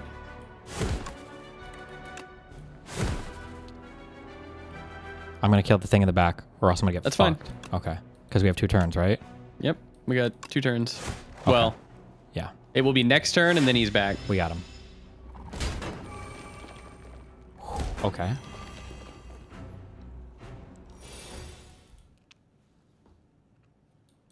All right, I got it. You got what? The damage? The end of days. Can you do damage to the middle one? Yeah, but that's gonna hurt me a lot. Just do damage to the middle one. It'll be over. If you can bring it to 37, it's dead. Okay, but like... I feel like I should just kill the front guy. That's gonna fuck me. No, just do damage to the middle Moot, one. it's and gonna fuck me. They're all gonna be dead. I'm gonna kill them at the end of the days thing. Yeah, but it doesn't matter. Wait, what did end of days do? End of days applies 37 Doom to all enemies and kills the enemies immediately with at least as much HP as Doom. It'll kill the enemies. Okay, wait. That first one you're gonna so have. You'll take no you damage. got the first one. The first one's done. I just need the middle one some damage on it. Okay. Okay. How much damage? I don't know. Just do damage. It should be fine. Are you sure? Yep. Just do another. Are you sure? It should be fine. Yeah. Oh yeah, it's good. Easy.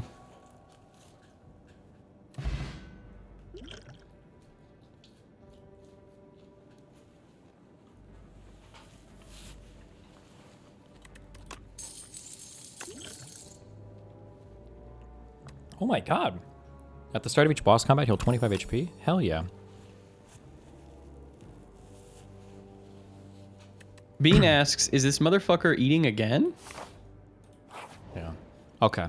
Fireplace? Yeah, I think so. Let me look at this one card.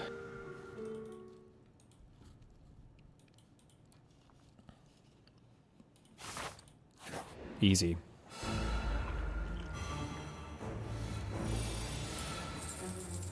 All right, round one. Dune! You Vuln? Nope.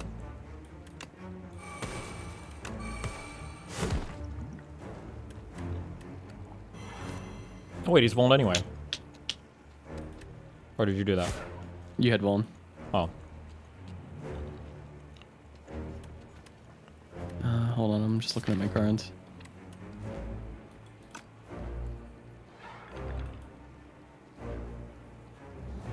This fight is easy.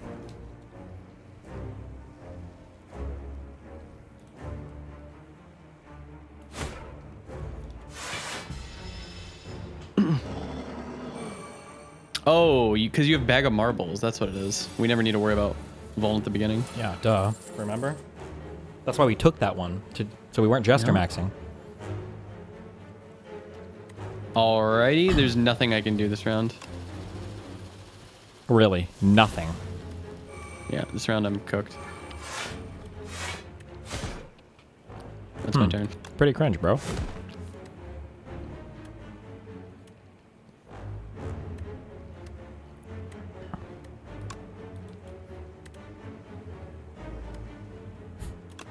I should just... Fuck it.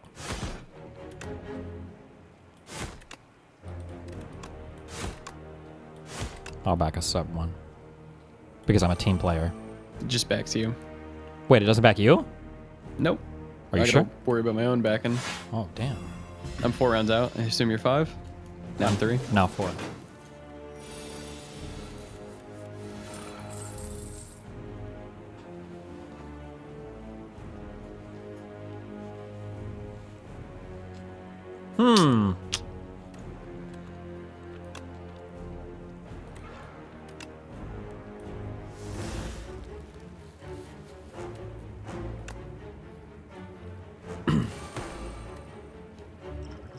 You want me to apply some Vuln to this bad boy?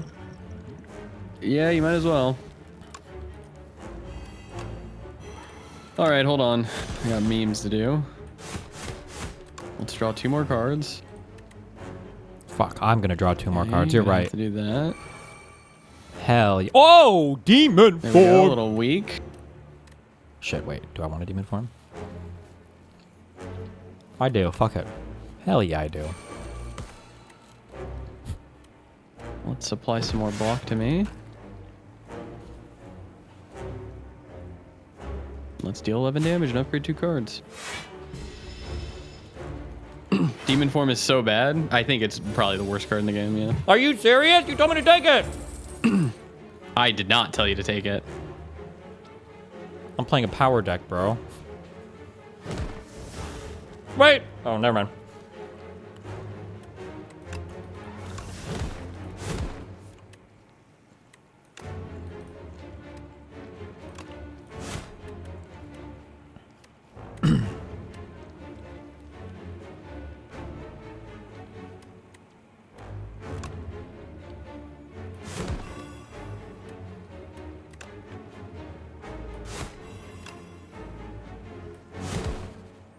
Being chilling. Okay.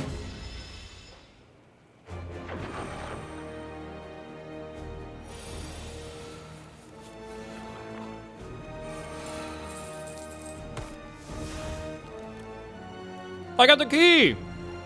Me too.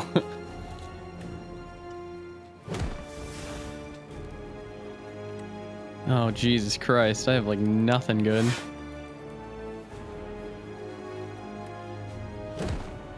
Fuck, I have too much energy. Alright, I'm gonna take a step back. Make sure you're watching your steps.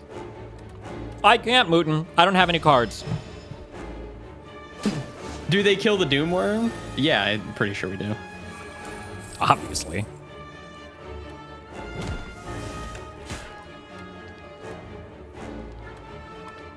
None of this gets exhausted. Hello? Okay. It's my turn. If I let him eat me, there's no downside, right? Because you can just win the fight You after, die. right? Yeah, but then you win the fucking fight die. after.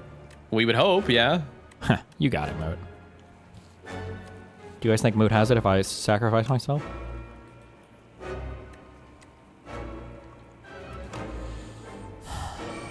I love the Big Yahoo, if you know who I'm talking about.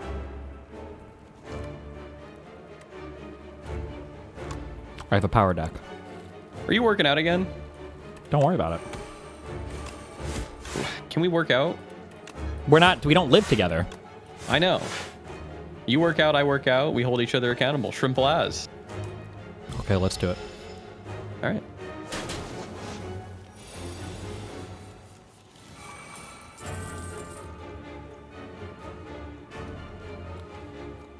Okay.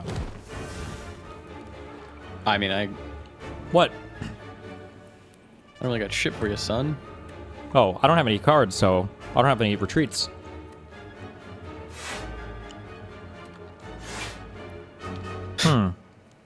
Well. Don't worry, I got him.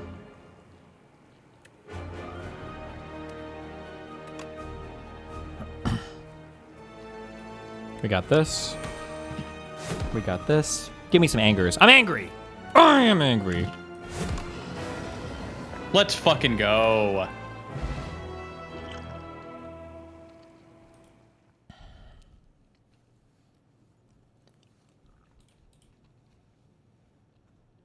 Okay. Easy.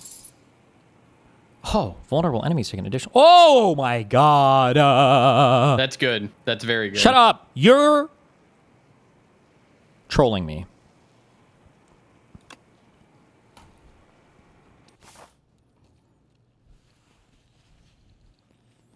Okay.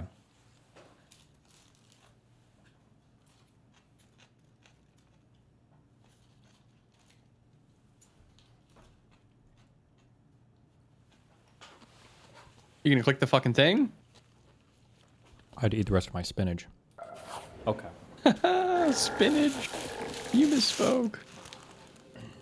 Add a whistle to your desk. The first card you play each combat is played in extra time. Every 4 cards you play, you draw 1. Whistle's probably pretty fucking good, huh? Wait, Instinct? That looks fucking awesome. Whenever you kill an elite, upgrade 4 cards? Ooh. How good is Whistle, chat? Oh, shit. What do I take here? 1 or 3? Stun is good. That's what I was thinking. I think I'm taking 1. But I think I'm going to take Throwing Axe. The first card you play each combat is played in extra time.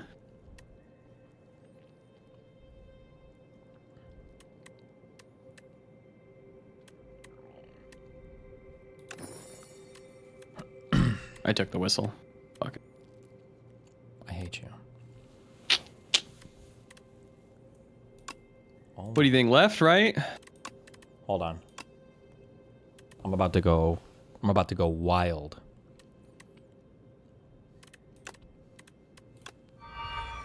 I'm about to get crazy.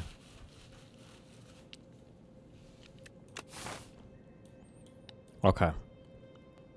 Moot. Yep. I think we got to take the left path. Let's go. Wait, why not take the middle path then? Like this? I hate the question mark rooms. You actually like them. You think they're good, right? Yeah. The only thing I don't really want to do is this, but how much gold do you have? 210. No, let's go. Yeah. Let's go left path, fuck it. The chosen path. Oh, we have to take a question mark to get rid of the key. True. Fuck. Oh, is that true?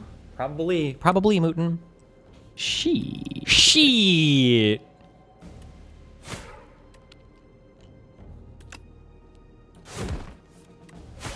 Oh my god. I'm about to get wild. Oh my. Oh my. Oh my. Oh my.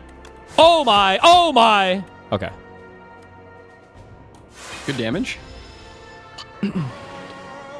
Don't worry, that's not gonna be an attack. Okay, 12. Easy, easy, easy. Oh. What?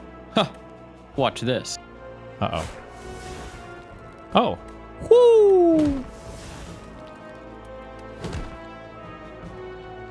I'm just I'm powered up! I am powered. I have so many powers! Ugh! Huge stun. Uh-oh. Uh-oh. Wait, you got him, right? You got that? What do you mean I got that? Like you can take him out? He'll die? How much damage you got? No. How much damage you got? Look, 1 second. 1 second. I got like 37. You know what? That's fine. Hold on. There. Now what? Now what? I'll do the damage I got. You don't have any vulns, right? Nope. Puss. Whoo! Smack this motherfucker up. Smacked him up. That's my damage. You're fine. You shielded, right? Yeah. Nice. Okay, he's building strength. It's kind of spooky. I got 37 doom. Okay.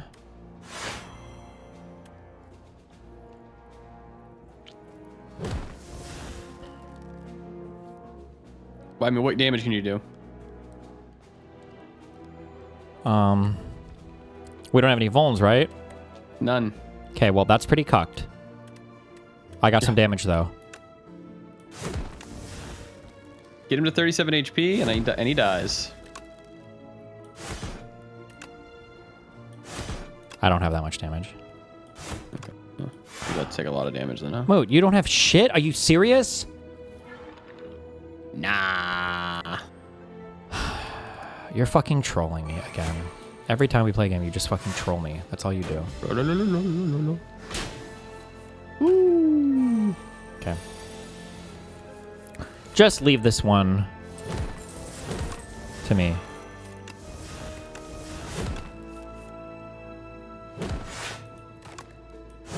I killed him, by the way. Fuck you.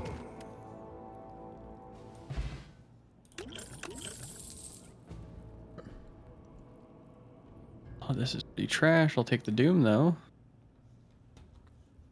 All right, so then we gotta. Okay, we got rooms up there. I see the path. We gotta turn this key in. Oh my god. How many cards do you have in your Don't deck? worry about that. It's not your business. I have 27. I have 46. You're a cuck. Okay. All right, Moot. Ready? Yep. Oh god. Okay. Let's go ahead and We're gonna kill this guy. Juggle. Wait. Hold on. I need you to wait for 1 second. Wait, we're killing which guy? The front guy or the back guy? I think we gotta Front kill the... Are you sure we don't have to kill the back guy? So if you kill the front guy, Yeah? at the start of his turn, he always gives the back guy 60 block. True. Okay. Then let's kill the front guy. Wait. I might be looking for a vuln, okay? I'm not. Hold on. Let me just think I can what apply wanna do. 2 weaken 2 vuln. I could exhaust my pyre. You could? I'm gonna weaken the bad guy. I'm gonna weaken the bad guy. Oh. Gain energy. Wait, what would be the point of that? Exhaust my dismantle. I don't need to exhaust anything. You exhausted a card this There you turn. go. That's my turn. Oh, no, because I get to draw 2 cards. Oh, shit. Okay. I'm going to exhaust my Pyre and then Forgotten Ritual. That's what I'm going to do, guys. Exhaust my Pyre. Forgotten Ritual. Okay. You have to go all out just this once, huh? I'm going all... I have to go all out just this once, Master. Mmm! Sheesh! Master. See ya. Okay.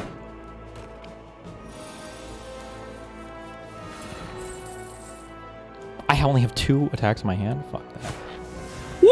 He's stunned. Woo! Does that mean he's dead? If you do any amount of damage, yeah. Huh. I have... Easy. Wait, what's this? Choose a card to put on top of the draw pile. I don't care. He's dead. Boom!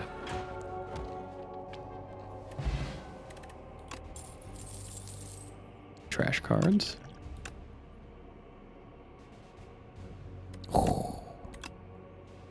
Whoo! Bludgeon! Okay. 48 cards. My deck is unstoppable. I never have to shuffle. Jesus Christ. Holy shit! What is this?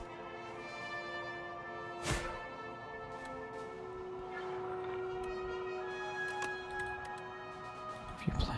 Oh, fuck. Okay. I had a really bad starting hand. That's okay, though.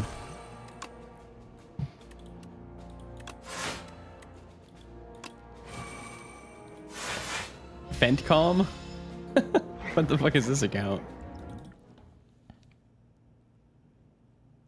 Fentcom denies Iranian propagandist lies about an F-35 getting locked and hit. Fentcom confirms that the F-35's laundry room caught on fire and had a non-hostile medical emergency. Okay, base. Do you have Vuln or anything or no? Allow me to search for it. Can you give me 1 second to look for some? Yeah, take your time. Hold on. No, I will not have. Okay. 1 strength and 1 dexterity. Fuck. It's gonna be a little painful, right? I think we can take it though, Mootin. I think we can take it. Okay. I think we can take it. Damn, you took some damage there. Like a fool. No big deal. Oh, I got my demon form too. What? Watch this. Stunned his ass. Okay.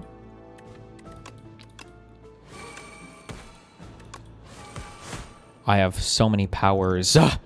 I'm ready to go. Oh, Andrew, wait, was he even going to do any damage? He wasn't going to do damage, but he was going to do this same thing. Oh, that's okay. So you delay shit by 1 So I turn. delayed him. Okay. This is exhausted? Oh, okay. Exhaust. Forgotten. Okay, that wasn't that great. Can you Yahoo him? What do you mean by that? Any Volns? No. But I do have some damages. Okay. I can't lose with this many powers activated. It's impossible. Okay, I doomed him up.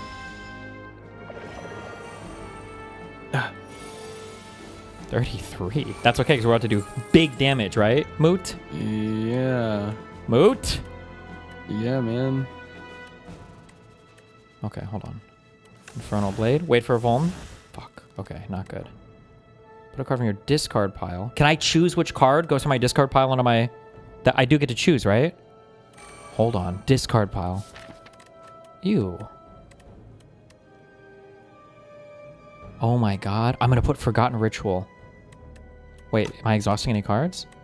Holy shit. What? Trius just got a golden meow and called it. Cringe. Can you fucking go? No. I'm doing... You're Yahooing? So much brain math. I have to get the Forgotten Ritual. Okay. We're going to do Headbutt. Okay. Into... I'm going to grab my Forgotten Ritual. Wait, I don't even need that much energy. I'm doing all this math for nothing. I'm a fucking retard. True. I don't know what I'm doing. Wait, hold on. Maybe I You gonna Voln him or anything or no? I don't have any Volns ever. Oh, okay. Good to know.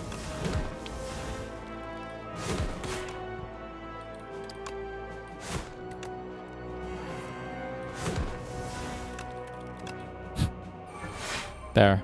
Now we're fucked. This is gonna hurt. Alrighty.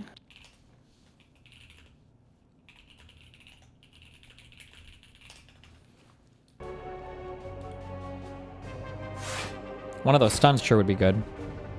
I don't have that's done. Good. Yeah, that's good fucking one. done. Good one, Moot. Well, boom. There we are. Nice. Damn, you just got fucked up, dude. Okay, whatever. Oh, here we go. This is what I was looking for. Plus this. Oh, I got Volns. I got Volns. You fucking cock, Moten. I didn't do any damage. I'm waiting. Wait, I got another Voln thing. It doesn't matter. It just stacks. No. Like it makes it so Volns take more damage. I just used it. Yeah, you little cuck. Okay. Exhaust 1, draw 2. Right? Woo! Strike. Okay, come on. Give me good. Yes. Okay. Just do another damage. Boom, he's dead. Easy! Boom! Slime hell you us? go. Get out of here. Oh, 2 more cards. What? Wait, I didn't even look at the other ones. Fuck.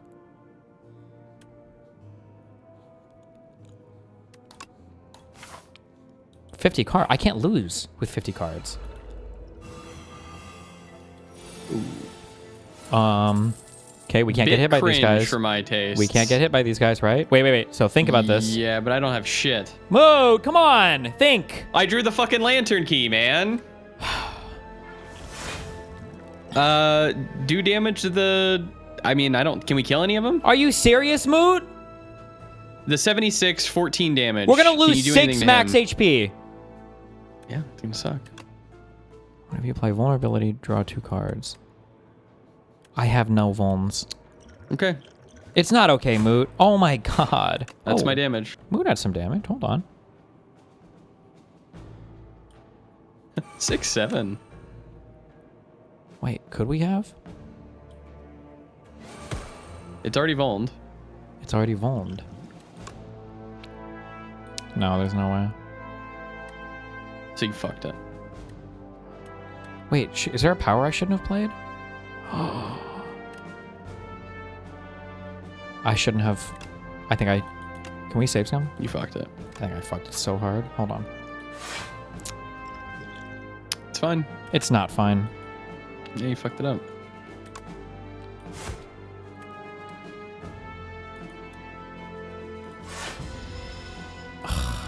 There goes. I'm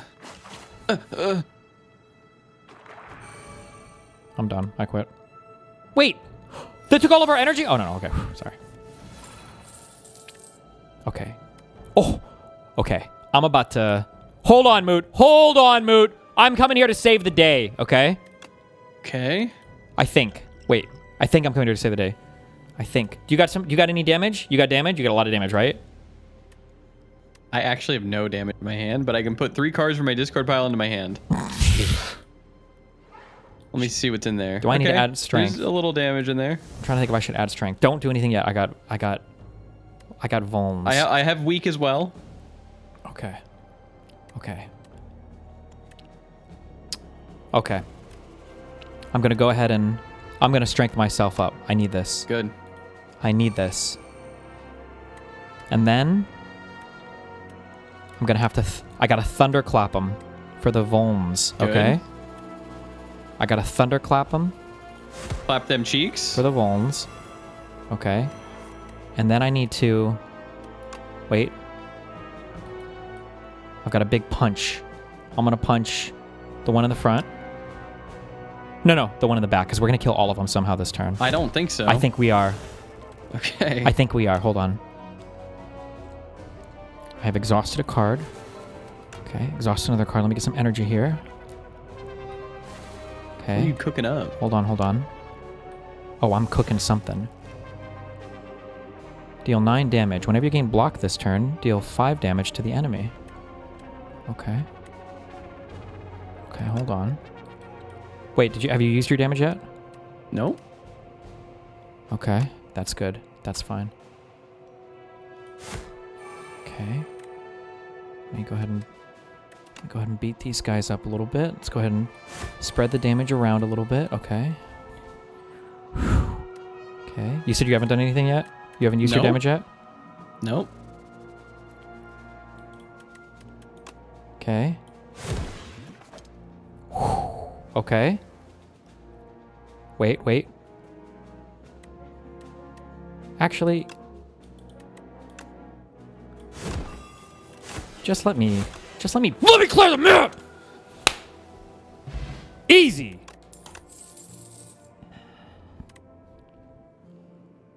Big boy. Big Shack. Big guy. Oh! More powers! I have a power deck, guys. More powers! Yeah, once you hit 100 cards, you unlock another card. Exhaust your hand, draw a card for you. That sucks shit. Okay. This is probably where the run dies. No! Moot, come on. Oh, this guy's not that bad. Never mind. Easy. He's already fucking vulnerable because of our powers, Moot. Okay, do you want me to stun him this round? You know, I think actually that would be great. Third attack. I should hit him up with this, and I should hit him up with that, right? I should. Or should I use my... I should just do this and this. Oh yeah, because it's only 3 strength this turn.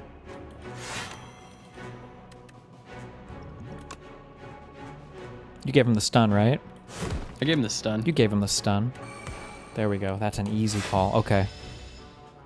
Give me my... Okay, 21. Pfft, this guy. 21. What a clown. Okay, wait. I got stuff for us. You want a vuln? Wait, oh shit, I'm kind of scared. I should pommel strike first. No, yeah, just in case. Okay. There we go. I'm sorry, Bash. Hold on. Holding. Okay, we need a vuln, right? Yep. Okay. I can do 14 damage this turn. Okay, hold on. I did 21 now. Hold on, I'm cooking.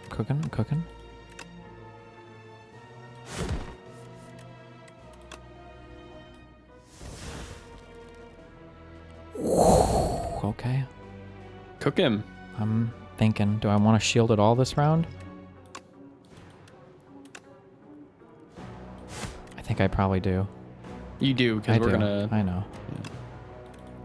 Ooh, that dismantle I'm not playing though.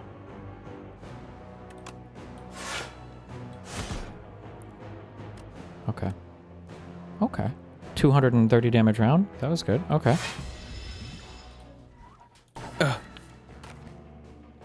No damage? Okay, 13. Not bad.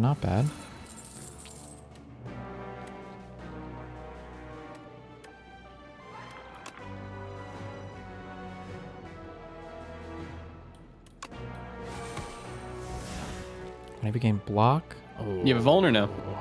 I don't. Moot, I don't think so. That's fine. It's not fine. Deal 7 damage. We can block this turn. So stone armor will help me, right?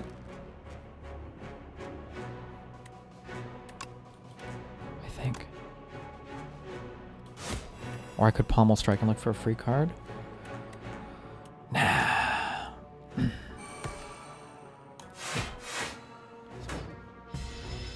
Ooh, that's gonna hurt a little. That's okay, just a little bit. That's just a little bit, okay. That's just a little bit. Ooh, that does not look like it's nice. Okay.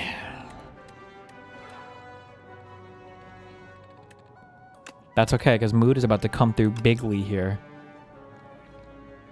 Right? Yeah. I'll weaken him. Okay, you know we take those.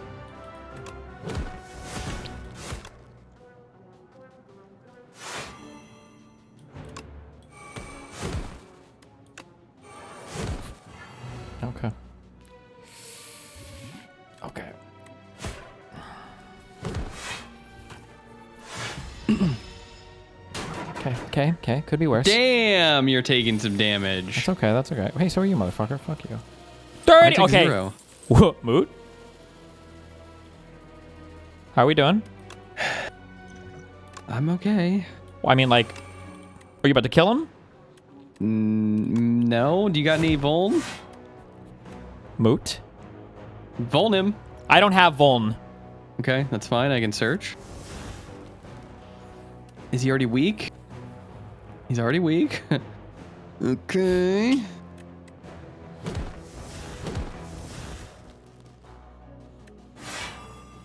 Should I bother stomping him? I don't even know if that helps.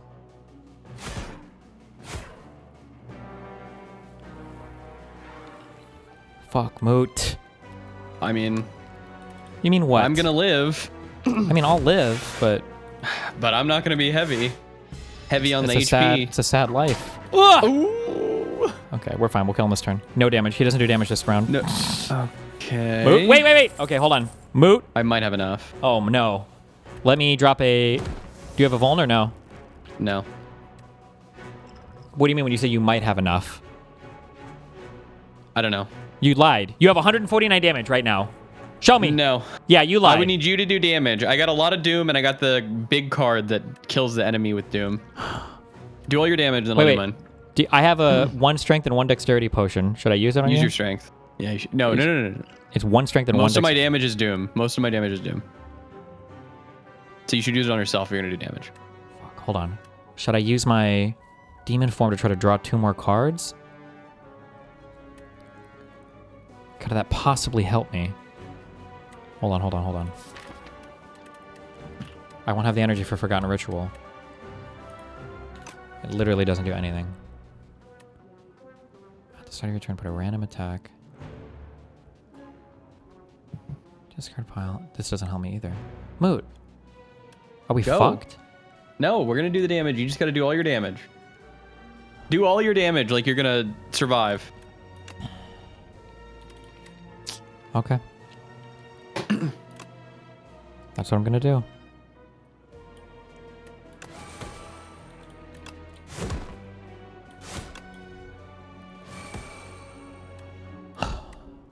That's it? Moot! Okay. Wait, I have +1 strength if you need it. Will it help? Give it to me. Yep, give it to me. I mean, we might as well. Wait, why can't I use it? Wait, cancel. Hold on. Throw it on me.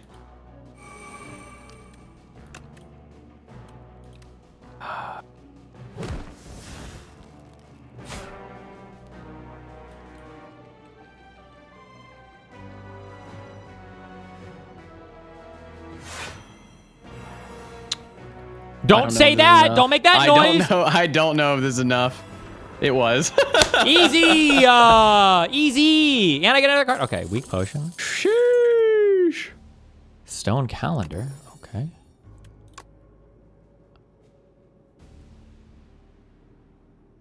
Oh my god, another power? Yeah, add another card to the deck. That's what we fucking need. Okay, let's go. Okay, wait. Go left. Left? Yeah, you don't think we can take the boss on the right? No, I don't think so.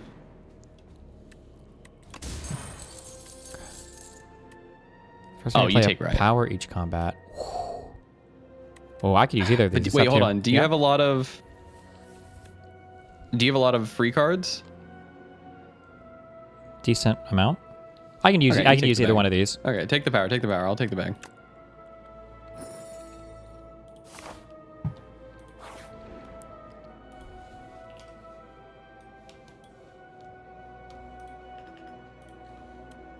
Oh! An academic is trapped in a hanging cage next to a treasure chest. The academic is muttering about one-time use keys while fierce right now. Looks like the cage. Okay. Oh, the cuck cage. Unlock the cage is going to be cinema. Unlock I get the 2 cage. suns in a row. Obtain history curse. At the start of your turn, play a copy of your last played attacker skill. That's what you're getting? Yeah. Do we both have to do it or no? Play a copy of your last played attacker skill. That's actually not really that amazing. I guess it could be. Wait, whoa. What? 2 You random independently choose relics. yes on this one. It's a collaborative event. This one you yes, have to... vote on a path everyone will take. Oh, well then if it's that, then you have to. Okay, yeah, unlock the cage. There's a collaborative event, vote on a path everyone will take. Yeah, you gotta unlock the cage.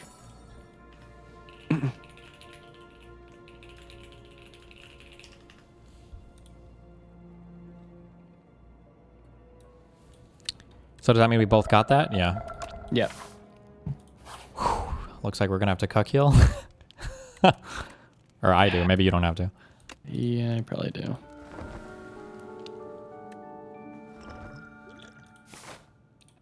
Okay, we're about to get the sickest question mark events, Mootin. Oh yeah, the whole way. Ooh. Obtain 2 random relics. Wait, whoa. Well, you choose your own. Oh, okay. I only have Stone to get rid of Calendar is at the Vizura. end of turn 7. Deal 52 damage to all enemies. Turn 7, though. We're gonna hit turn 7, but it's. I mean, that one's not that great. Or I could just trade a weak potion for a random relic. Yeah, trade a weak one. Yeah? I think so.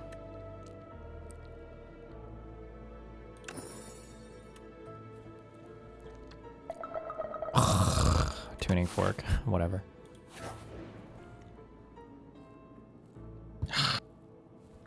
This fucking sucks. Create a custom card. Why do you mean it sucks? I get another card! That's awesome! Okay. It's because they fucking suck. Well, what's better, power or an attack?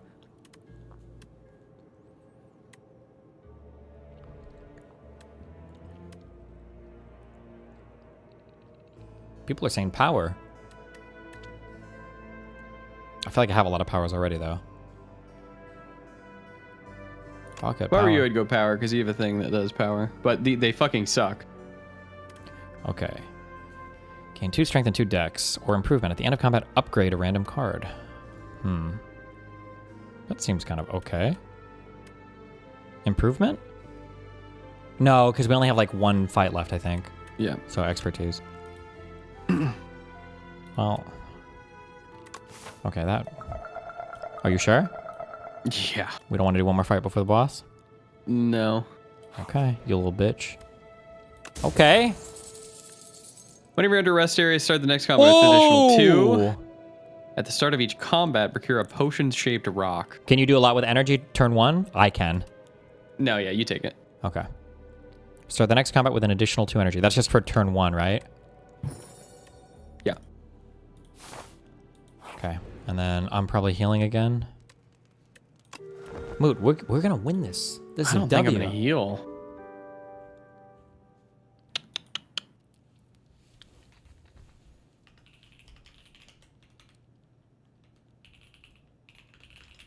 Oh man. Should I heal? Just don't die. You're at 48 to 57. Well, I mean, what upgrade card is gonna help you that much?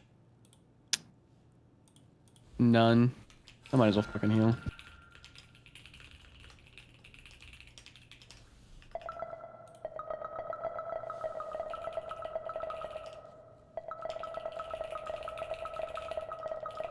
Are you serious right now, dude? Let's fucking go. Okay, this one's pretty cringe.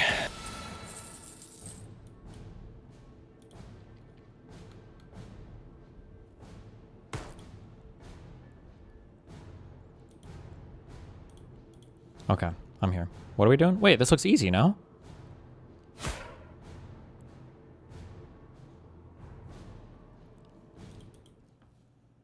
Okay.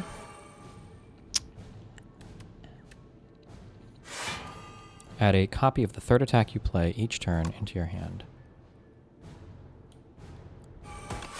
I want another Molten Fist.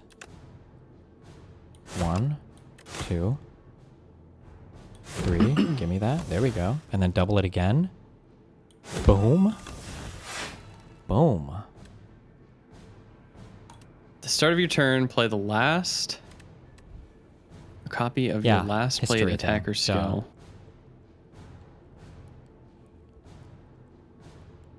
I probably want defend at the start of your turn. Got it.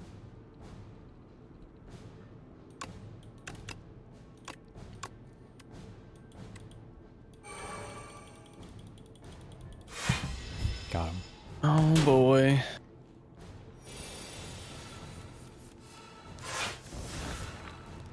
Wait, did it play my attack like I wanted it to? Hello? Wait, history course. At the start of your turn, play a copy of your last played attacker skill. Oh, wait. It was a block, wasn't it? Fuck! Fuck! Fuck! I hate my life. Fuck! Okay.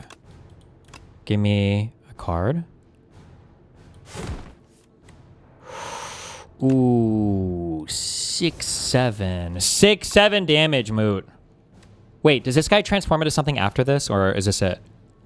So as you kill him, he reveals his like true form, and then you have to fight that in between this. Yeah.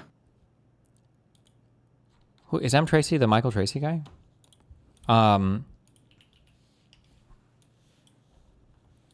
Okay, so I should use powers then. Can you? Yeah. Can I what? Can you apply any weak to him? I think I can. It's fine.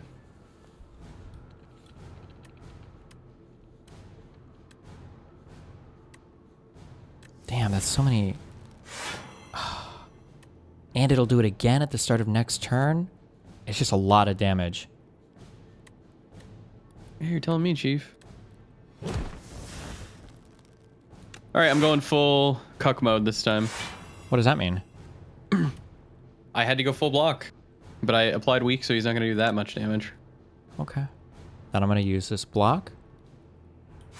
And then I'm going to do this big guy.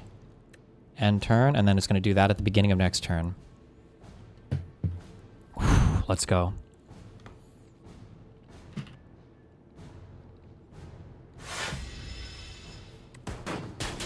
Weak. Okay. And then start the turn and do... Is it going to do the thing? Player turn? Yep. There it is! Okay. Sorry. I didn't mean to scream. Okay, okay, okay. Oh my god. Can I get some... Whatever you want to draw. Okay, okay. Vulnerable? Apply vulnerable. Draw 2 cards. He's already vulned. I know, but I'm trying to... I could draw... I need... 1, 2... It would be 1, 2, 3. Oh no, it would be 1 and then 2 cards. I'm trying to draw a Forgotten Ritual. If I'm praying for a Forgotten Ritual, do you think I'll draw it? No.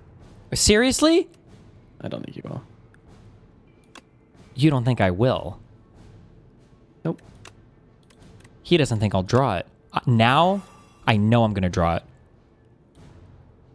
Come on. I know I'm going to draw it. Okay, come on. I know I'm going to draw it. You actually cucked me so fucking hard. And I hate you for it. I hope you know that. Handle it. Oh wait, can we kill this guy? Wait. Give me a thing. Dude, you... Oh, no. No fucking damn. You fucked us, Moot. You're really gonna take 20 damage off of this It's shit. because you didn't believe. You fucked it. You literally just needed to believe. I hate you. Doesn't matter. We're gonna win anyway. Oh my god. That's okay. No, that was actually really good, I think. What do you mean? We took 20 damage. Wait, that was actually really bad. Wait, why did you change that easily? Because I drew my whistle this round. Is that bad? Oh yeah, it doesn't feel very good. Okay.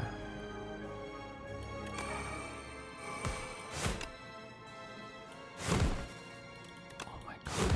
I'm stomping this guy. Wait, we don't have any vulns on him? Mootin? I don't think I whistle him, chat. I think I just go luck of the What draw. wait, and what does wait for whistle? What does whistle do? It would stun. It would stun an enemy this round and next. But He's if already- I stun him, yeah, he's already stunned.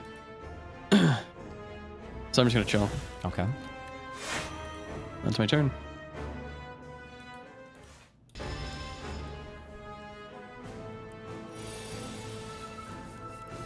Okay. There we go. Come on, whistle. 23. Give me an exhausted card. I just need some card to exhaust. Okay. Pommel Strike. Hold on. An exhaustible card, please. Are you serious? Okay, one more Pummel Strike. An exhaustible card. Oh, okay. Give me a Vuln. Do you need a Vuln, Moot? Hold on. I don't need it. I'm just wondering if you're gonna do it. I don't know yet, but I'll look for one. Hold on. I'm gonna look. I'll wait for you. I'm gonna look. Ooh, well, yeah, okay. Oh, I got one. You need it? If you want to. I do want to.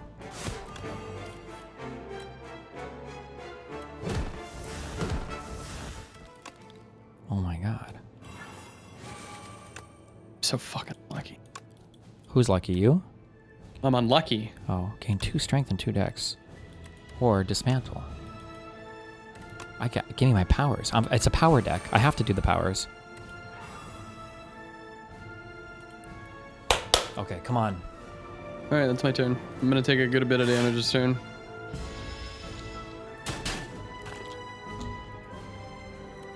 Come on, whistle! Give me the fucking whistle, man. There we go. Alright, Steve, we're good. Why? Now I whistle, because I stun him this round and the next. So don't worry about any armor this round.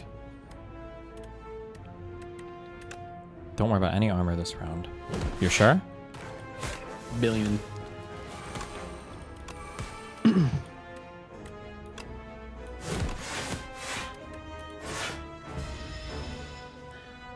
Okay.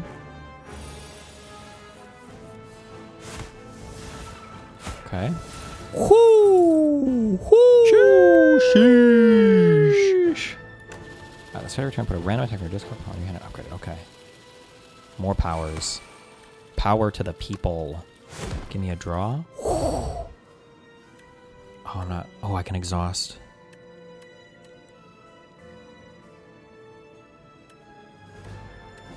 Oh, 3 strength. Oh, that's just for this turn.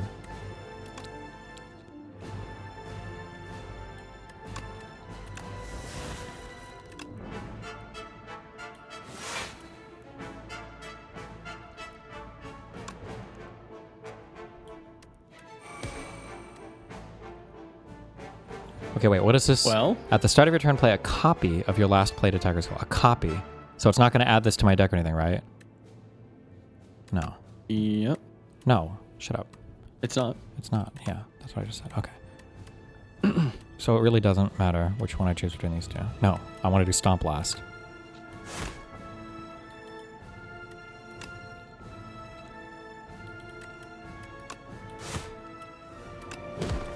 This is going to be played, I think, because of the thing I have.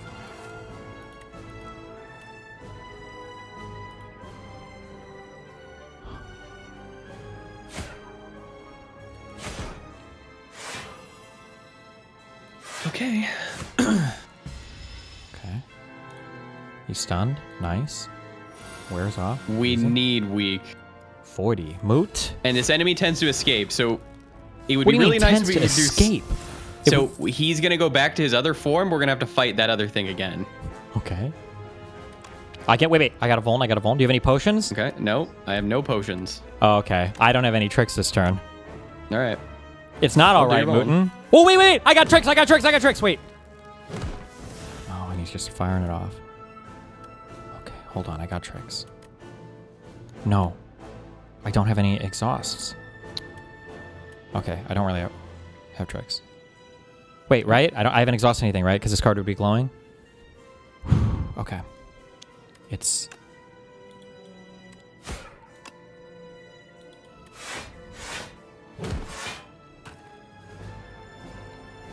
Are you shielding this turn? Yeah, I shielded up. Fuck. Is it even worth me shielding? I mean, do you want to take 40 damage? As opposed to If you taking can- 14, I would take 26 damage. Is it worth it? How much damage can you do? Probably about 100. Oh, I would do the 100. No, I'm just kidding. I just lied. Oh, no, wait. It would be 66 plus 167? 50, 15. It'd be about 81 damage, I think.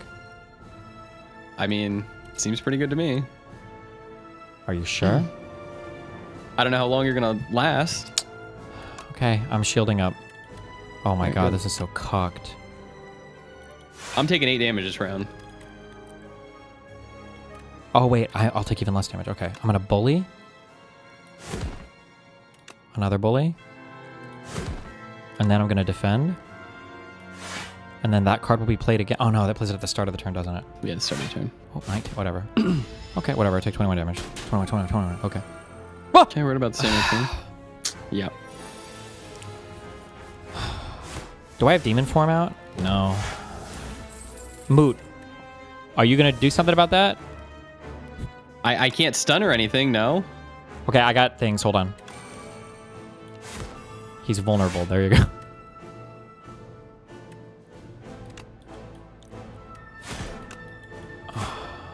I mean, that's all I got for you. This one's not looking good, Moot. No, it's not. Jesus. Sheesh. Sheesh. 17.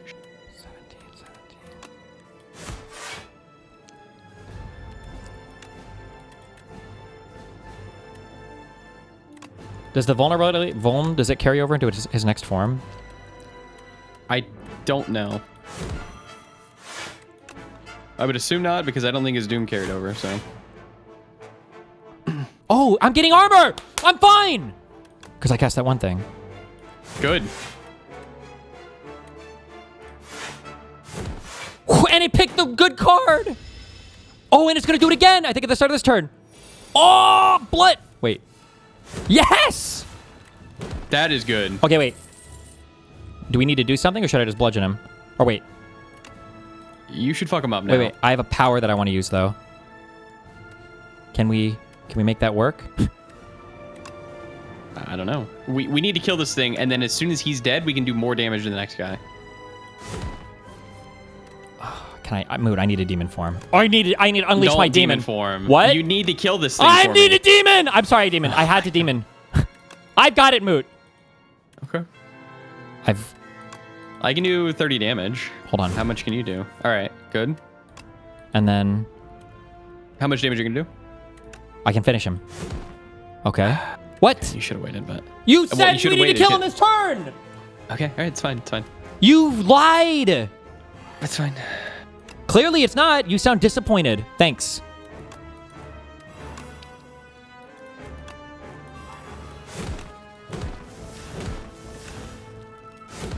Hold on, I'm cooking here. I'm cooking.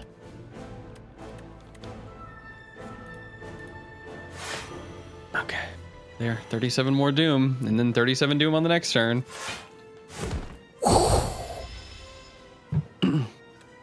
Okay.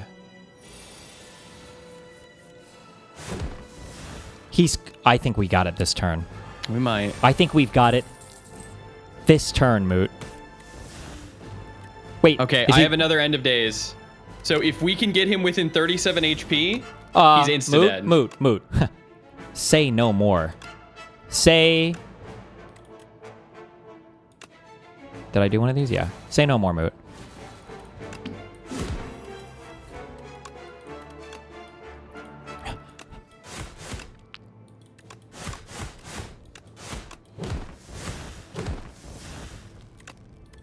No, I think he's dead. I think we win. Yeah, it's GG. We just can't lose. Trimble. It's just an easy run. And they doubted the 53 card deck. They doubted the 53 card deck.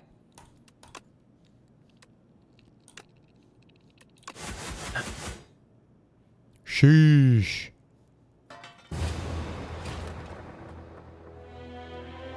$1,220 damage. How much did you do? Yep. Same.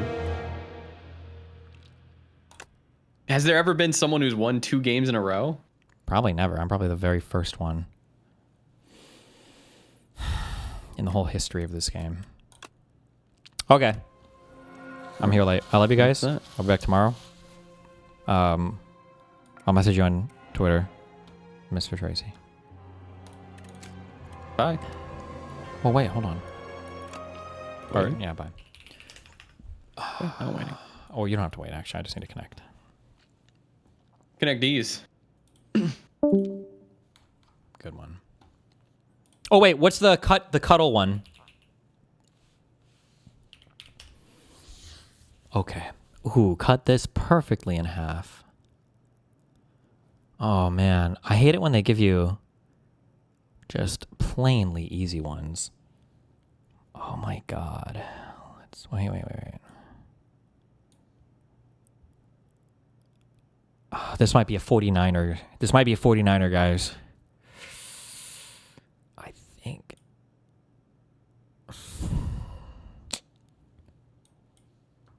Close enough. I don't care. Okay.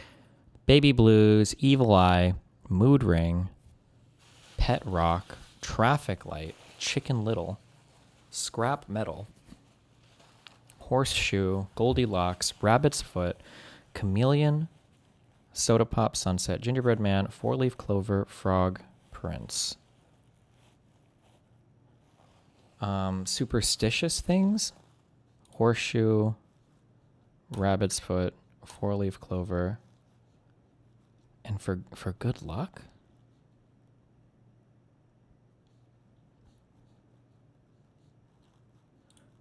That's no. These are like characters and fucking whatever bullshit, right? Yes! Okay, hold on.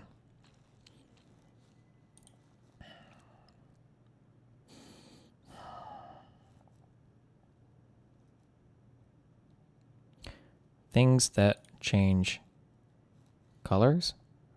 Traffic Light, Chameleon, Mood Ring, and Sunset? Baby Blues, Evil Eye, Scrap Metal. Oh my God.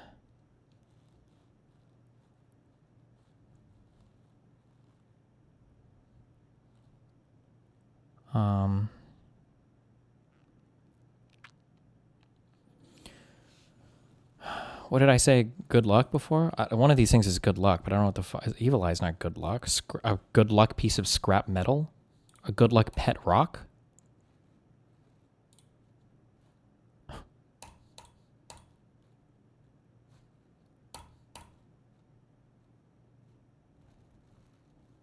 What things that people are superstitious about? Like a four-leaf clover, rabbit's foot. Those are good luck things, right? Isn't a horseshoe... Is it good luck? Isn't that like on the machine? Okay, what is the other thing? Baby Blues, Soda Pop. Oh shit, wait, I'm like fucked. What? I don't know what the fuck the evil superstitious things? Wait, did it have to be Pet Rock because I switched off that?